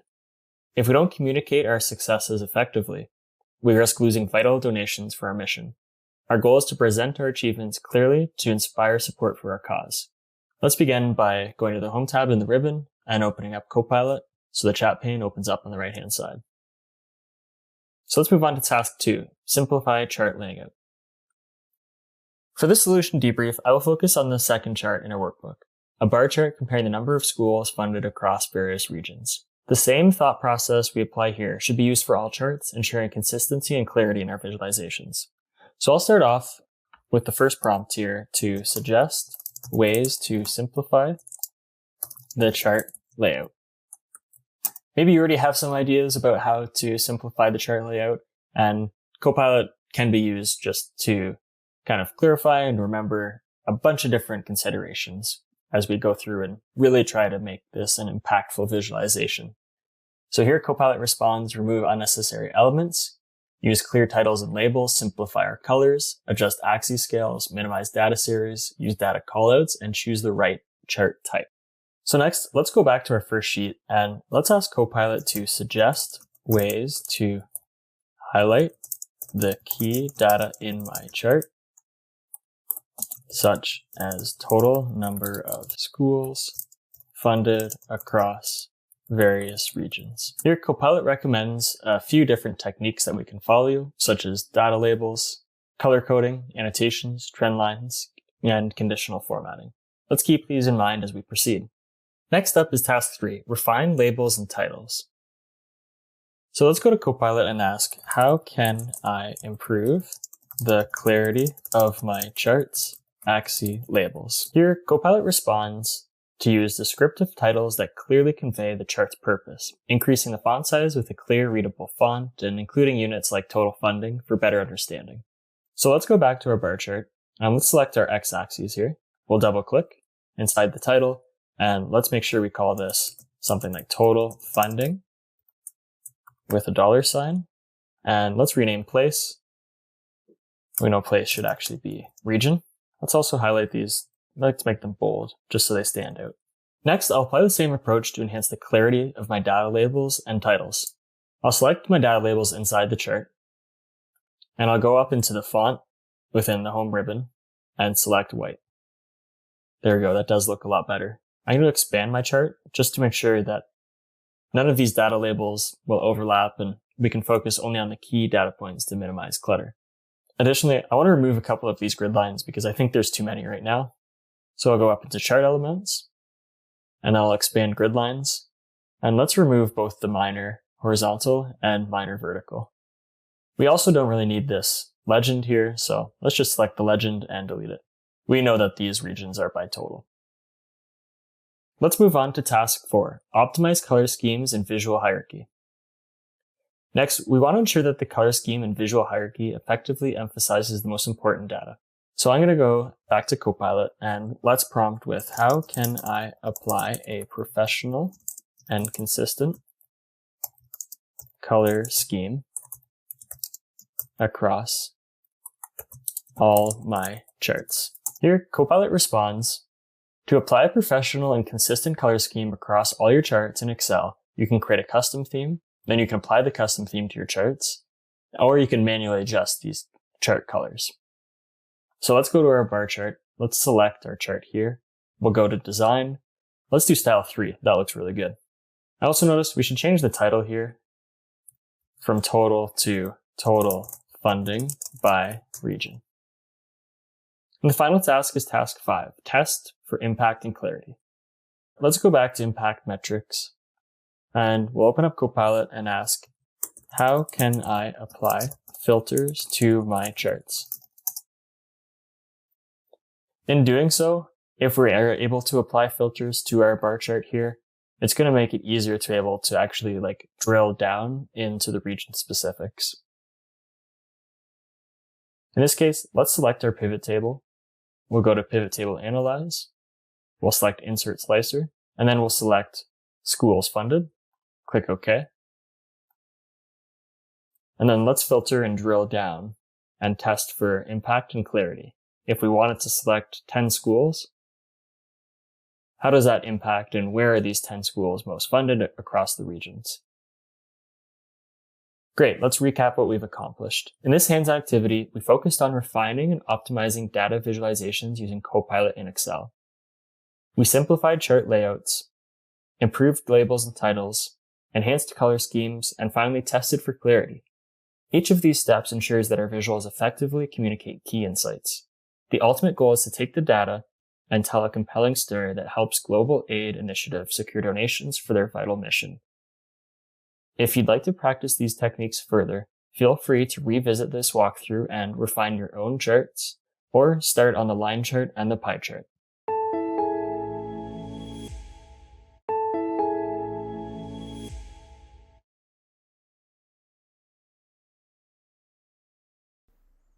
Picture yourself as the go-to analyst at a global company, confidently turning massive data sets into insightful reports that drive key business decisions. Your job entails making sense of sales figures, customer trends, and financial reports from multiple regions. Not only do you have the skills to handle this data, but also transform it into clear, actionable insights that tell a compelling story. Hello, in this video, we'll look at how to compile data efficiently. We'll look at how to summarize key metrics and use visualizations optimally to communicate your insights clearly to make the entire report generation process seamless and effective. At the end of this video, you'll be able to compile data from various sources to create comprehensive reports by summarizing key metrics and visualize data effectively to communicate insights clearly. When working with large sets of data, compiling it meaningfully is a crucial first step to preparing comprehensive reports. Let's say you're tasked with analyzing quarterly sales data from 5 different regions. You receive the regional data in many different formats from the regional sales managers. Before you can start to analyze the data, it's essential to compile the data into one cohesive data set. This foundation is key because without proper data compilation, your report may miss critical insights or present incomplete data. Once your data is organized, the next step would be to summarize key metrics to make sense of the most important findings. For example, the product managers ask you to summarize customer satisfaction scores for a better view of the product lines to determine which ones are performing best. Therefore, summaries like totals, averages, and trend indicators provide a more focused overview of the data that is most important. It also highlights patterns or outliers that may otherwise go unnoticed and will enhance the quality of your report, making it more focused and insightful. But numbers alone aren't enough. To make your report truly comprehensive and impactful, you need data visualizations. By visualizing your data with charts or graphs, you can simplify complex data sets, making insights easier to interpret. For example, a bar chart to show year-over-year revenue growth lets stakeholders quickly see the company's overall performance.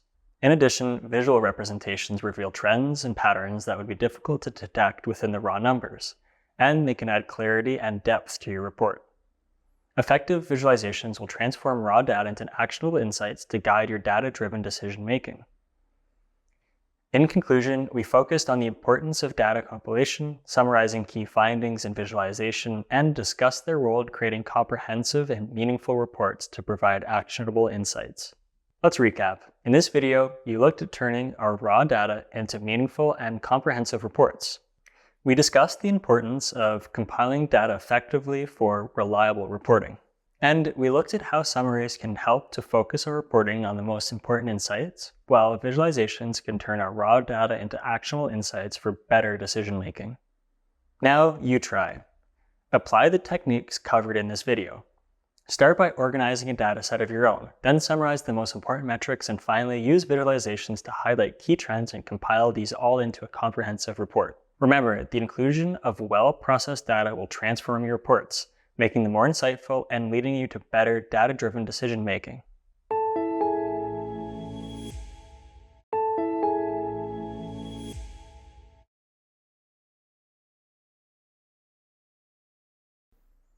Picture yourself as the go-to analyst at a global company, confidently turning massive data sets into insightful reports that drive key business decisions. Your job entails making sense of sales figures, customer trends, and financial reports from multiple regions.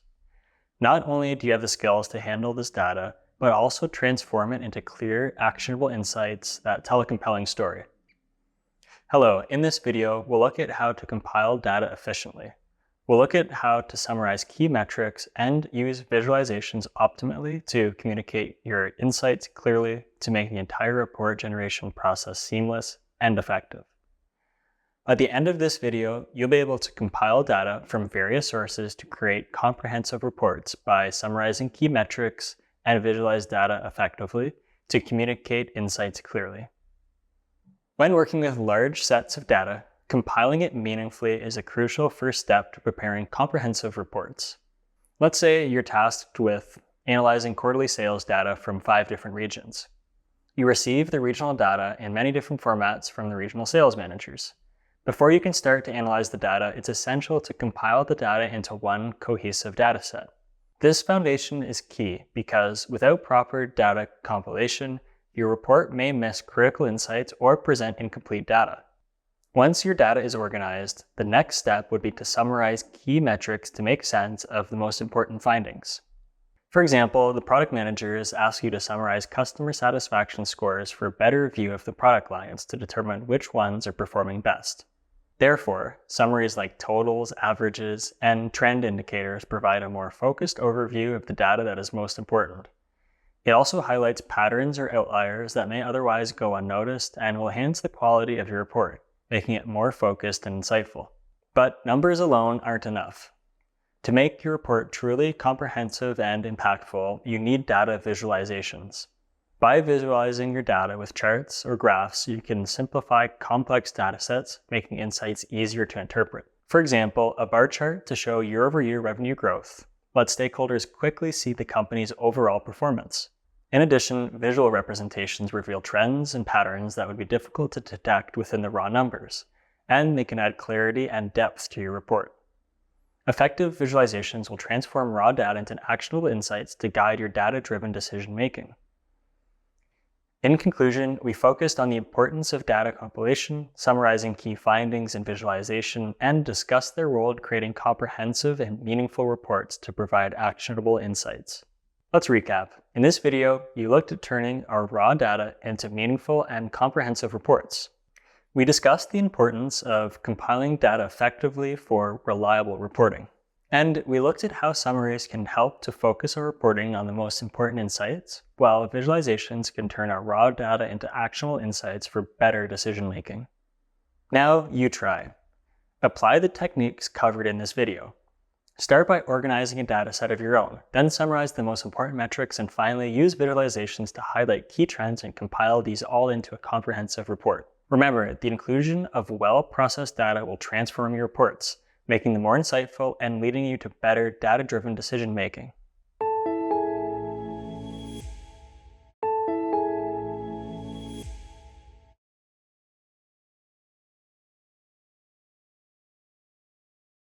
As the lead data analyst at your company, DataWave, specializing in compiling and analyzing month-end sales data for retail chains to deliver actionable insights to optimize performance and drive business growth, you are responsible for generating reports every month from all the data your team has compiled. Now, it's not just about managing the numbers, it's about presenting those numbers in a way that drives decision-making. Did you know that you can use Copilot in Excel to turn your raw monthly data into a comprehensive report that highlights key insights without the hassle of manually piecing together data? Hello, in this video, we'll explore how to use Copilot in Excel to generate reports from data compiled across various sources, summarizing key metrics, and create visualizations that communicate those insights clearly. I'll walk you through the process of transforming monthly data into a professional, actionable report that provides a complete picture for management. And after completing this video, you'll be skilled in using Copilot in Excel to generate comprehensive reports from data visualizations and key metrics to provide clear and actionable insights. To practice along, please pause the video here to download the dataset available from the download section below this video. After the data has been cleaned and organized, key metrics summarized, visualizations created, and summary tables prepared, You're ready to move on to the next step, compiling everything into a comprehensive report with Copilot. For this lesson, let's assume these steps have already been completed. Let's see how this is done. Okay, let's start off by creating a new worksheet where we're going to build a report. In the workbook here, let's go ahead and add a new sheet. I'll move this, I'll drag it, select it to the far left side. We can think of this as kind of the canvas where we're going to want to organize all of our charts and information logically. Let's ask Copilot to create a report layout. Here, Copilot recommends to create a report layout in Excel, follow the steps. Create a header section, data section, summary section, graphs, and footer section. Here's a basic structure. Looks pretty good. Let's actually build some of these out. So I'm going to call this report title, sale performance. Then we're going to have a date, prepared by, and then we're going to have our data table. And we're just going to call this example structure. And then we're going to have our summary, and then we're going to have our chart/graphs. Some of them we can fill out right away. Let's bold these main headers. We can fill out our date, prepared by, and let's just format this to the right. On the data table, let's actually build an example structure. So let's go to our monthly sales. Let's just copy, column A, cell 1, all the way to column F, cell 2. And maybe we'll go down to cell 5, just as an example of what our data looks like. And we'll just expand out these rows. Let's skip the summary for now, as we can come back to that later. Next, let's add the visualizations that we've created. So we'll navigate to regional sales. Let's select our chart, press Ctrl+C, go over to our report, press Ctrl+V. We'll move that into the top left. We'll proceed to do that again for product distribution. Also product performance. And then next, sales contributions. And to mix things up, I actually want to change this just from a bar chart by going up to design. Let's go to, design, change chart type, pie. Let's make it a pie chart. We'll go to chart elements. Let's add a legend on, we'll put it at the bottom. Let's also add our data labels. We'll put them inside end. Now that I've kind of put these here, let's ask Copilot, how do I position and resize charts in my report for clarity, to see if Copilot has any recommendations for us as well. Here, Copilot recommends that, we select the chart, we move the chart, we resize it, align and distribute charts, adjust chart elements, and use grid lines and guides. So let's go ahead and do a few of these. We'll select both of these two charts. We'll go up to shape format. In the ribbon, we'll go to align, and then we'll say align top. Let's do the same again for these two down here below. Align top. Let's also align these two. Align left. And let's align these two. Align right. Next, let's add a little bit of text for our summary here. And in this case, I think I just want to describe what we're representing, which is reports and tables in this page represent a summary of regional sales performance, product distribution, performance, and sales contributions. Here in the summary, we could also highlight key metrics from the reports or tables above or below, such as highest sales person contributions, and that goes to Anjali Patel.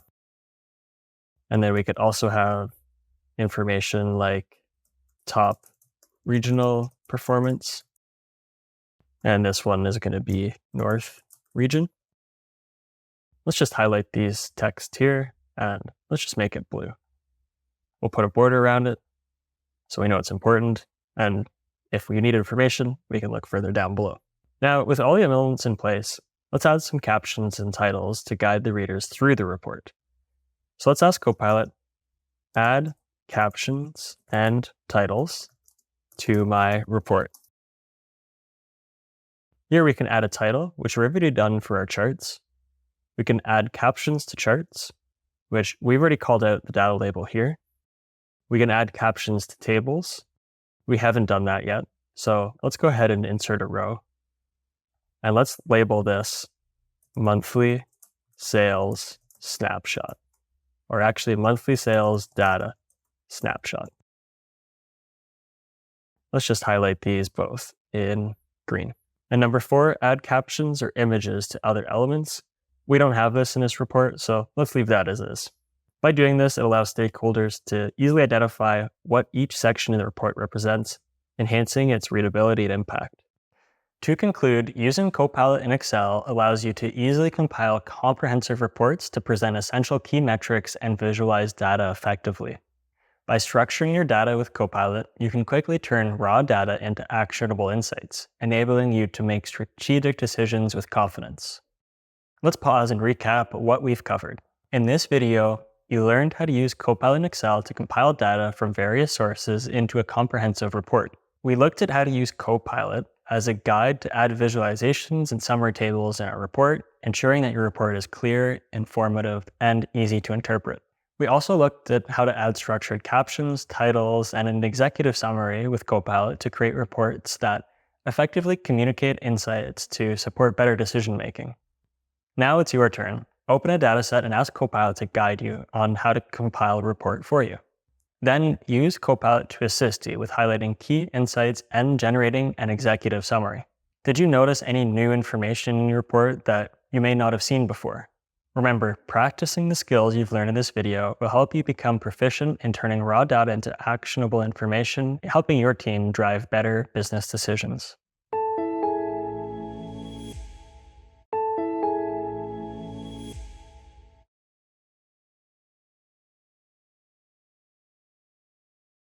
Now that you've completed the hands-on activity, let me walk you through how I would approach these tasks. You are part of the customer experience improvement team at ShopMart, an e-commerce company facing an increase in negative customer feedback related to delivery issues, product satisfaction, and customer service. The leadership team is concerned about how this might affect customer retention and aims to implement changes to improve overall satisfaction. Your task is to analyze a dataset of feedback data, identify key themes and pain points, create visualizations, and compile a professional report, all with the assistance of Copilot. This report will inform strategic improvements in customer service, logistics, and product offerings, helping the leadership prioritize effective change. By the end of this activity, you'll be able to analyze customer feedback data using Copilot in Excel to generate summaries and visualizations that identify patterns and inform improvements. All right, let's get started on task 1, dataset preparation. I'll begin by downloading the dataset from the Tools section. Once I have it, I'll open Excel and get familiar with the columns and types of data it contains. Here we have order ID, product, order date, delivery satisfaction, product satisfaction, customer service rating, and then we have delivery feedback, product feedback, and finally in column I, customer service feedback. Now let's move on to task 2, summarizing the feedback data. With the dataset ready, it's time to generate a summary of the key themes from the customer feedback. By analyzing this data, we can uncover valuable insights that will inform our improvement strategies. First, I'm going to summarize my satisfaction scores into averages. So I'm going to come into Copilot and I'll ask, show me the average scores for delivery satisfaction, product satisfaction, and customer service rating grouped by month. This will help me identify trends in customer satisfaction. And we see here the overall average is 4.7, 4.6, and 4.7 for delivery, product, and then finally customer service rating. So it looks like the lowest is product satisfaction at 4.6 average. To generate a summary of the frequency of each type of feedback response, I'm going to go into Copilot and ask to create a pivot table to group similar delivery feedback types together and count the occurrences of each. In doing so, this will allow us to see the delivery issues that are most common. Here, Copilot responds with delivery feedback count. Let's add this to a new sheet. We can see ahead of schedule, we had 10, arrived late was 27, arrived on time 20, shipped out late was actually 53, and slight delay was 10. So I could do the same for product feedback and customer service feedback to get a comprehensive view of the customer experiences. So now, I think what could be important is if we can distinguish between positive and negative comments in the delivery feedback. So I need to go to Copilot and ask to split the delivery feedback column into positive and negative comments in two new columns. I'm going to go ahead and insert these columns. And this helps to give a more clear picture of customer sentiment. I think this happens correctly. We have arrived ahead of schedule, positive, and then we have slight delay, negative. So that looks pretty good. Next up is task 3, creating visualizations. Visualizations play a crucial role in highlighting trends and identifying pain points. Once I've summarized the feedback, I'll ask Copilot to create various charts to represent the data. This visual approach will enhance clarity and make it easier for leadership to grasp the key insights. So for an example, let's go into Copilot and prompt create a bar chart showing average scores for delivery satisfaction, product satisfaction, and customer service rating over time. We can add this to a new sheet. Okay, this is great. We can see the order date and the average overall at the bottom here. We have 2.6 average overall delivery satisfaction, 2.58 for average product, and average customer is 2.49. I'll also go back to Copilot and let's prompt another one to create a line chart showing the average delivery satisfaction ratings for each month. Let's add this to a new sheet. This visual representation will help identify trends over time. For example, here I notice a pretty big overall decline in delivery satisfaction scores throughout the year, particularly in the last 6 months, which has kind of reached a plateau now at this low level. I plan to create the same line chart for product feedback and customer service feedback to see if they show similar trends. So after I've created these charts, both on sheet 3 and sheet 2 here, I can maybe ask Copilot what I can do to clean these up, because I do want them to look professional and clear and easy to present. So I'm going to go into Copilot and ask, what do I need to do to create a nice looking chart that is easy to understand? Here, Copilot responds with a few different recommendations. I'm going to follow a few of them. Let's select this chart. We'll make it bigger. I'm going to go up into design. I'm going to change the chart design. Let's do style 3 here. Also notice the chart title. We should rename this to be average feedback ratings. I also see now our data points here are all in white. So I'm going to go and format data labels, more options. Let's go to text options, text fill. Let's make this black. There we go. And let's do the same for these ones as well. Text fill, black. And let's do it finally for product satisfaction here. And black. There we go. That does look a little bit better. We'll make it a bit bigger. Nice. This is starting to come together really well. Now let's move on to task 4, compiling insights into a report. With your summaries and visualizations ready, the next step is to compile them into a professional report. So to do this, I'm going to go to Copilot and ask, how can I organize the customer feedback, summaries, charts, and key insights into a professional report for management. So I'm going to go ahead and create a new sheet here called Dashboard. And here Copilot responds that we have a title page, table of contents, executive summary. So we should certainly have the title page. And then we should have an executive summary. This is just the rough layout. Do we need an introduction? Probably. We should have customer feedback summaries.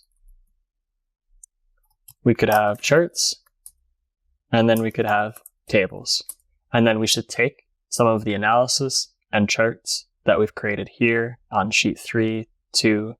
We could take this one as a summary table, and then we could grab a snippet of the customer feedback data and create this report following these outline and tips. And the final task is task 5, delivering actionable insights. The final task is to derive actionable insights from the compiled report.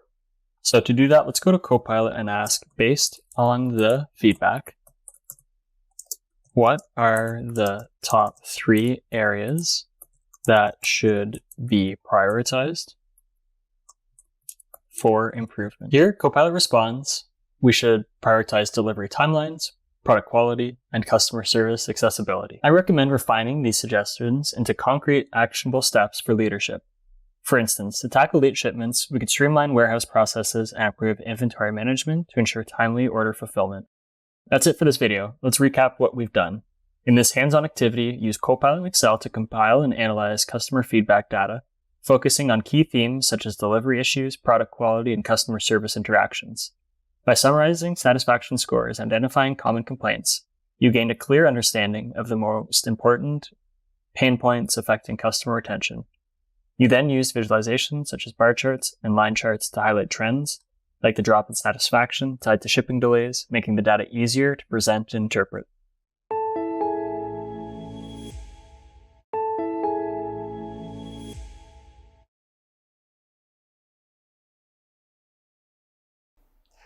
Were you ever faced with the challenge of building a comprehensive report without a preset template to guide you? It does sound daunting, but by leveraging the flexibility of Copilot in Excel and its automation features, you can generate professional reports from scratch, tailored to your specific requirements. Hi, in this video, we'll explore how Copilot in Excel can be used to generate comprehensive reports without relying on Excel's pre-built templates. We'll look at situations when this approach is most effective, and I'll walk you through the benefits of generating reports without the use of templates. By the end of this video, you'll be able to evaluate the benefits of creating reports without a template, recognizing when this approach is most suitable, and use Copilot in Excel to seamlessly compile and structure essential report elements. Let's break down how to create a detailed report from scratch using Copilot. We'll also cover a few best practices. I'll highlight the benefits and disadvantages, and show you how Copilot can stream the process. When you're creating a report without a template, start by creating a clear outline. Determine the sections you'll need, as this will guide the flow of your report. Plan the report layout before you begin. This ensures you cover all necessary sections and maintain clarity and focus throughout the report. A flexible structure allows you to tailor your report to specific data needs and objectives.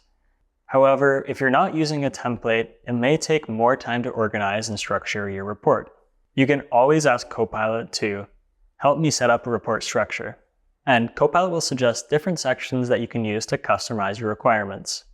This helps automate the initial setup, ensuring a well-structured starting point.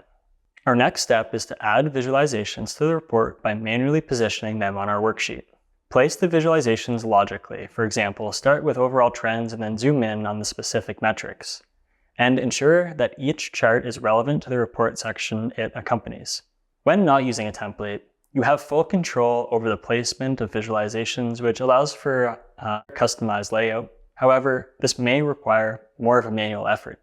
Automate the process with Copilot by asking, how can I add visualizations effectively to my report?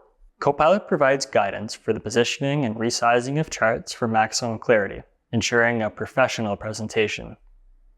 A good report maintains consistent formatting throughout when using the same font type, sizes, and color schemes for charts, headings, and text.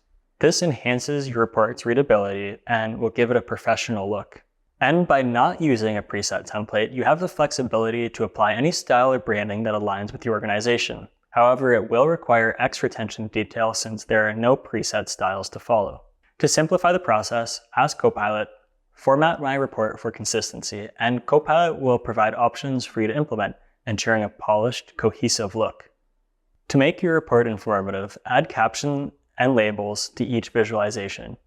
In addition, descriptive text guides readers through your report, making the content more understandable. By including descriptive captions to every chart and table, your report becomes more accessible, easier to interpret, and explains the significance of each visual. But without a template, you will need to manually add and format these labels, which can be time-consuming. Fortunately, Copilot can automate the labeling process by suggesting relevant formatting tips you can apply. Ask Copilot to add captions and labels to the charts and tables to ensure your report is both descriptive and professional. Lastly, your report should summarize the key insights and recommended actions based on the data. This is critical for making the report actionable rather than just informative. Doing this will ensure key findings are highlighted in a concise manner, making it easy to suggest your next steps. Furthermore, without using a template, you have the benefit of tailoring this section to add the most value to a report, creating an effective tool for decision-making. However, creating a summary without the guidance of a template requires a bit of extra experience in data analysis and interpretation. You could ask Copilot to generate a summary of recommendations based on the report. Copilot will then analyze all the report elements you included, offering a concise summary of the findings and recommend your next steps, saving you both time and effort. In conclusion, generating reports in Excel without templates can offer full customization and the ability to tailor insights specifically to your goals. And while this approach provides flexibility and adaptability, it can be time-consuming and requires familiarity with Excel's advanced features. However, by leveraging Copilot, you can streamline and automate much of the process, generating a professional, actionable report that clearly communicates key insights. Let's pause and do a quick recap of what we covered in this video. You discussed how generating reports without templates provides flexibility and allows for tailored insights that align to your specific goals. We also explored how Copilot in Excel can assist with structuring and automating the process to create effective reports even in the absence of a preset template. Now, take the next step. Open your dataset and try to generate a report from scratch, using all you've learned in this video. Use Copilot to guide you on customizing the report elements, then generate a summary to highlight key insights relevant to your objectives. See if the insights you wanted to present have been clearly communicated.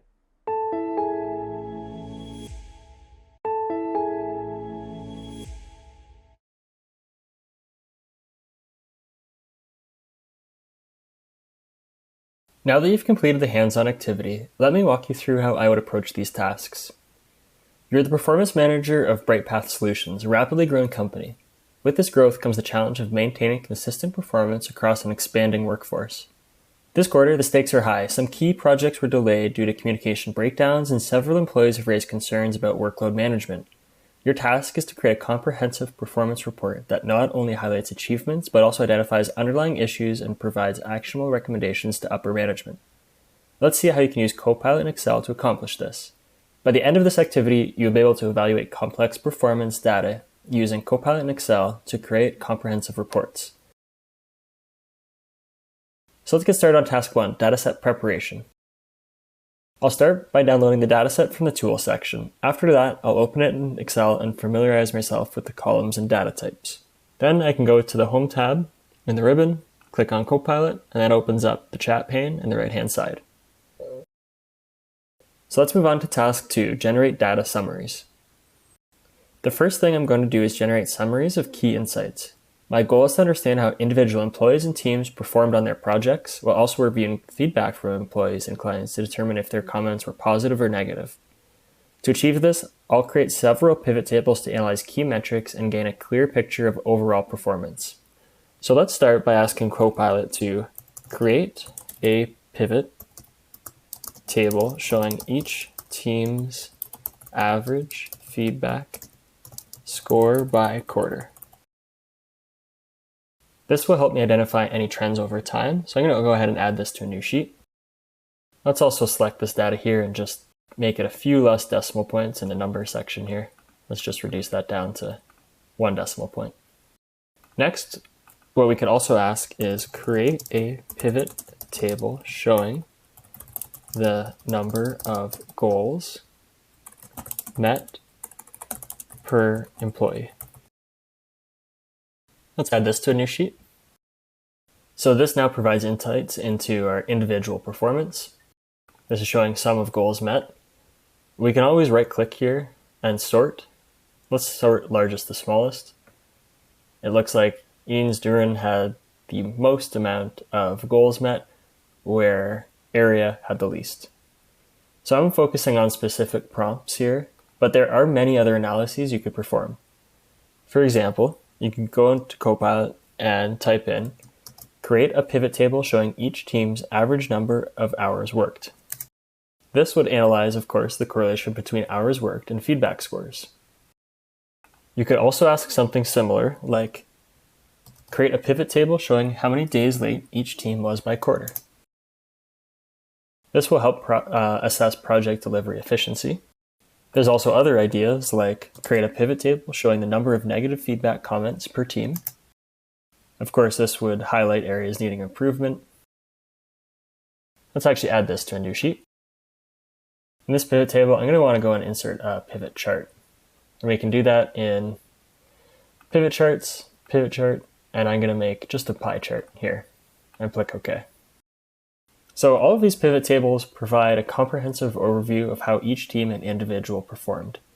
This will enable us to quickly identify who met their goals and who may require some additional support. So next up is task 3, creating visualizations. Now that I have my data summaries, it's time to create visualizations that make my findings easier to understand. Let's go to our first sheet here. And we can either prompt Copilot, or now that we've already created this table, we could go into the Insert tab in the ribbon, select Pivot Chart, and let's generate a bar chart here. Let's do something similar for the sum of goals met. We'll go to the Insert in the ribbon. Let's go to Recommended Charts. Let's see what makes most sense. I think here probably the bar chart, but let's do it like this. Kind of the horizontal cluster bar looks good to me. And I click OK. We'll expand this a little bit. And we've already created our pie chart here for a count of negative client feedback. Let's move on to task 4, identify areas for development. Now that I've summarized the data and visualized key insights, it's time to look at areas where individuals or team performance may have fallen short. I suggest reviewing your pivot tables and charts to identify underperforming individuals or teams. However, we can use Copilot for a quicker analysis. Let's go to our performance data set again, and we can ask, just quickly, who is the lowest performing individual? Here we have that Copilot thinks area is the lowest performing individual based on the feedback score of 1. I'd recommend following this up with inquiries about the lowest performing team and department to identify broader areas that might require training. I could also ask something like, what team has the most problems with communication? Looks like Team E as the highest. We could also ask, what is the most common employee feedback? What we're really getting at here is you can really start to prompt Copilot with as many questions as you want to know about your data set. It looks like burnout is the highest number of employee feedback. Let's move on to task 5, make recommendations for training programs. So based on the performance gaps I've identified, the next step is to recommend targeted training programs. Copilot can assist by suggesting relative training areas for individual or teams that need improvement. For example, we could prompt Copilot with recommend training areas for teams with delayed project completion and employees with low feedback scores. Copilot here recommends that based off the feedback scores and communication issues, training areas for teams with delayed project completion and employees with low feedback scores should focus on workload management and communication skills. That makes sense. So let's move on to the final task, task 6, finalize your report. Now it's time to compile all of our findings into a comprehensive report. So I can go into Copilot and ask, how can I organize my individual employee and team performance summaries, charts, and key insights into a professional report for management? Here, Copilot responds with a few different considerations and ways to ensure that our final report is professional and ready for management's review. Great, let's recap what we've done. In this hands-on activity, you learned how to use Copilot and Excel to analyze complex performance data and generate a comprehensive performance review report. You began by summarizing key metrics, such as individual and team achievements, allowing you to identify who met their goals and who might need additional support. Then you created visualizations like bar charts and pie charts that made it easier to communicate trends and performance insights.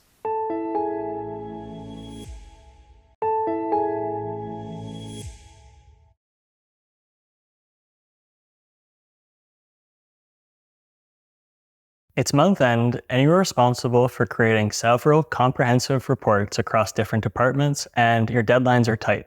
All your reports must be professional looking and polished with consistent designs and structure. So manually formatting each report individually is not an option. Luckily, you know there's a faster way, but will save you time. In this video, we'll explore how Excel's built-in templates, combined with Copilot's capabilities, can streamline the process of creating structured reports. We'll discuss the benefits of using templates and learn how Copilot can suggest, apply, and customize the most appropriate templates for your data, ensuring your reports are clear, consistent, and impactful. So after watching this video, you'll be equipped to evaluate the benefits of using built-in Excel templates and leverage Copilot to find, apply, and customize templates for generating various comprehensive reports from various datasets efficiently. Now let's explore the benefits of using built-in templates in Excel and how Copilot can help enhance our process. One of the primary advantages of using templates is the significant time saved. Templates provide a pre-structured format, allowing you to bypass the manual setup of headers, sections, and styling. This efficiency is crucial when you have multiple reports to complete within tight timelines. Ask Copilot to suggest a template for a sales report. To find and apply a structured template that matches your requirements. Another benefit of templates is that they look professional and they are maintained throughout. Pre-designed elements like charts, tables, and formatting styles help you present data clearly and consistently, making them look polished without the extra effort. Ask Copilot to show templates with charts for visualizing data trends. To guide you through a selection of templates that incorporate professional design elements, enhancing your report's clarity and appearance. Excel's templates are designed with user-friendliness in mind, and so many templates include built-in formulas, charts, and instructions to help you populate data accurately and efficiently. For example, the sales report and project status report templates have already been equipped to handle common data points, making it easy to input your information. Try this tip to navigate templates. Ask Copilot, how do I fill in the fields in the sales report template? For guidance to simplify the process and to ensure you make the most of any template's built-in features. Another benefit to using templates is that they offer a solid foundation, but you still have the flexibility to tailor them to your needs. You can adjust elements like font styles, colors, and sections to align with your organization's branding or specific reporting requirements. Apply this tip for customizing templates to match your specific requirements. Ask Copilot to customize this template with my company's branding. Copilot will assist you in adding a company logo, applying brand colors, adjusting to brand fonts, and adding specific branding elements, combining efficiency with personalization. Lastly, templates are versatile and can be adapted for various scenarios. For example, a gift planner template can be repurposed for budgeting or expense tracking, offering structured solutions for diverse needs. Copilot can suggest different ways to use this template beyond its default function, showing the adaptability of Excel's built-in resources. Ask Copilot, what other uses are available for the event planner template? Or ask, how can I repurpose the event planner template to track sales campaigns? In conclusion, using Excel's built-in templates combined with the guidance of Copilot offers an efficient and professional approach to report creation. Templates save time, provide a consistent structure, and allow for customization, ensuring your reports are both polished and tailored to your specific needs. And by using Copilot, you can seamlessly find and apply the best templates, enhancing the clarity and impacts of your reports. Let's pause and do a quick recap of what we covered in this video. You learn the benefits of using Excel's built-in templates for efficient report generation, the flexibility they provide for professional design and customization, and how Copilot and Excel can support you in finding, applying, and customizing these templates effectively. This combination helps you produce impactful, polished reports that clearly communicate key insights. Now you try. Start exploring Excel's built-in templates with Copilot's assistance. Ask Copilot for guidance on which template to use that best fits your needs. Or ask Copilot to suggest how to repurpose an existing template to customize it using the tips shared in this video.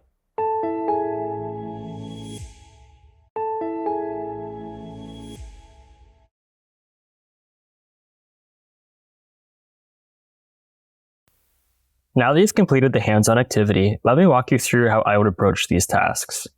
It's been a volatile quarter, with unexpected drops in some product categories and surprising growth in others. Upward management is relying on you to present a clear breakdown of these trends in a quarterly sales report. Your goal is to create a comprehensive and well-structured report using Copilot and Excel, one that highlights key trends, explains sales variances, and provides insights into product performance. By the end of this activity, you'll be able to organize and interpret sales data using Copilot and Excel to structure a comprehensive report. All right, we'll get started on task 1, dataset preparation. First, I'll download the dataset from the Tools section and open it up in Excel. Next, I'll take a moment to scan through and refamiliarize yourselves with the structure, including columns and data types and how they relate to our scenario and tasks. Once we're ready to begin, I can go to the Home tab in the ribbon, go to Copilot, and the chat pane opens up on the right-hand side. Let's move on to task 2. Choose and apply a suggested template. The dataset has been provided to us in a well-organized format, so my first step is to create a comprehensive report. To do that, I need to select the appropriate template. So I'll go to Copilot and ask, what are the best templates for structuring a sales report? Here, Copilot responds that some of the best templates for structuring a sales report in Excel is number 1, the sales performance dashboard, 2, monthly sales report, 3, sales pipeline tracker, 4, sales forecast template, 5, sales comparison report, 6, customer feedback report. These are helpful because it does kind of give us some more insights into the typical sections included. For example, Copilot is saying the monthly sales report would be particularly useful for our data set. Then looking at that, this template tracks monthly sales data, including units sold, total revenue, and sales targets. It often includes a summary section for key metrics. So let's move on to task 3, analyze sales trends. Now that we know we're going to create a monthly sales report, it's time to dive into the data to extract meaningful sales trends. So to start, I want to see how different products performed in Q4. So I'm going to prompt Copilot to analyze sales trends for each product category over the last quarter. This is interesting. So for Q4, the sales trends show that smartphones are the highest units sold at 4,200, followed by tablets at 2,400, and laptops at 1,500.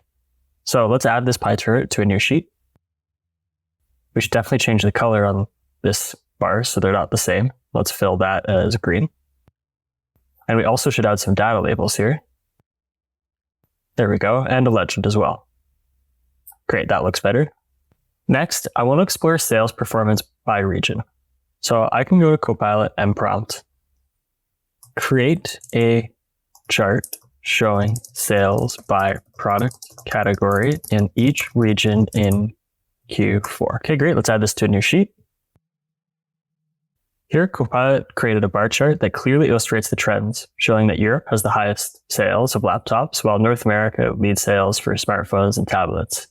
This insight is crucial to include in my report because it highlights regional performance variations, allowing management to understand where our products are resonating most strongly. I'll document these findings in the appropriate sections and continue to seek out additional insights. By adding the charts and tables, I can effectively convey the data visually, making the presentation both appealing and easier to digest. This approach ensures that decision makers can quickly grasp key insights. Let's move on to task 4, provide explanations for sales variances. So with the trends identified, the next step is to explain why products or regions perform better or worse than expected. This involves comparing our actual sales figures to our projections and using Copilot to help us make sense of any variances. Let's go back to our sales data and let's prompt generate explanations for any variances. Here, Copilot responds with a formula that we can apply if we wanted to calculate the variance, but we do already have that in column I, so no need to do that. But if we were to analyze the sales data, we can follow these steps to identify the variance. First, of course, we need to identify the variance, then analyze contributing factors, and then summarize the findings. Copilot also recommends to generate explanations. You can use a combination of the data in the table. For example, positive variance here indicates if the variance is positive, check if there is positive customer feedback, high feedback scores, effective promotions, low return rates, and growing market trends. If it's negative variance, if the variance is negative, look for negative customer feedback, low feedback scores, ineffective promotions, high return rates, and declining market trends. So if we were to type this up in a report, we would say our product name, we would show the variance, and then the explanation, positive or negative, due to reason based off the contributing factors that we find. Let's move on to task 5, add product performance insights. Now that we've addressed the variances, I'm going to dive deeper into specific product performance. So I'm going to go and prompt Copilot to generate insights on the top performing products and those with declining sales. Here, Copilot responds, the top performing product is the Galaxy S21 with a total revenue of $11 million. However, I do want to show maybe a better representation over time. So let's go back to Copilot and ask, show me each product category sales over time. Let's add this to a new sheet. So including these charts in the report is essential because it effectively highlights which products are driving overall sales and which ones may need additional focus. The final task is task 6. Finalize the report layout. Now that we have all of the components built, we have some charts and some summaries and some understanding in Copilot about our variances and our totals compared to products and regions. Let's go and prompt Copilot with, please provide some tips for ensuring my quarterly sales report is visually appealing and easy to follow. Here, Copilot responds that we should focus on making sure that it's visually engaging, logically structured, clearly labeled, and easy to navigate. Once I've made these additions, my report will be ready for presentation to upper management. Great, let's recap what we've accomplished. In this activity, we used Copilot and Excel to create a comprehensive sales report. We analyzed sales variances and provided insights into product performance, ensuring that the report is both informative and ready for business decision making.